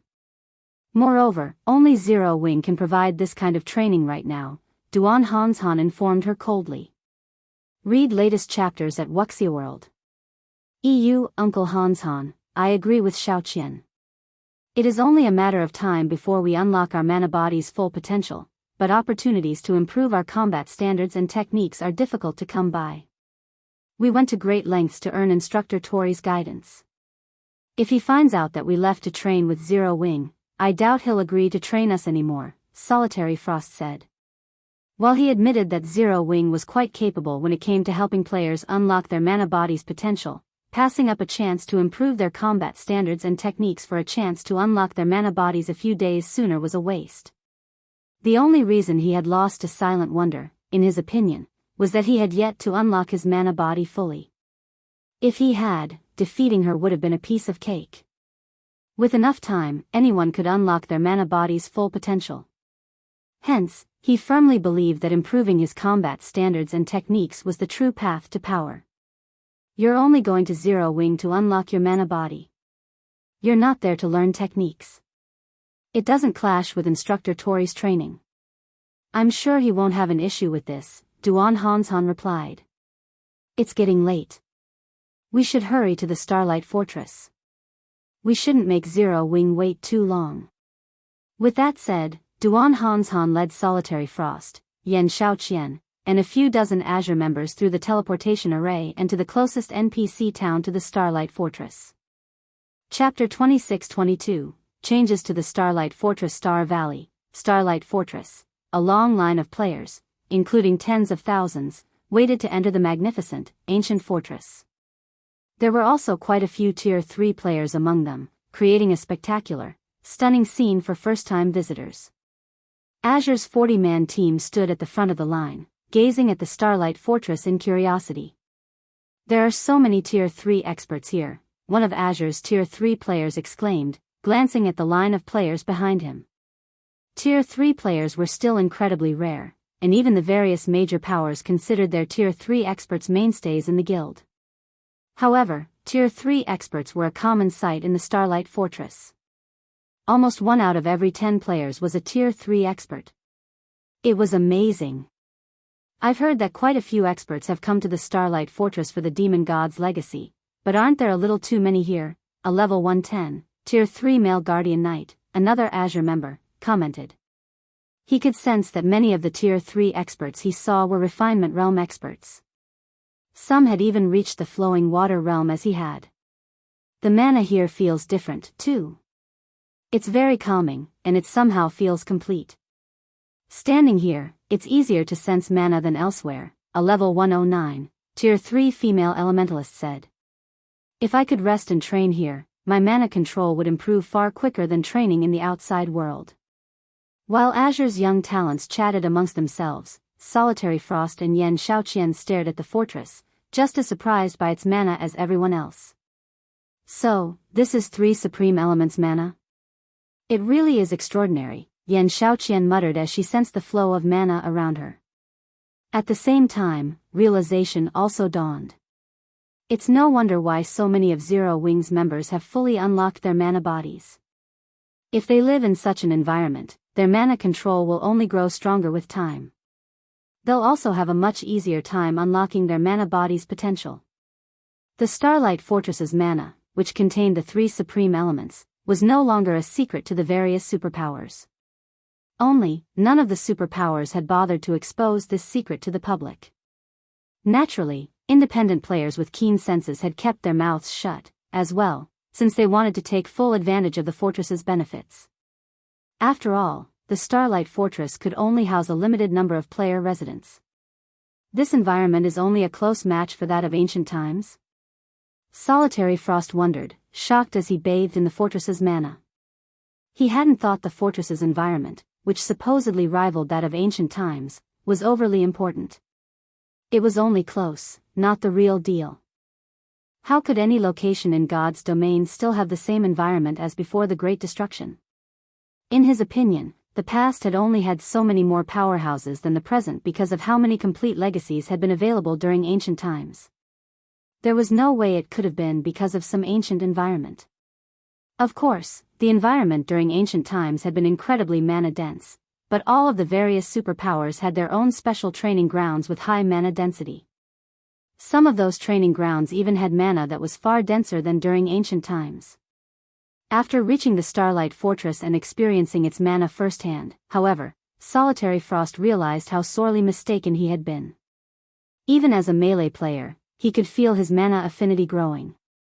Although his affinity didn't increase much, only 10% to 20% at most, this had already significantly improved his mana control. At his standards, as long as he found a good place to train within the Starlight Fortress, he'd likely unlock his mana body's full potential within just 10 days. It was no wonder how Zero Wing had nurtured so many experts with fully unlocked mana bodies. The Starlight Fortress's environment even astounded Duan Hanshan. Damn it. This isn't what I was told.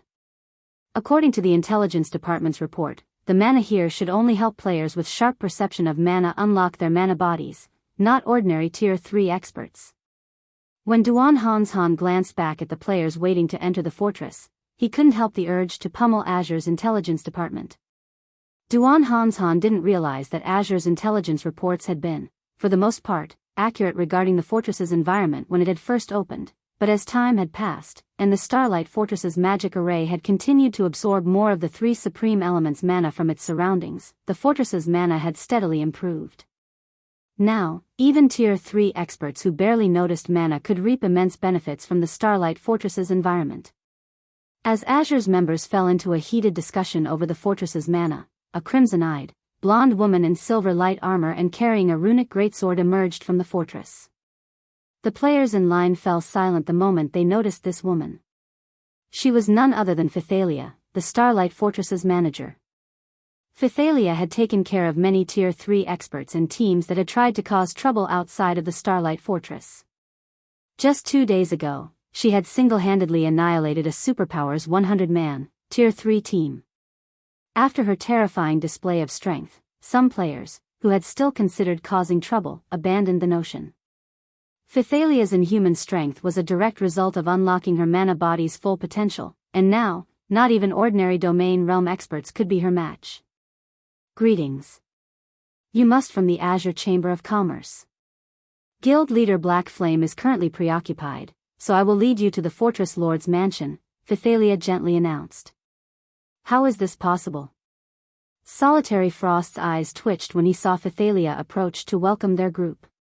He and Phythalia were old acquaintances. He had constantly tried to challenge her, and they had clashed several dozen times. Unfortunately, he had lost every match. He had hoped to challenge Phythalia again after his training with Violet Sword. However, he had never dreamed that she'd be responsible for helping Zero Wing welcome them to the Starlight Fortress. This was the commander of Divine Tribe's Divine Hymn Legion they were talking about. Commander Phythalia, I didn't expect to find you here. I thought you'd have gone to the Demon God's shrine like every other expert, Duan Hanshan said, similarly surprised to see Phythalia. The Demon God's shrine in Star Valley had become a main training ground for domain realm experts due to the few special secret lands that were connected to the shrine. Not only could players acquire treasures in these secret lands, but they could also use the areas to grow stronger. Of course, only domain realm experts and incredibly strong peak experts could take advantage of these benefits. Due to the powerful monsters and traps within the secret lands, even ordinary peak experts would meet a swift end if they tried to explore them. Moreover, entering the Demon God's shrine wasn't an easy task. One would need a lot of manpower to secure enough entry passes, and to make matters worse, each pass was a single-use item. Generally, only superpowers near Star Valley chose to send their experts to the Demon God's shrine. However, Phythalia was different. Divine Tribe had the only temporary residence within the Starlight Fortress. Entering the Demon God's shrine should be a piece of cake for her. Read latest chapters at Wuxia World. EU. While the Demon God's shrine is useful, training in the Fortress Lord's mansion's battlefield is far better. It's a pity that the battlefield can only accommodate a limited number of people, or I'd use it constantly, Phythalia said, a bitter smile forming as she shook her head. At the same time, she flashed Azure's members an envious look. Due to the recent partnership between Azure and Zero Wing, Feng had decided to allow these young talents to train in the Fortress Lord's mansion's large battlefield for free for a few days. There's a better place than the Demon God's shrine? The news astonished Solitary Frost. For experts of his and Phythalia's caliber, growing stronger by training was incredibly difficult. The fact that the Demon God's shrine could help domain realm experts was amazing. If not for the problem of distance and manpower, Azure's domain realm experts would have long since made their way to the shrine. And yet, Phythalia insisted that training in the Starlight Fortress's Fortress Lord's mana was even more effective than training in the Demon God's shrine. How could he possibly believe such an outlandish claim? Let's pause our conversation for a moment. Our time is limited. We should head to the mansion immediately, Phythalia said, ignoring the confused looks Azure's members gave her and leading these players straight to the Fortress Lord's mansion. Chapter 26-23, Zero Wing's True Foundation. Starlight Fortress, Fortress Lord's Mansion. As the heart of the Starlight Fortress, the mana within the Fortress Lord's mansion had changed significantly. From the outside, it looked as if the mansion and its surroundings were encased in a layer of crystals, and the breathtaking sight attracted every passerby's attention. Amazing. The mana here is at least 50% denser than in the outside world. It's no wonder why you deemed this to be an excellent training ground, Commander Phythalia, Duan Han praised as he marveled at the glittering castle before him. The Starlight Fortress's mana density had already been extraordinary. It had been so high that it had even rivaled, possibly surpassed, the various superpower special training grounds. However, the Fortress Lord's mansion had even denser mana. One would be hard-pressed to find another location on the Western continent with such dense mana. If players could train in such rich, special mana, their efficiency would skyrocket. Even domain realm experts like Duan Han could likely benefit from an environment with such abundant mana. However, Phythalia merely chuckled in response. Without comment, she led Azure's group into the heavily guarded Fortress Lord's mansion. When they stepped into the mansion grounds, Duan Han and his entourage from Azure were utterly stupefied. Aside from the multitude of Zero Wing's experts, over 50 personal guards stood guard around the courtyard. Even the weakest of these NPCs was a secret silver guard, and there were as many as 8 fine gold guards present. These NPCs could even annihilate a 1,000-man team of Tier 3 experts. Once their surprise subsided, Azure's members realized how refreshed and light they felt, as if newer, better bodies had replaced their old ones. What's going on? Why do I feel like I have so much more physical control? Solitary Frost exclaimed as he sensed the changes. Dense mana shouldn't have such an effect. It's not just our physical control. I can feel my mana control significantly improving, as well, Yan Xiaoqian said in the team chat. It's no wonder why guild leader Black Flame is so confident that he can help us fully unlock our mana bodies quickly and cross the 100% threshold. They had experienced plenty of mana-rich environments before, including places with denser mana than the Fortress Lord's mansion, yet none of those places had affected them in this way. They hadn't moved past the mansion's front courtyard, yet Yan Xiaoqian sensed a tremendous increase to her combat power. If she could train here for a while, she was confident that she'd reach the domain realm in no time. Her mana control would reach a whole new level, as well.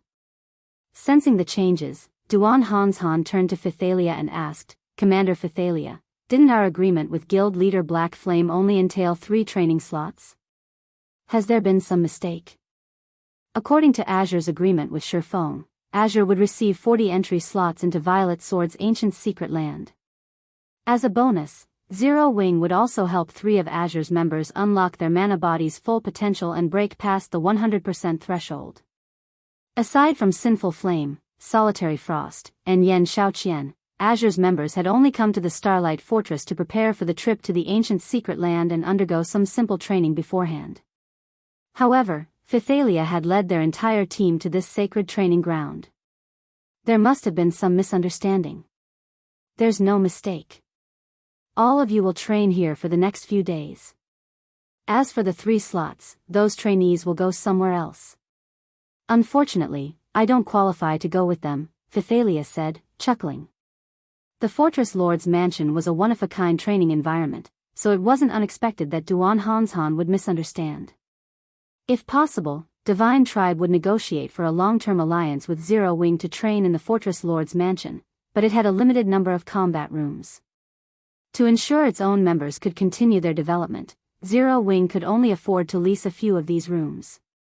The only reason that Zero Wing was willing to splurge and lend 40 combat rooms to Azure's members was the high price the chamber had paid. What? The 3 candidates won't be trained here? Duan Hanshan was a little shocked. He still had his doubts that Feng could help Sinful Flame, Solitary Frost, and Yan Shaoqian unlock their mana body's full potential in a single day, much less help them cross the 100% threshold. However, after witnessing the Fortress Lord's mansion, Duan Hanshan wondered if the feat were actually possible. After all, this environment drastically improved players' physical and mana control. Azure certainly had nothing like this. Not even Violet's sword had such a wondrous training environment. However, Phythalia had just clearly stated that this precious area wasn't the 3 candidates' trade carrot going somewhere even better. How could Duan Hanshan possibly accept such a concept as truth?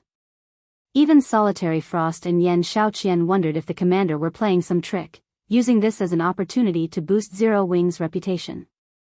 After giving the matter some thought, however, they quickly dismissed these assumptions.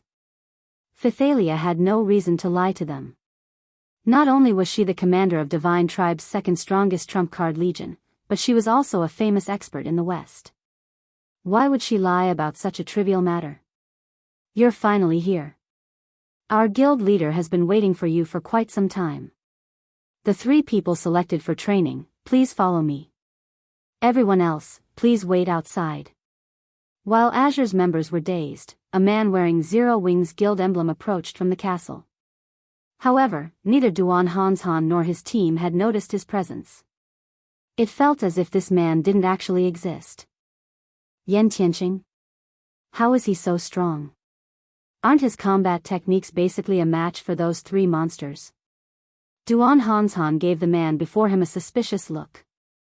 According to the report he received on Zero Wing, Yan Tianqing was only an ordinary domain realm expert, yet he had obviously made considerable progress in the domain realm. Yan Tianqing was now entirely capable of standing toe-to-toe with Butterfly Belle and her comrades.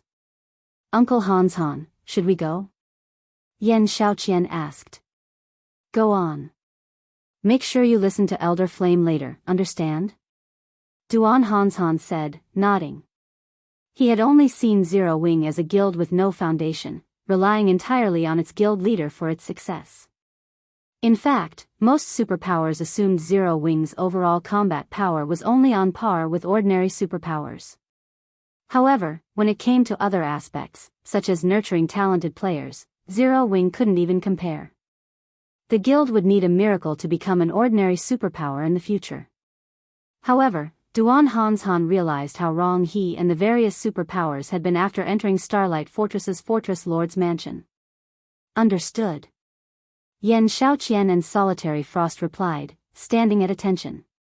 Please, lead the way. Sinful Flame turned to Yan Tianqing once Duan Hanshan had finished instructing the 2 youngsters.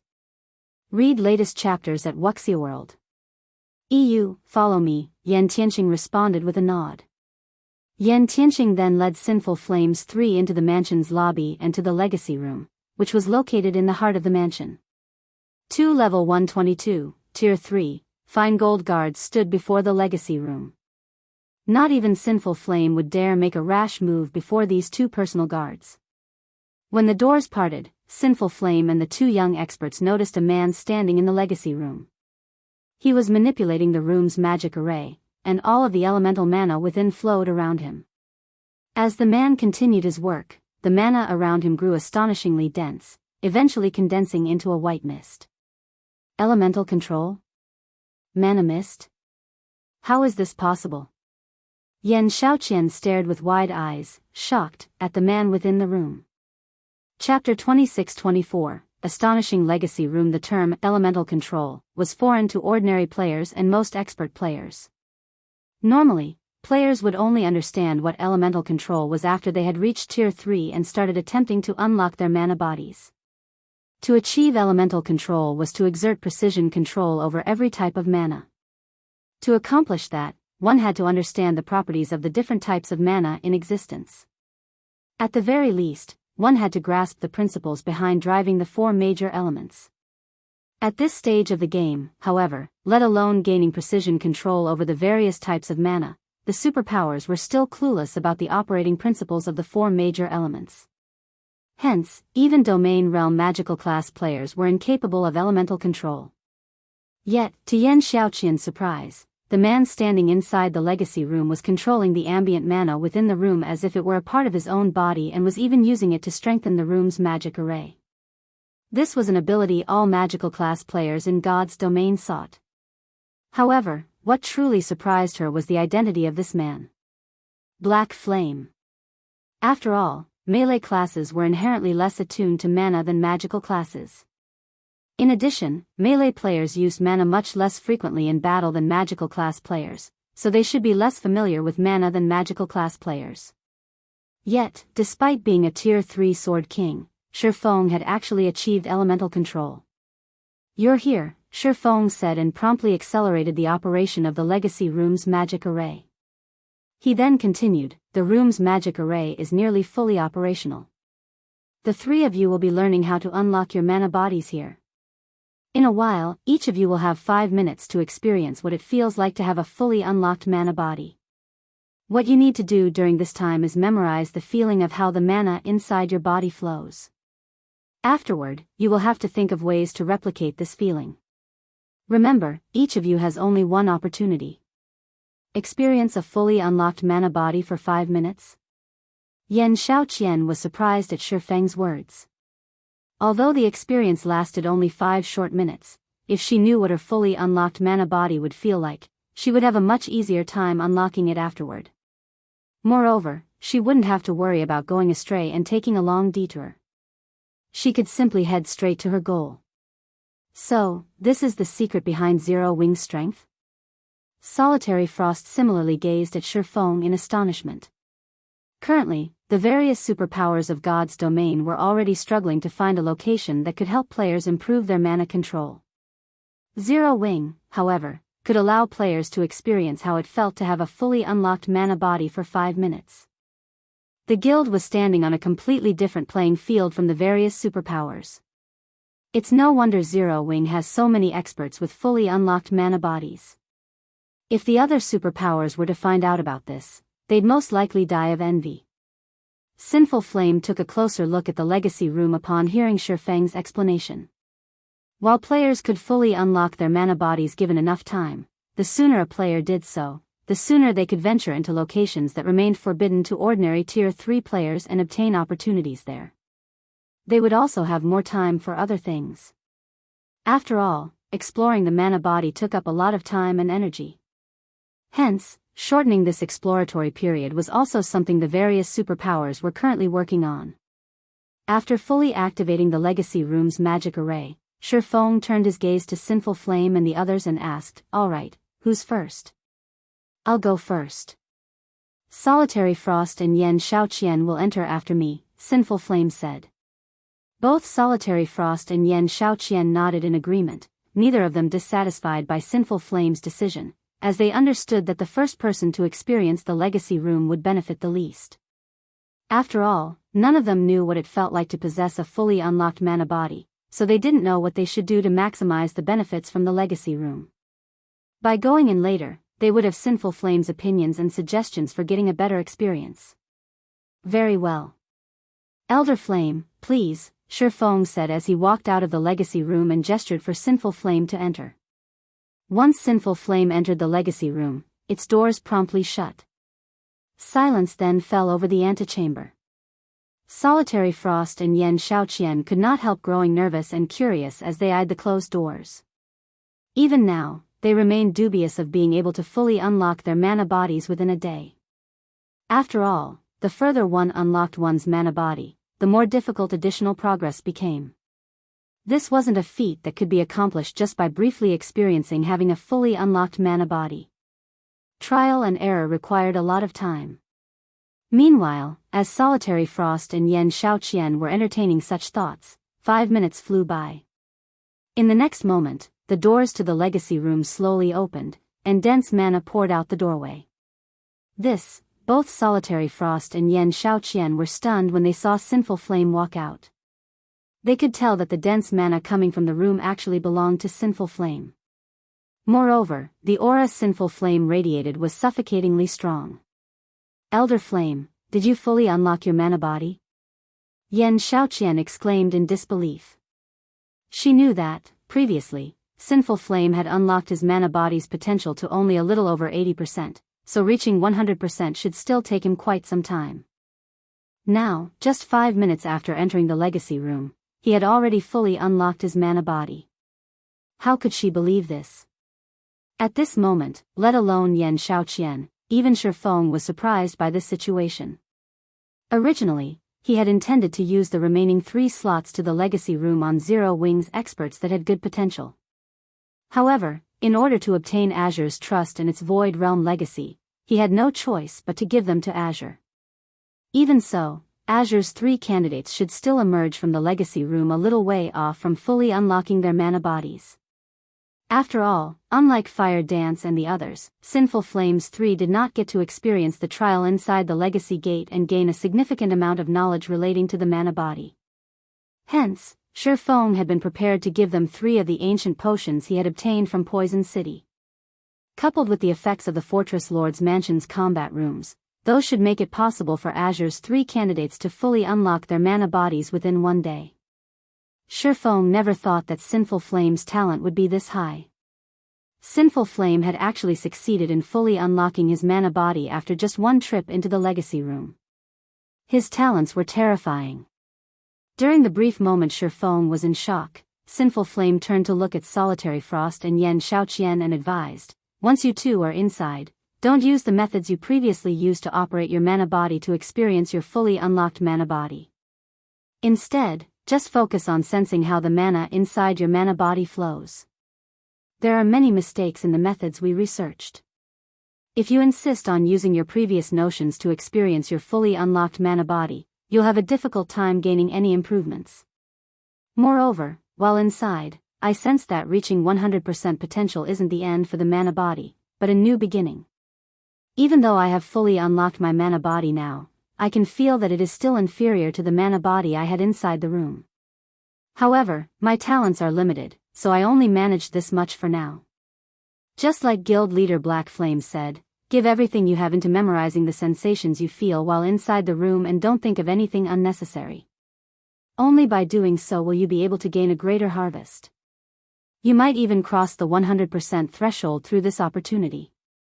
Upon hearing Sinful Flame's words, Yan Tianqing, who stood to one side, nodded his head thoughtfully. As for Solitary Frost and Yan Shaoqian, they glanced reflexively at Feng in embarrassment. Previously, they hadn't placed much importance on Feng's words, treating them as mere chatter. They had failed to realize that Feng was actually giving them pointers. In reality, even Feng was startled by Sinful Flame's words. After all, he hadn't been giving any serious advice before, just stating the basic method for utilizing the legacy room. Of course, Feng did not show his surprise on his face, simply nodded silently at Sinful Flame's words. Following which, Solitary Frost and Yan Shaoqian also entered the legacy room one after another. Time flowed like running water, and 3 days went by quickly. In an ancient forest in the faraway Silvermoon Empire, Violet Light City stood on a mountaintop, overlooking the entire forest. The city teemed with mythologies and Violet Sword's members. Instructor Tori and the others from Violet Sword had arrived quite some time ago and were currently standing above the city's front gate. "Instructor Tori, everyone's ready. Now, we're just waiting for Zero Wings members," Crimson Star reported as she approached Tori. Read latest chapters at Wuxia World. EU, I heard that Mythology partnered with several superpowers. Their raid team attempted the elite trial yesterday. The 200-man raid team consisted entirely of bona fide Void Realm experts, some of whom even have fully unlocked mana bodies. However, I heard that even a fully unlocked mana body was of limited help inside the trial. In the end, Mythology's raid team failed to defeat the trial boss. Although Zero Wing has a lot of experts with fully unlocked mana bodies, they hardly have any Void Realm experts in the guild. I wonder if they can even reach the Hero Trial's trial boss. Wildfighter said, smirking. I'm afraid that's going to be difficult. I really don't know what Black Flame was thinking back then to suggest filling the majority of the raid team with Zero Wings members. If he finds out about Mythology's failure, he'll most likely die of regret, Crimson Star said, smiling. Once they team wipe a few times, I bet he'll come asking us for reinforcements. The Ancient Secret Land's elite trial already reduced the advantages of a fully unlocked mana body by a large margin. If not for Mythology's raid members having extremely high combat standards, they wouldn't even have reached the elite trial's trial boss, much less get the chance to fight it. If even the elite trial placed such a heavy suppression on the mana body, the suppression in the hero trial would naturally be much greater. In that case, the chances of Zero Wing's raid team, which barely had any peak experts in it, meeting the hero trial's trial boss were practically zero. While Wildfighter and Crimson Star were conversing, a steel behemoth and several gigantic flying mounts approached Violet Light City, their arrival causing a commotion throughout Violet Light City. Chapter 26-25, Foolish Azure, they're finally here. When Wildfighter saw the approaching Crimson Dragon flying ship and flying mounts, he revealed a faint smile on his face as he commented, "What a grand entrance. It's a pity that they don't know just how much suppression the Ancient Secret Land's trial places on the mana bodies of players. In the end, they'll just be wasting their time and energy. Too bad we have to waste our chance to challenge the hero trial as well," Crimson Star said, sighing. Although Violet Sword had managed to produce the necessary tools for prolonging players' survival inside the Ancient Secret Land ahead of schedule, thanks to Silent Wonder's help, and caught up to Mythology's production speed, Violet Sword had also lost an opportunity to surpass Mythology. Based on their understanding of the Ancient Secret Land's elite trial, they were bound to conquer it if given another 10 days or so.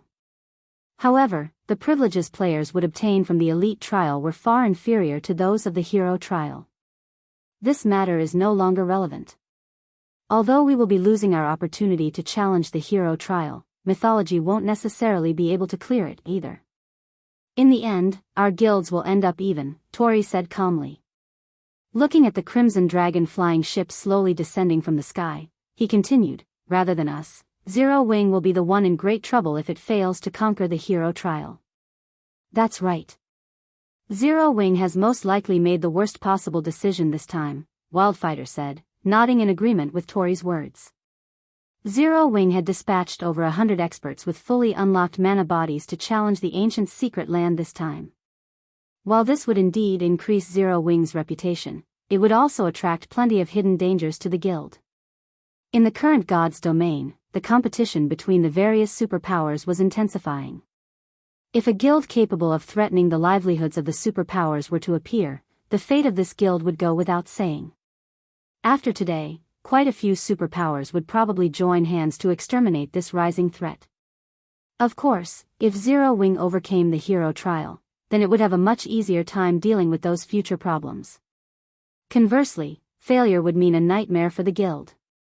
According to the report we received, Zero Wing has come to an agreement with Azure. In exchange for borrowing Azure's strength, Zero Wing has agreed to nurture some of Azure's young talents. If, on top of Azure's help, Zero Wing asks us to send in a large number of peak experts, Zero Wing might actually have a fighting chance of defeating the trial boss, Crimson Star said. The only question now is whether Zero Wing will make this request or not. Azure's leaders have gone insane. While Zero Wing's top combatants are indeed exceedingly strong, how could Zero Wing possibly be a match for Violet Sword and nurturing talents? Because of this matter, many in the guild's upper echelon are very dissatisfied with Azure, Wildfighter said in exasperation. The guild leader also declared that we are to stop nurturing Azure's young talents from now on. With this, Azure has basically severed Solitary Frost's and Yen Xiaoqian's futures. Tori revealed an ugly expression at the mention of this matter. As for Crimson Star, she shook her head and sighed when she thought about the futures of those two talents. Setting aside Azure's other members, Solitary Frost and Yen Xiaoqian were people capable of catching Tori's eye. They had the potential to become legendary figures in Azure. This was just like the commander of Violet Sword's strongest trump card Legion. Back then, the commander had similarly caught Tori's eye. Now, he had already become a legendary figure in Violet Sword, his strength rivaling even the 5 great super guild's old monsters. Such experts could bring prosperity to an entire guild. Moreover, Solitary Frost and Yen Xiaoqian's youth meant they could guarantee stability for Azure for the next 2 or 3 decades. Now, however, Azure had personally severed the futures of these two people. During the time Wildfighter and the others were conversing with each other, the Crimson Dragon flying ship and the flying mounts landed before Violet Light City's main gate. A short moment later, cloaked players could be seen alighting from the Crimson Dragon flying ship and flying mounts. These players had used their black cloaks to conceal only their statistics. They did not bother covering up their appearances and guild emblems, so it was very easy to discern their identities. It seems Azure is taking its partnership with Zero Wing quite seriously. It actually sent Sinful Flame along on this expedition, Crimson Star exclaimed when she saw Sinful Flame jumping off one of the flying mounts. Sinful Flame was well known throughout the Western continent. His combat standards and combat power were extraordinary, and even in Violet Sword, one would be hard-pressed to find an expert who could match him. Normally, legendary figures like Sinful Flame would have a high degree of freedom in their guilds. Only when the guild encountered truly troublesome matters would they take action. Sure enough, Solitary Frost has come as well. If he finds out that Floating Light gained an opportunity to receive special training in the ancient secret land because of Azure's actions, he'll most likely die of envy. Wildfighter sighed when he noticed Solitary Frost among the Azure members present. Aside from the trial challenges, the ancient secret land also housed a few special locations offering incredible training environments. Only, the price to enter these special locations was stupendous. Originally, out of respect for the Zeus Corporation and instructor Tori, Violet Sword had been hesitant to assign the last 2 entry slots it held. However, due to Azure's recent actions, Violet Sword's upper echelon decided to grant one of the slots to one of its young talents, Floating Light. In terms of talent, Floating Light was inferior to Solitary Frost. However, because he had received Tori's personal guidance while training inside the ancient secret land special environment, his combat standards had undergone a qualitative transformation. Now, he could partially integrate bronze combat techniques with his Tier 3 skills. Had Solitary Frost, who possessed superior talents, received the same training as well, his combat power would similarly skyrocket. At that time, Wildfighter might no longer be able to hold back when fighting him. Unfortunately, Solitary Frost missed out on this opportunity. Instructor Tori, how is the preparation of the special tools coming along? Feng asked as he arrived before Tori. They're all ready, Tori assured. Glancing at the group of nearly 200 players standing behind Feng, he asked, how many people do you wish us to send, Guild Leader Black Flame? What do you think of 30? Feng replied. After all was said and done, this was a partnership between Zero Wing and Violet Sword. Hence, after giving the matter some thought, he decided to have Violet Sword send 30 players to join the raid team, a number that was neither too high nor too low. With this, when the raid succeeded, Violet Sword wouldn't seem completely unrelated. The Super Guild should also have no problem dispatching this number of peak experts. 30? That's fine with us, Tori said while stroking his white beard. He then turned to Wildfighter and Crimson Star and said, afterward, you two will personally lead the team and provide your full support to Guild Leader Black Flame. Understood. Wildfighter and Crimson Star responded simultaneously. However, when Violet Sword's experts heard Tori commanding Wildfighter and Crimson Star to participate in the raid, they were baffled. In their opinion, it was already a big deal for Tori to have Vice Commander Floating Light, a domain realm expert, take part in the raid. They never thought that he would have 2 of the guild's prestigious instructors participate as well. Read latest chapters at Wuxia EU. Anybody capable of becoming an instructor in Violet Sword was part of the core upper echelon of the guild. Rarely would these individuals lead a guild expedition. And if they did, the mission would normally be critical. Now, however, Tori was actually sending not 1, but 2 instructors to participate in the raid. If word of this matter spread, it would definitely cause a sensation in the guild. Alright, make the necessary preparations according to our previous arrangements, Wildfighter commanded as he looked at the team of experts standing behind him.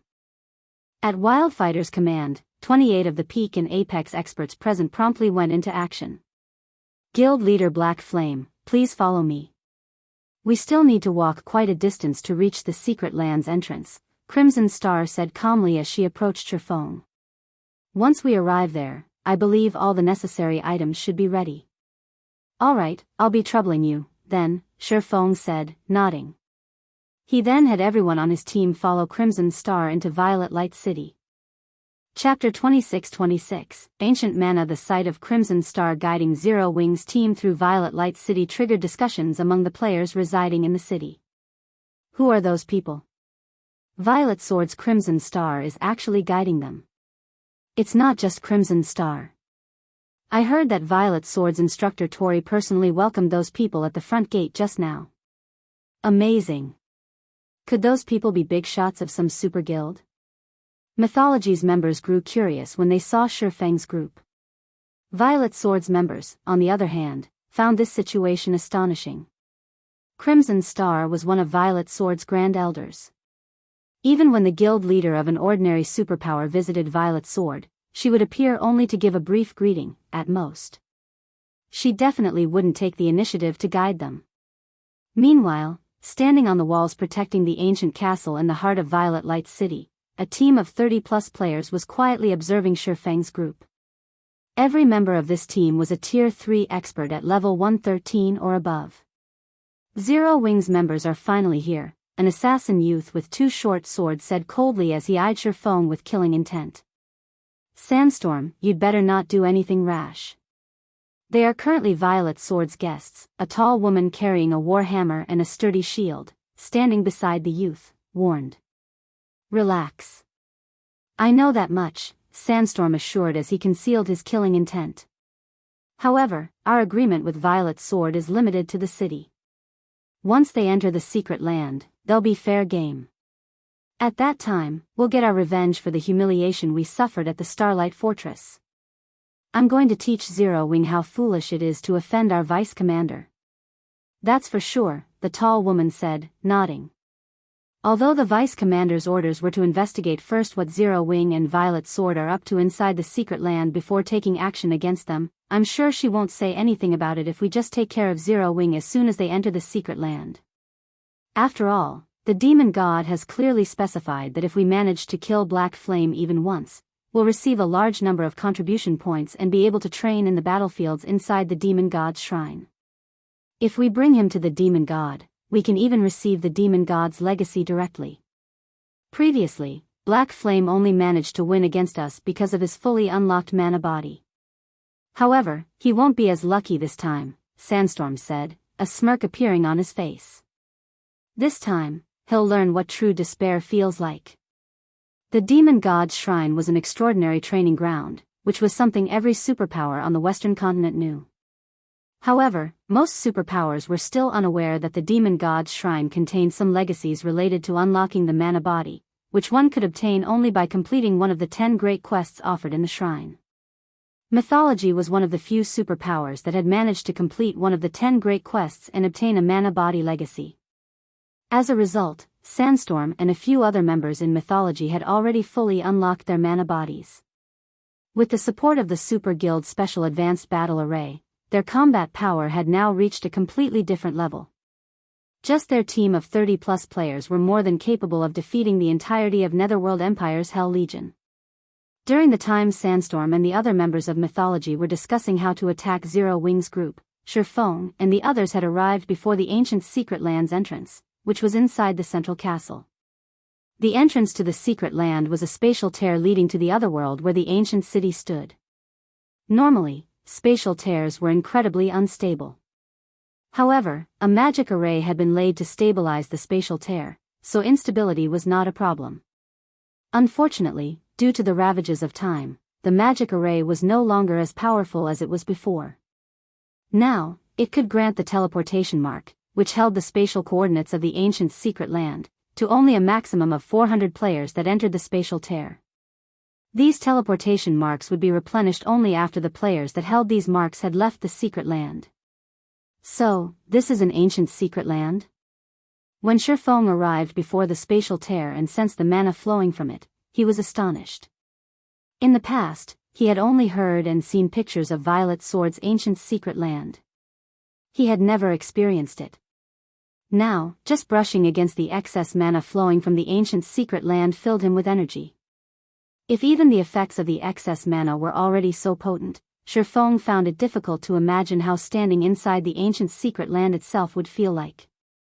For a moment, he wished he could stay inside the ancient secret land forever. Guild leader Black Flame, here is your alchemy array, Crimson Star said as she handed a black cylinder to Feng. Make sure to use it before you enter. It will help you fend off the overly strong mana inside and prevent you from exploding from mana overload. At the same time, it will allow you to regulate the flow of your mana effectively so that you won't die from energy exhaustion. Thanks. Feng nodded and accepted the black cylinder from Crimson Star. He then activated the magic array on the device. A special rune appeared on his body, followed by a faint layer of light wrapped around him. Although the ancient secret land was an excellent location for training, for current players, it was both a curse and a blessing. Incredibly dense mana filled the ancient secret land. The ambient mana in the secret land was so dense that players would have their mana's volume and flow rate forcibly increased to a point where they would lose control over their own mana. As a result, their energy consumption rate would increase drastically, which led to death by starvation within half an hour of entering the ancient secret land. If players wished to survive inside the ancient secret land for longer periods, they had to rely on alchemy arrays to regulate their mana. Even so, players could remain inside the ancient secret land for only 7 days. The alchemy array used was a consumable. Hence, Violet's sword was desperately trying to increase the production speed and volume of this alchemy array. Otherwise, even if they held the ancient secret land, they could only stare at it. After Feng and his group were all ready, Crimson Star led them into the spatial tear and disappeared from the castle. Everyone was immediately teleported to a dense forest. All around them were ancient trees towering over 100 meters. Translucent crystals adorned these trees, giving the trees and the forest a mesmerizing beauty. The mana inside the forest was also so dense that it had condensed into white mist. However, despite the white mist, everyone's vision remained unaffected. During the time everyone was enjoying the scenery around them, a roar suddenly came from a distance and echoed throughout the forest. Upon turning toward the origin of the roar, everyone quickly noticed a 200-meter-tall, one-horned bear fighting an equally tall, six-eyed ape. Every one of the two beasts' actions shook the entire forest and deformed the terrain around the monsters. Damn it! Why are two region chiefs fighting each other? Crimson Star frowned as she watched the battle of the two giant behemoths. The ancient secret land was an incredibly dangerous place. Not only were there plenty of monsters here, but each region in the secret land would have a powerful boss ruling over it. Violet's sword and mythology had labeled these bosses region chiefs. The weakest among these region chiefs was already a level 120 mythic monster with combat standards at the Trial Tower's 6th floor. In addition, all monsters found within the ancient secret land had incredibly powerful bodies. Even an ordinary level 120 mythic monster here could rival a level 120 mythic ranked archaic species found in the outside world. Normally, both Violet Swords and Mythology's members would do their best to avoid these region chiefs when visiting the ancient secret land. The reason for this wasn't just the high casualty rate incidental to challenging these region chiefs. There was also the fact that fights with these region chiefs would attract the attention of nearby monsters. Players that fought a region chief would end up having to fight a continuously increasing number of monsters and eventually suffer annihilation. Two region chiefs appearing in this location could be considered to be the worst-case scenario. In the outside world, there were indeed instances where players could take advantage of monsters fighting each other. However, the monsters inside the ancient secret land were incredibly smart. So long as they sensed the presence of players, they would promptly stop fighting each other and cooperate to kill the intruding players first before resuming their fight. They wouldn't give players any opportunities to take advantage of it all. Why is our luck so horrid? We actually came across two region chiefs having a territorial battle. Sandstorm, who was currently hidden on a tree some distance away from Feng's group, complained in frustration when he saw the two fighting behemoths straying closer to his team's position. Alright, forget about Zero Wing for now.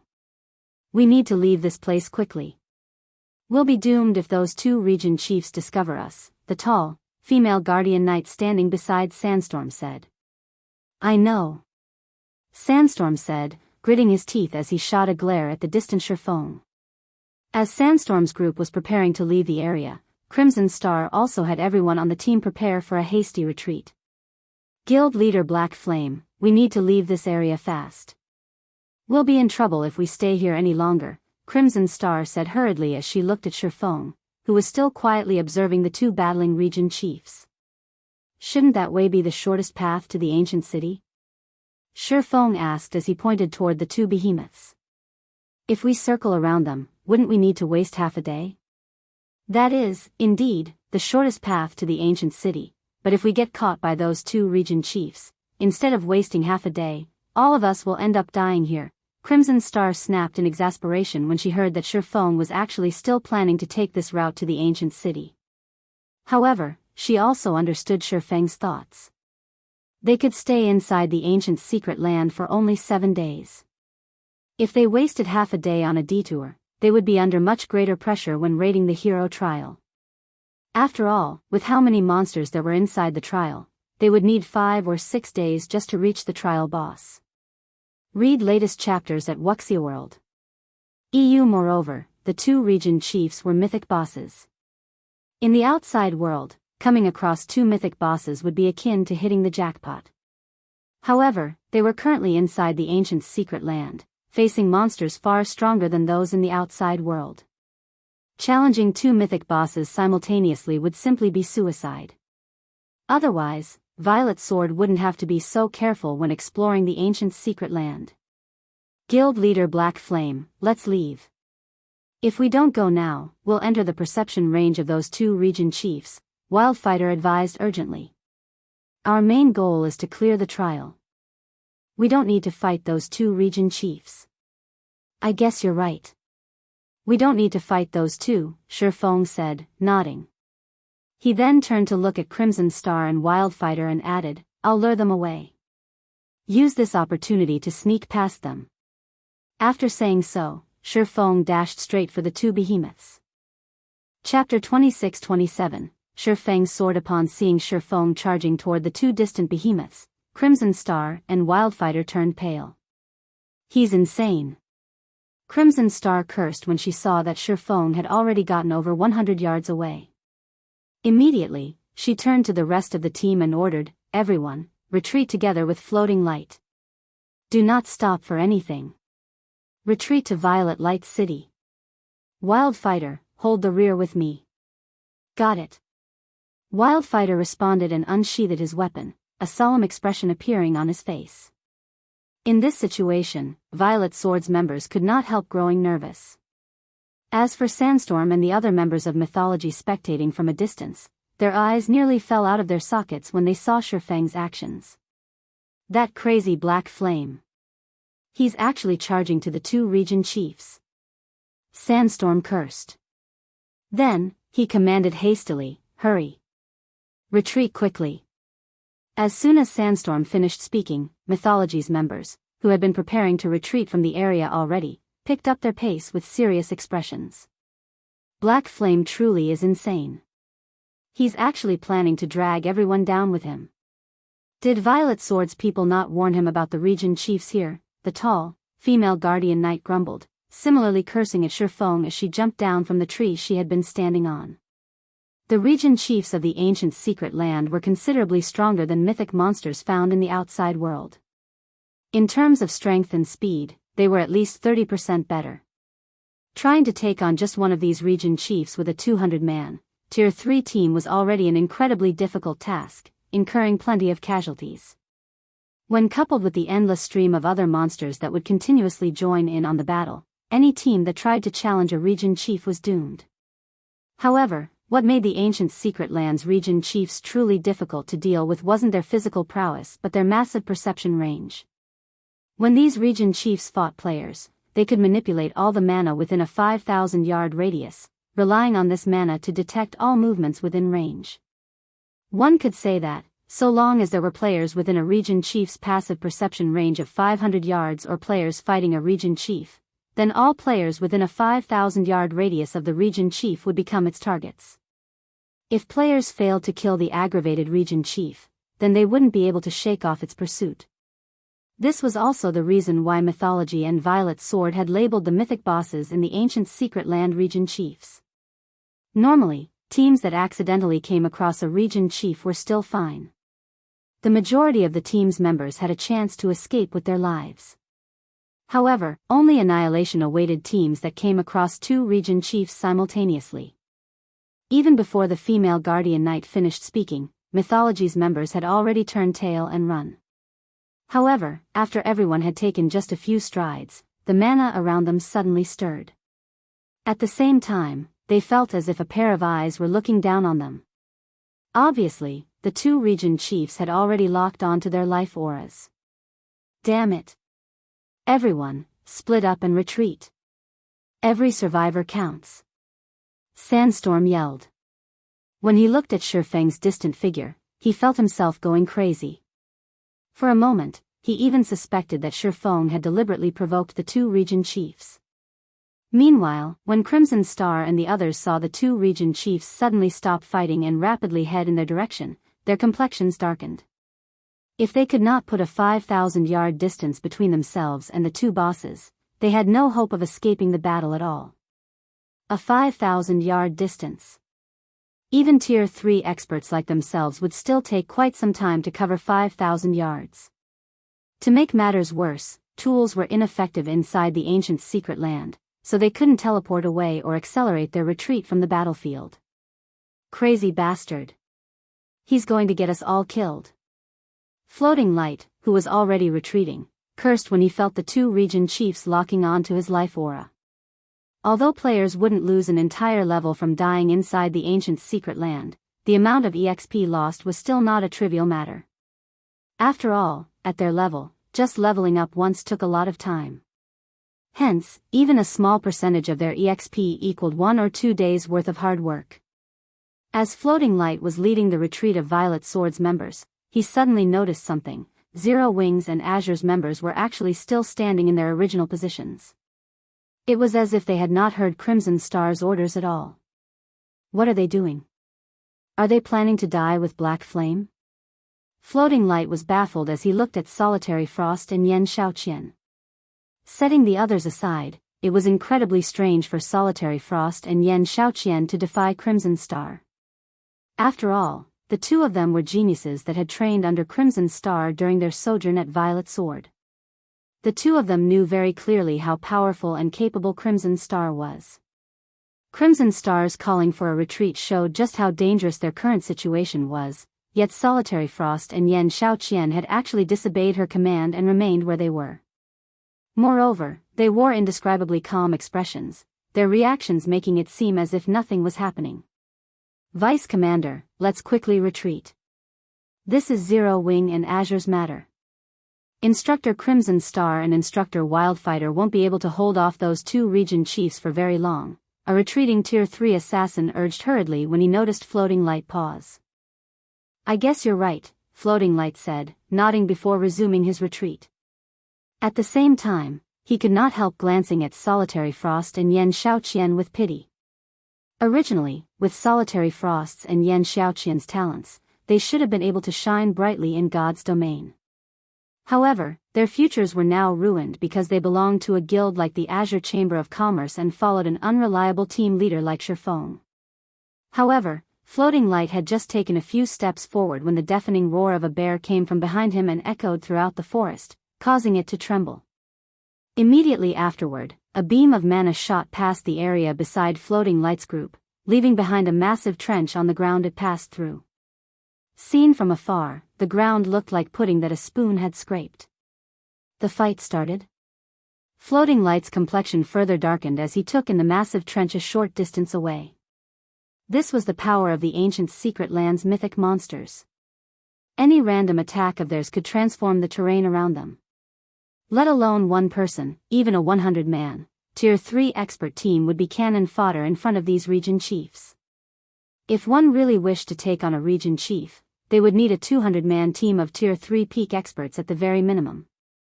Moreover, the team would need 2 or 3 domain realm MTs working together to tank the region chief. Otherwise, they wouldn't be able to stop the boss's attacks adequately. In fact, even a single mistake might result in a team wipe. After Floating Light's group ran for another 50 yards or so, a lightning bolt suddenly shot past them some distance away, followed by the ear-splitting crack of thunder. As the thunder faded, the sky above them darkened abruptly. In the next moment, the 200-meter-tall, six-eyed gorilla went flying overhead and crashed heavily into the ground a few hundred yards ahead of them, the ground shattering at the impact. As for the giant gorilla, it stumbled quite a bit as it landed and very nearly lost its footing. After stabilizing itself, the gorilla glared into the distance before releasing a deafening roar. It then charged forward, completely ignoring Floating Light and the other members of Violet Sword, who stood only a short distance away from it. What is going on? Floating Light was confounded by this situation. Read latest chapters at Wuxia EU. Violet Sword's other peak experts similarly could not help rubbing their eyes, thinking that they were hallucinating. However, no matter how much they rubbed, the several massive craters the six-eyed gorilla's feet left behind did not disappear. Before Floating Light and the others could react to this unexpected development, though, another deafening boom and the snapping of trees entered their ears. However, these sounds came from quite a distance away. There should still be some separation between the origin of these sounds and the six-eyed gorilla that had just charged past them. Floating Light and the others turned around reflexively, looking for the origin of these sounds. They spotted a cloaked man wielding two longswords standing atop a tree. Meanwhile, some distance away from this swordsman was a gigantic bear that had just steadied itself, glaring hatefully at him. The six-eyed gorilla was also stalking toward this man, seemingly searching for an opportunity to strike at him. However, Floating Light and the others could also see a hint of fear in the one-horned bear's and six-eyed gorilla's eyes. It was clear that the two region chiefs were afraid of the tiny human on the tree. Chapter 26-28, Suppressing the Region Chiefs. Floating Light and the other members of Violet Light gaped in shock at the man standing atop the gigantic tree that was over 100 meters tall. Just how high is his strength? Those were two level 120-plus region chiefs. Either of those region chiefs could wipe out a 200-man, Tier 3 team of peak experts. Facing both region chiefs, even a team of such caliber was sure to get annihilated. At this moment, however, Feng had single-handedly suppressed and even repelled the two region chiefs. This was simply unbelievable. Is this why they didn't retreat before?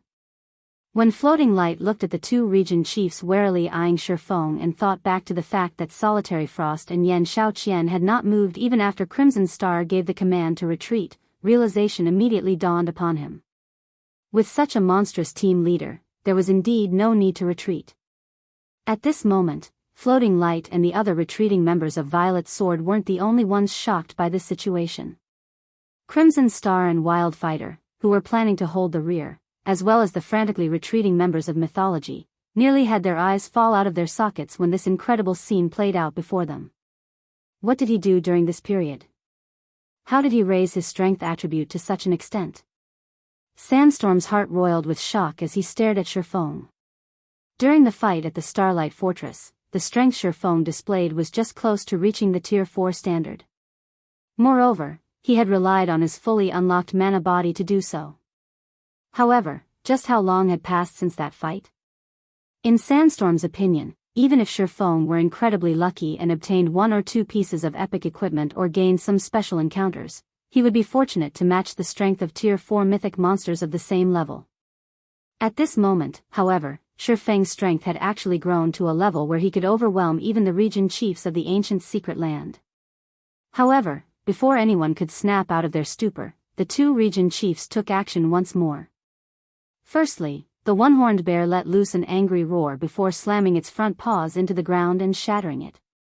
A twofold magic array then formed beneath Feng's feet, covering a 300-yard radius. Immediately afterward, thick, stone walls emerged, bordering the magic array and enveloping Feng completely. Tier 4 spell, Earth's Embrace.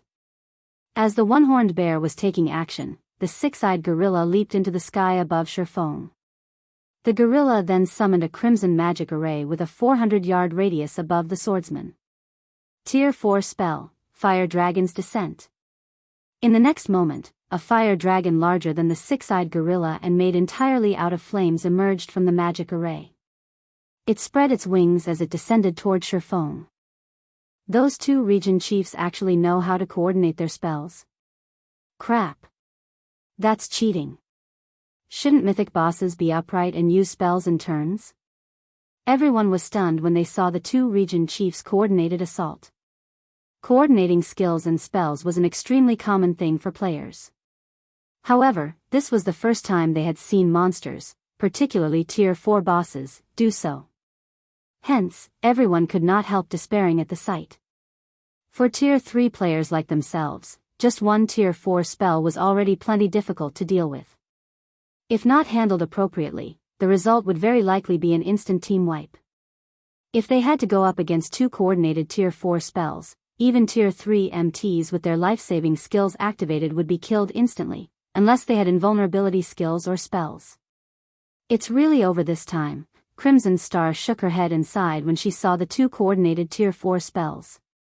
If it were her, she could defend against one Tier 4 spell using a Tier 3 curse.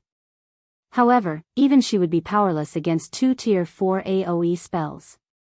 This didn't mean that she had just one Tier 3 curse in her arsenal of spells. In fact, she had several.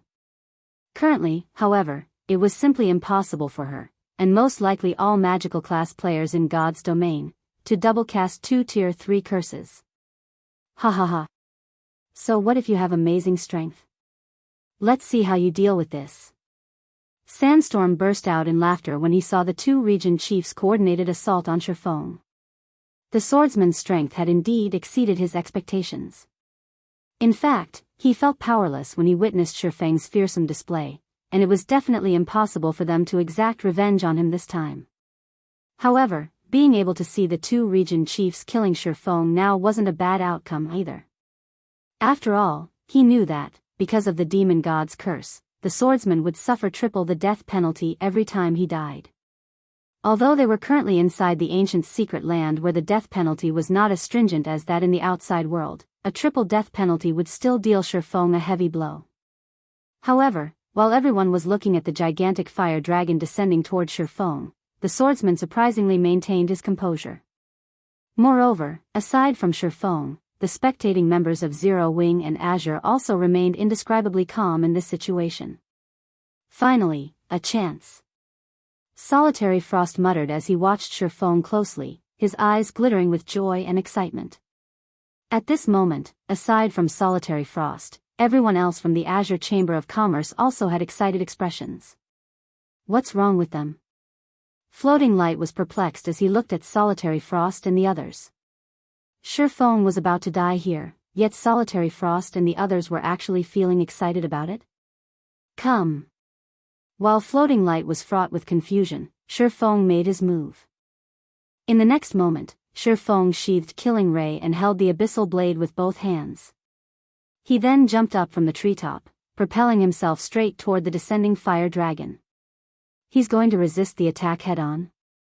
Floating Light could not help but disapprove of Feng's decision when he saw the swordsman heading for the fire dragon. A Tier 4 spell could exhibit much greater power than a mythic monster could with its physical body.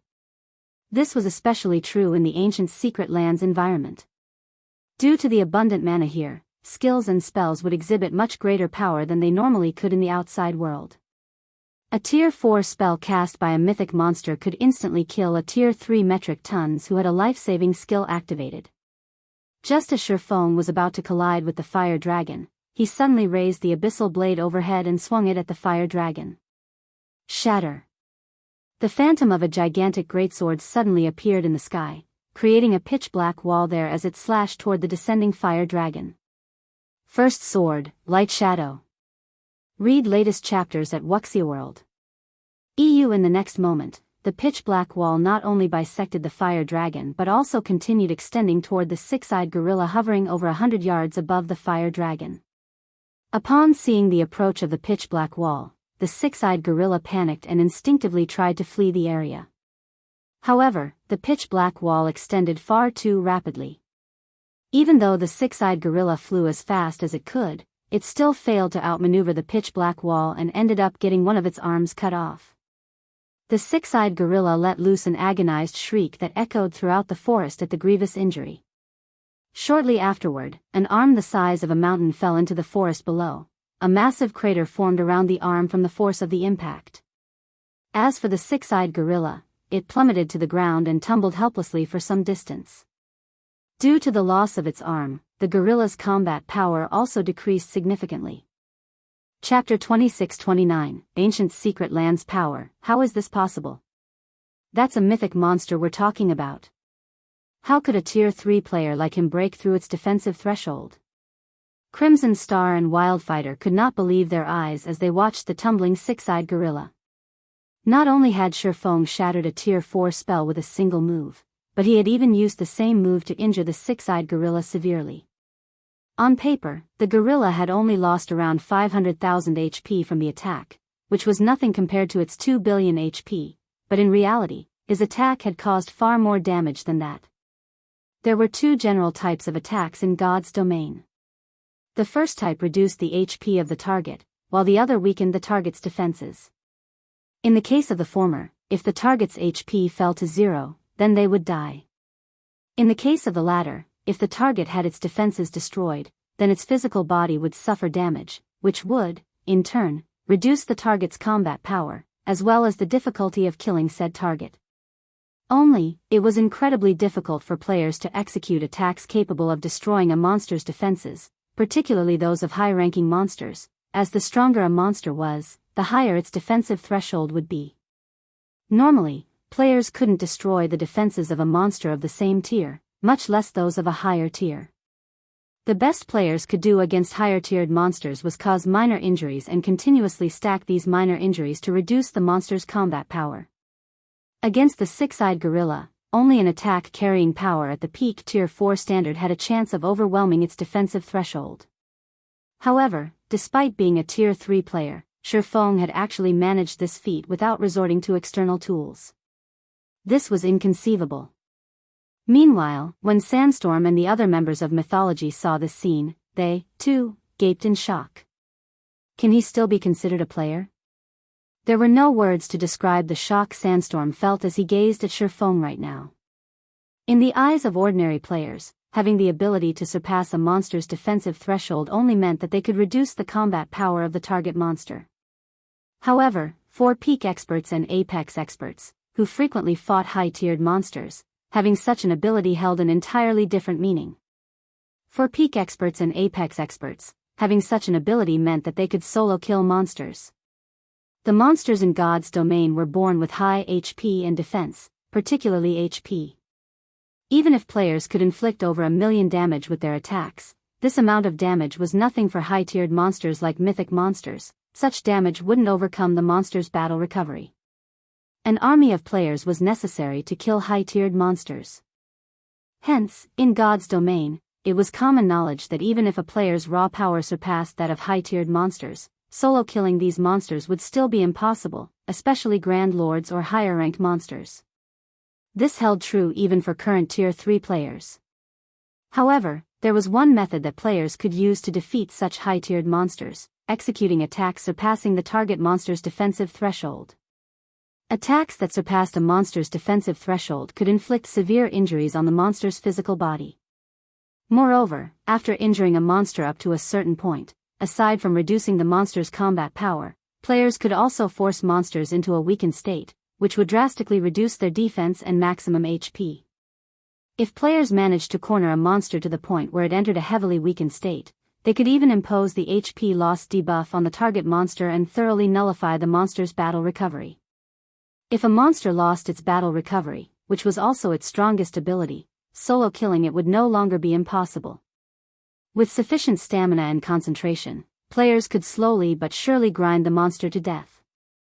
Now that Feng was capable of surpassing the six-eyed gorilla's defensive threshold, this meant that Feng could solo kill it.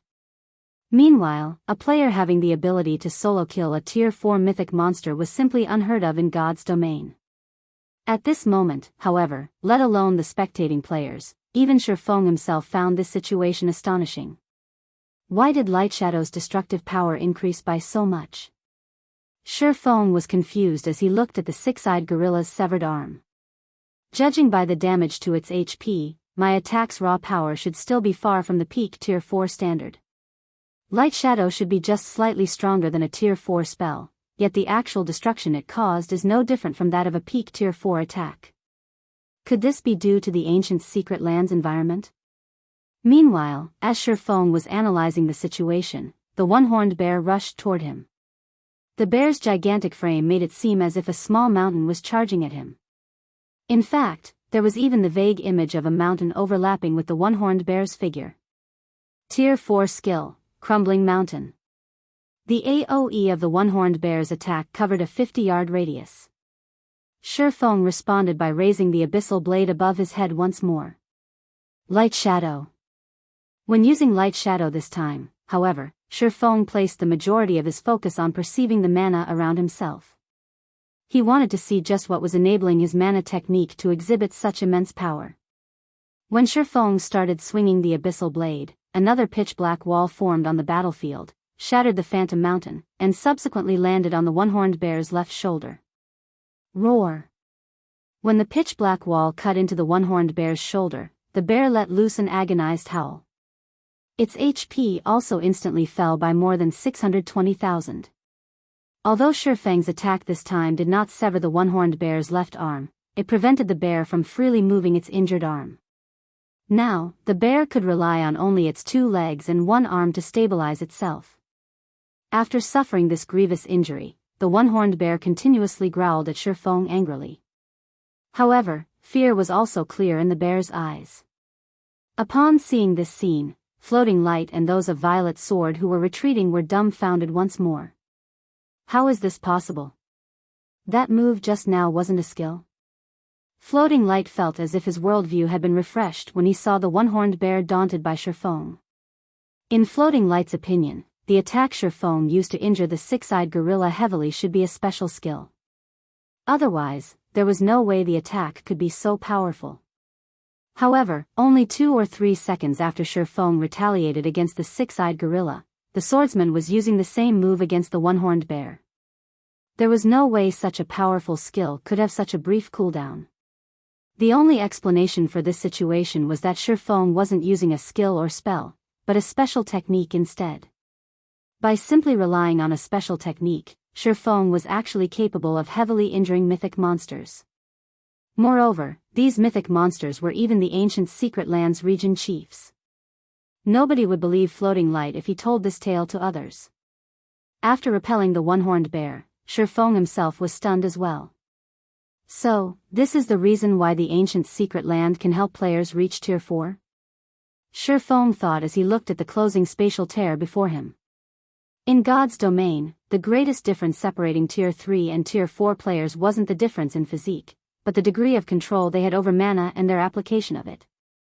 To be precise, it was the degree of control over and application of ambient mana. Controlling and utilizing ambient mana might be something players had started doing since the start of the game, but the standard at which Tier 0 players did it was only at the most basic level. Their efficiency in utilizing mana was extremely low. Hence, players needed to rely on the mana of their fully unlocked mana bodies to guide and utilize the ambient mana for their own use. To put it simply, players had to rely on their own mana bodies to integrate and convert ambient mana into their own mana. By doing so, one would be able to maximize the power they could exhibit with their mana. However, integrating ambient mana was a challenge. Without guidelines or legacies in the outside world to teach players how to accomplish this, players could only rely on themselves to learn how to do so. However, while carefully observing the second light shadow he executed, Feng noticed something peculiar about the mana around him. The ancient Secret Land's ambient mana had actually taken the initiative to integrate itself with his mana. This development had drastically increased the amount of ambient mana he could manipulate and, in turn, boosted the power of light shadow significantly. However, as he wasn't actively executing this mana integration, his mana usage efficiency was still very low. The additional ambient mana he managed to manipulate had increased only Light Shadow's destructive power, not the mana technique's strength. This was akin to putting an edge on a weapon. While he might have increased the weapon's destructive power, the weapon itself remained unchanged. Even so, this was an incredibly precious situation. After all, there was almost no information available in the outside world that could help players achieve mana integration. Now that the mana here was actively integrating itself with his mana, he could gain some hints on how to do so and increase his learning efficiency. Following which, Feng stopped dwelling on this matter. Instead, he executed Light Shadow 2 more times to chop off one leg each from the one-horned bear and six-eyed gorilla. The mobility of these two region chiefs has already been greatly reduced. Let's go, Feng said as he turned to Crimson Star and Wildfighter, who were still in a daze. After saying so, Feng promptly ran toward the ancient city, ignoring the two region chiefs. He got through, just like that? Crimson Star and Wildfighter were at a loss for words when they goggled at the two region chiefs, which were warily watching Feng leave without making a move.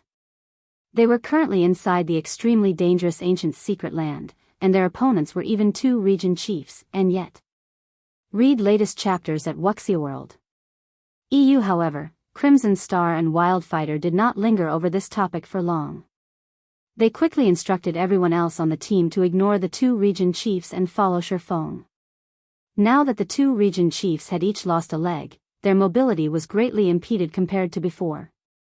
It would be almost impossible for them to catch up with Tier 3 players running at full speed. The team could easily escape the two region chiefs' perception range before they fully recovered. Team leader, are we still chasing them? A Tier 3 ranger from mythology asked Sandstorm when he saw Feng's team leaving. Of course, we are, Sandstorm said as he glared at the Tier 3 ranger. Gritting his teeth, he said, I admit that Black Flame's combat power is at inhuman levels, but he is only one person. Even if we can't kill Black Flame, I refuse to believe that we can't handle the other players on his team. So long as we get rid of everyone else, Black Flame's plans here will be ruined. After saying so, Sandstorm started chasing Feng's team, together with the other 30+ members of mythology.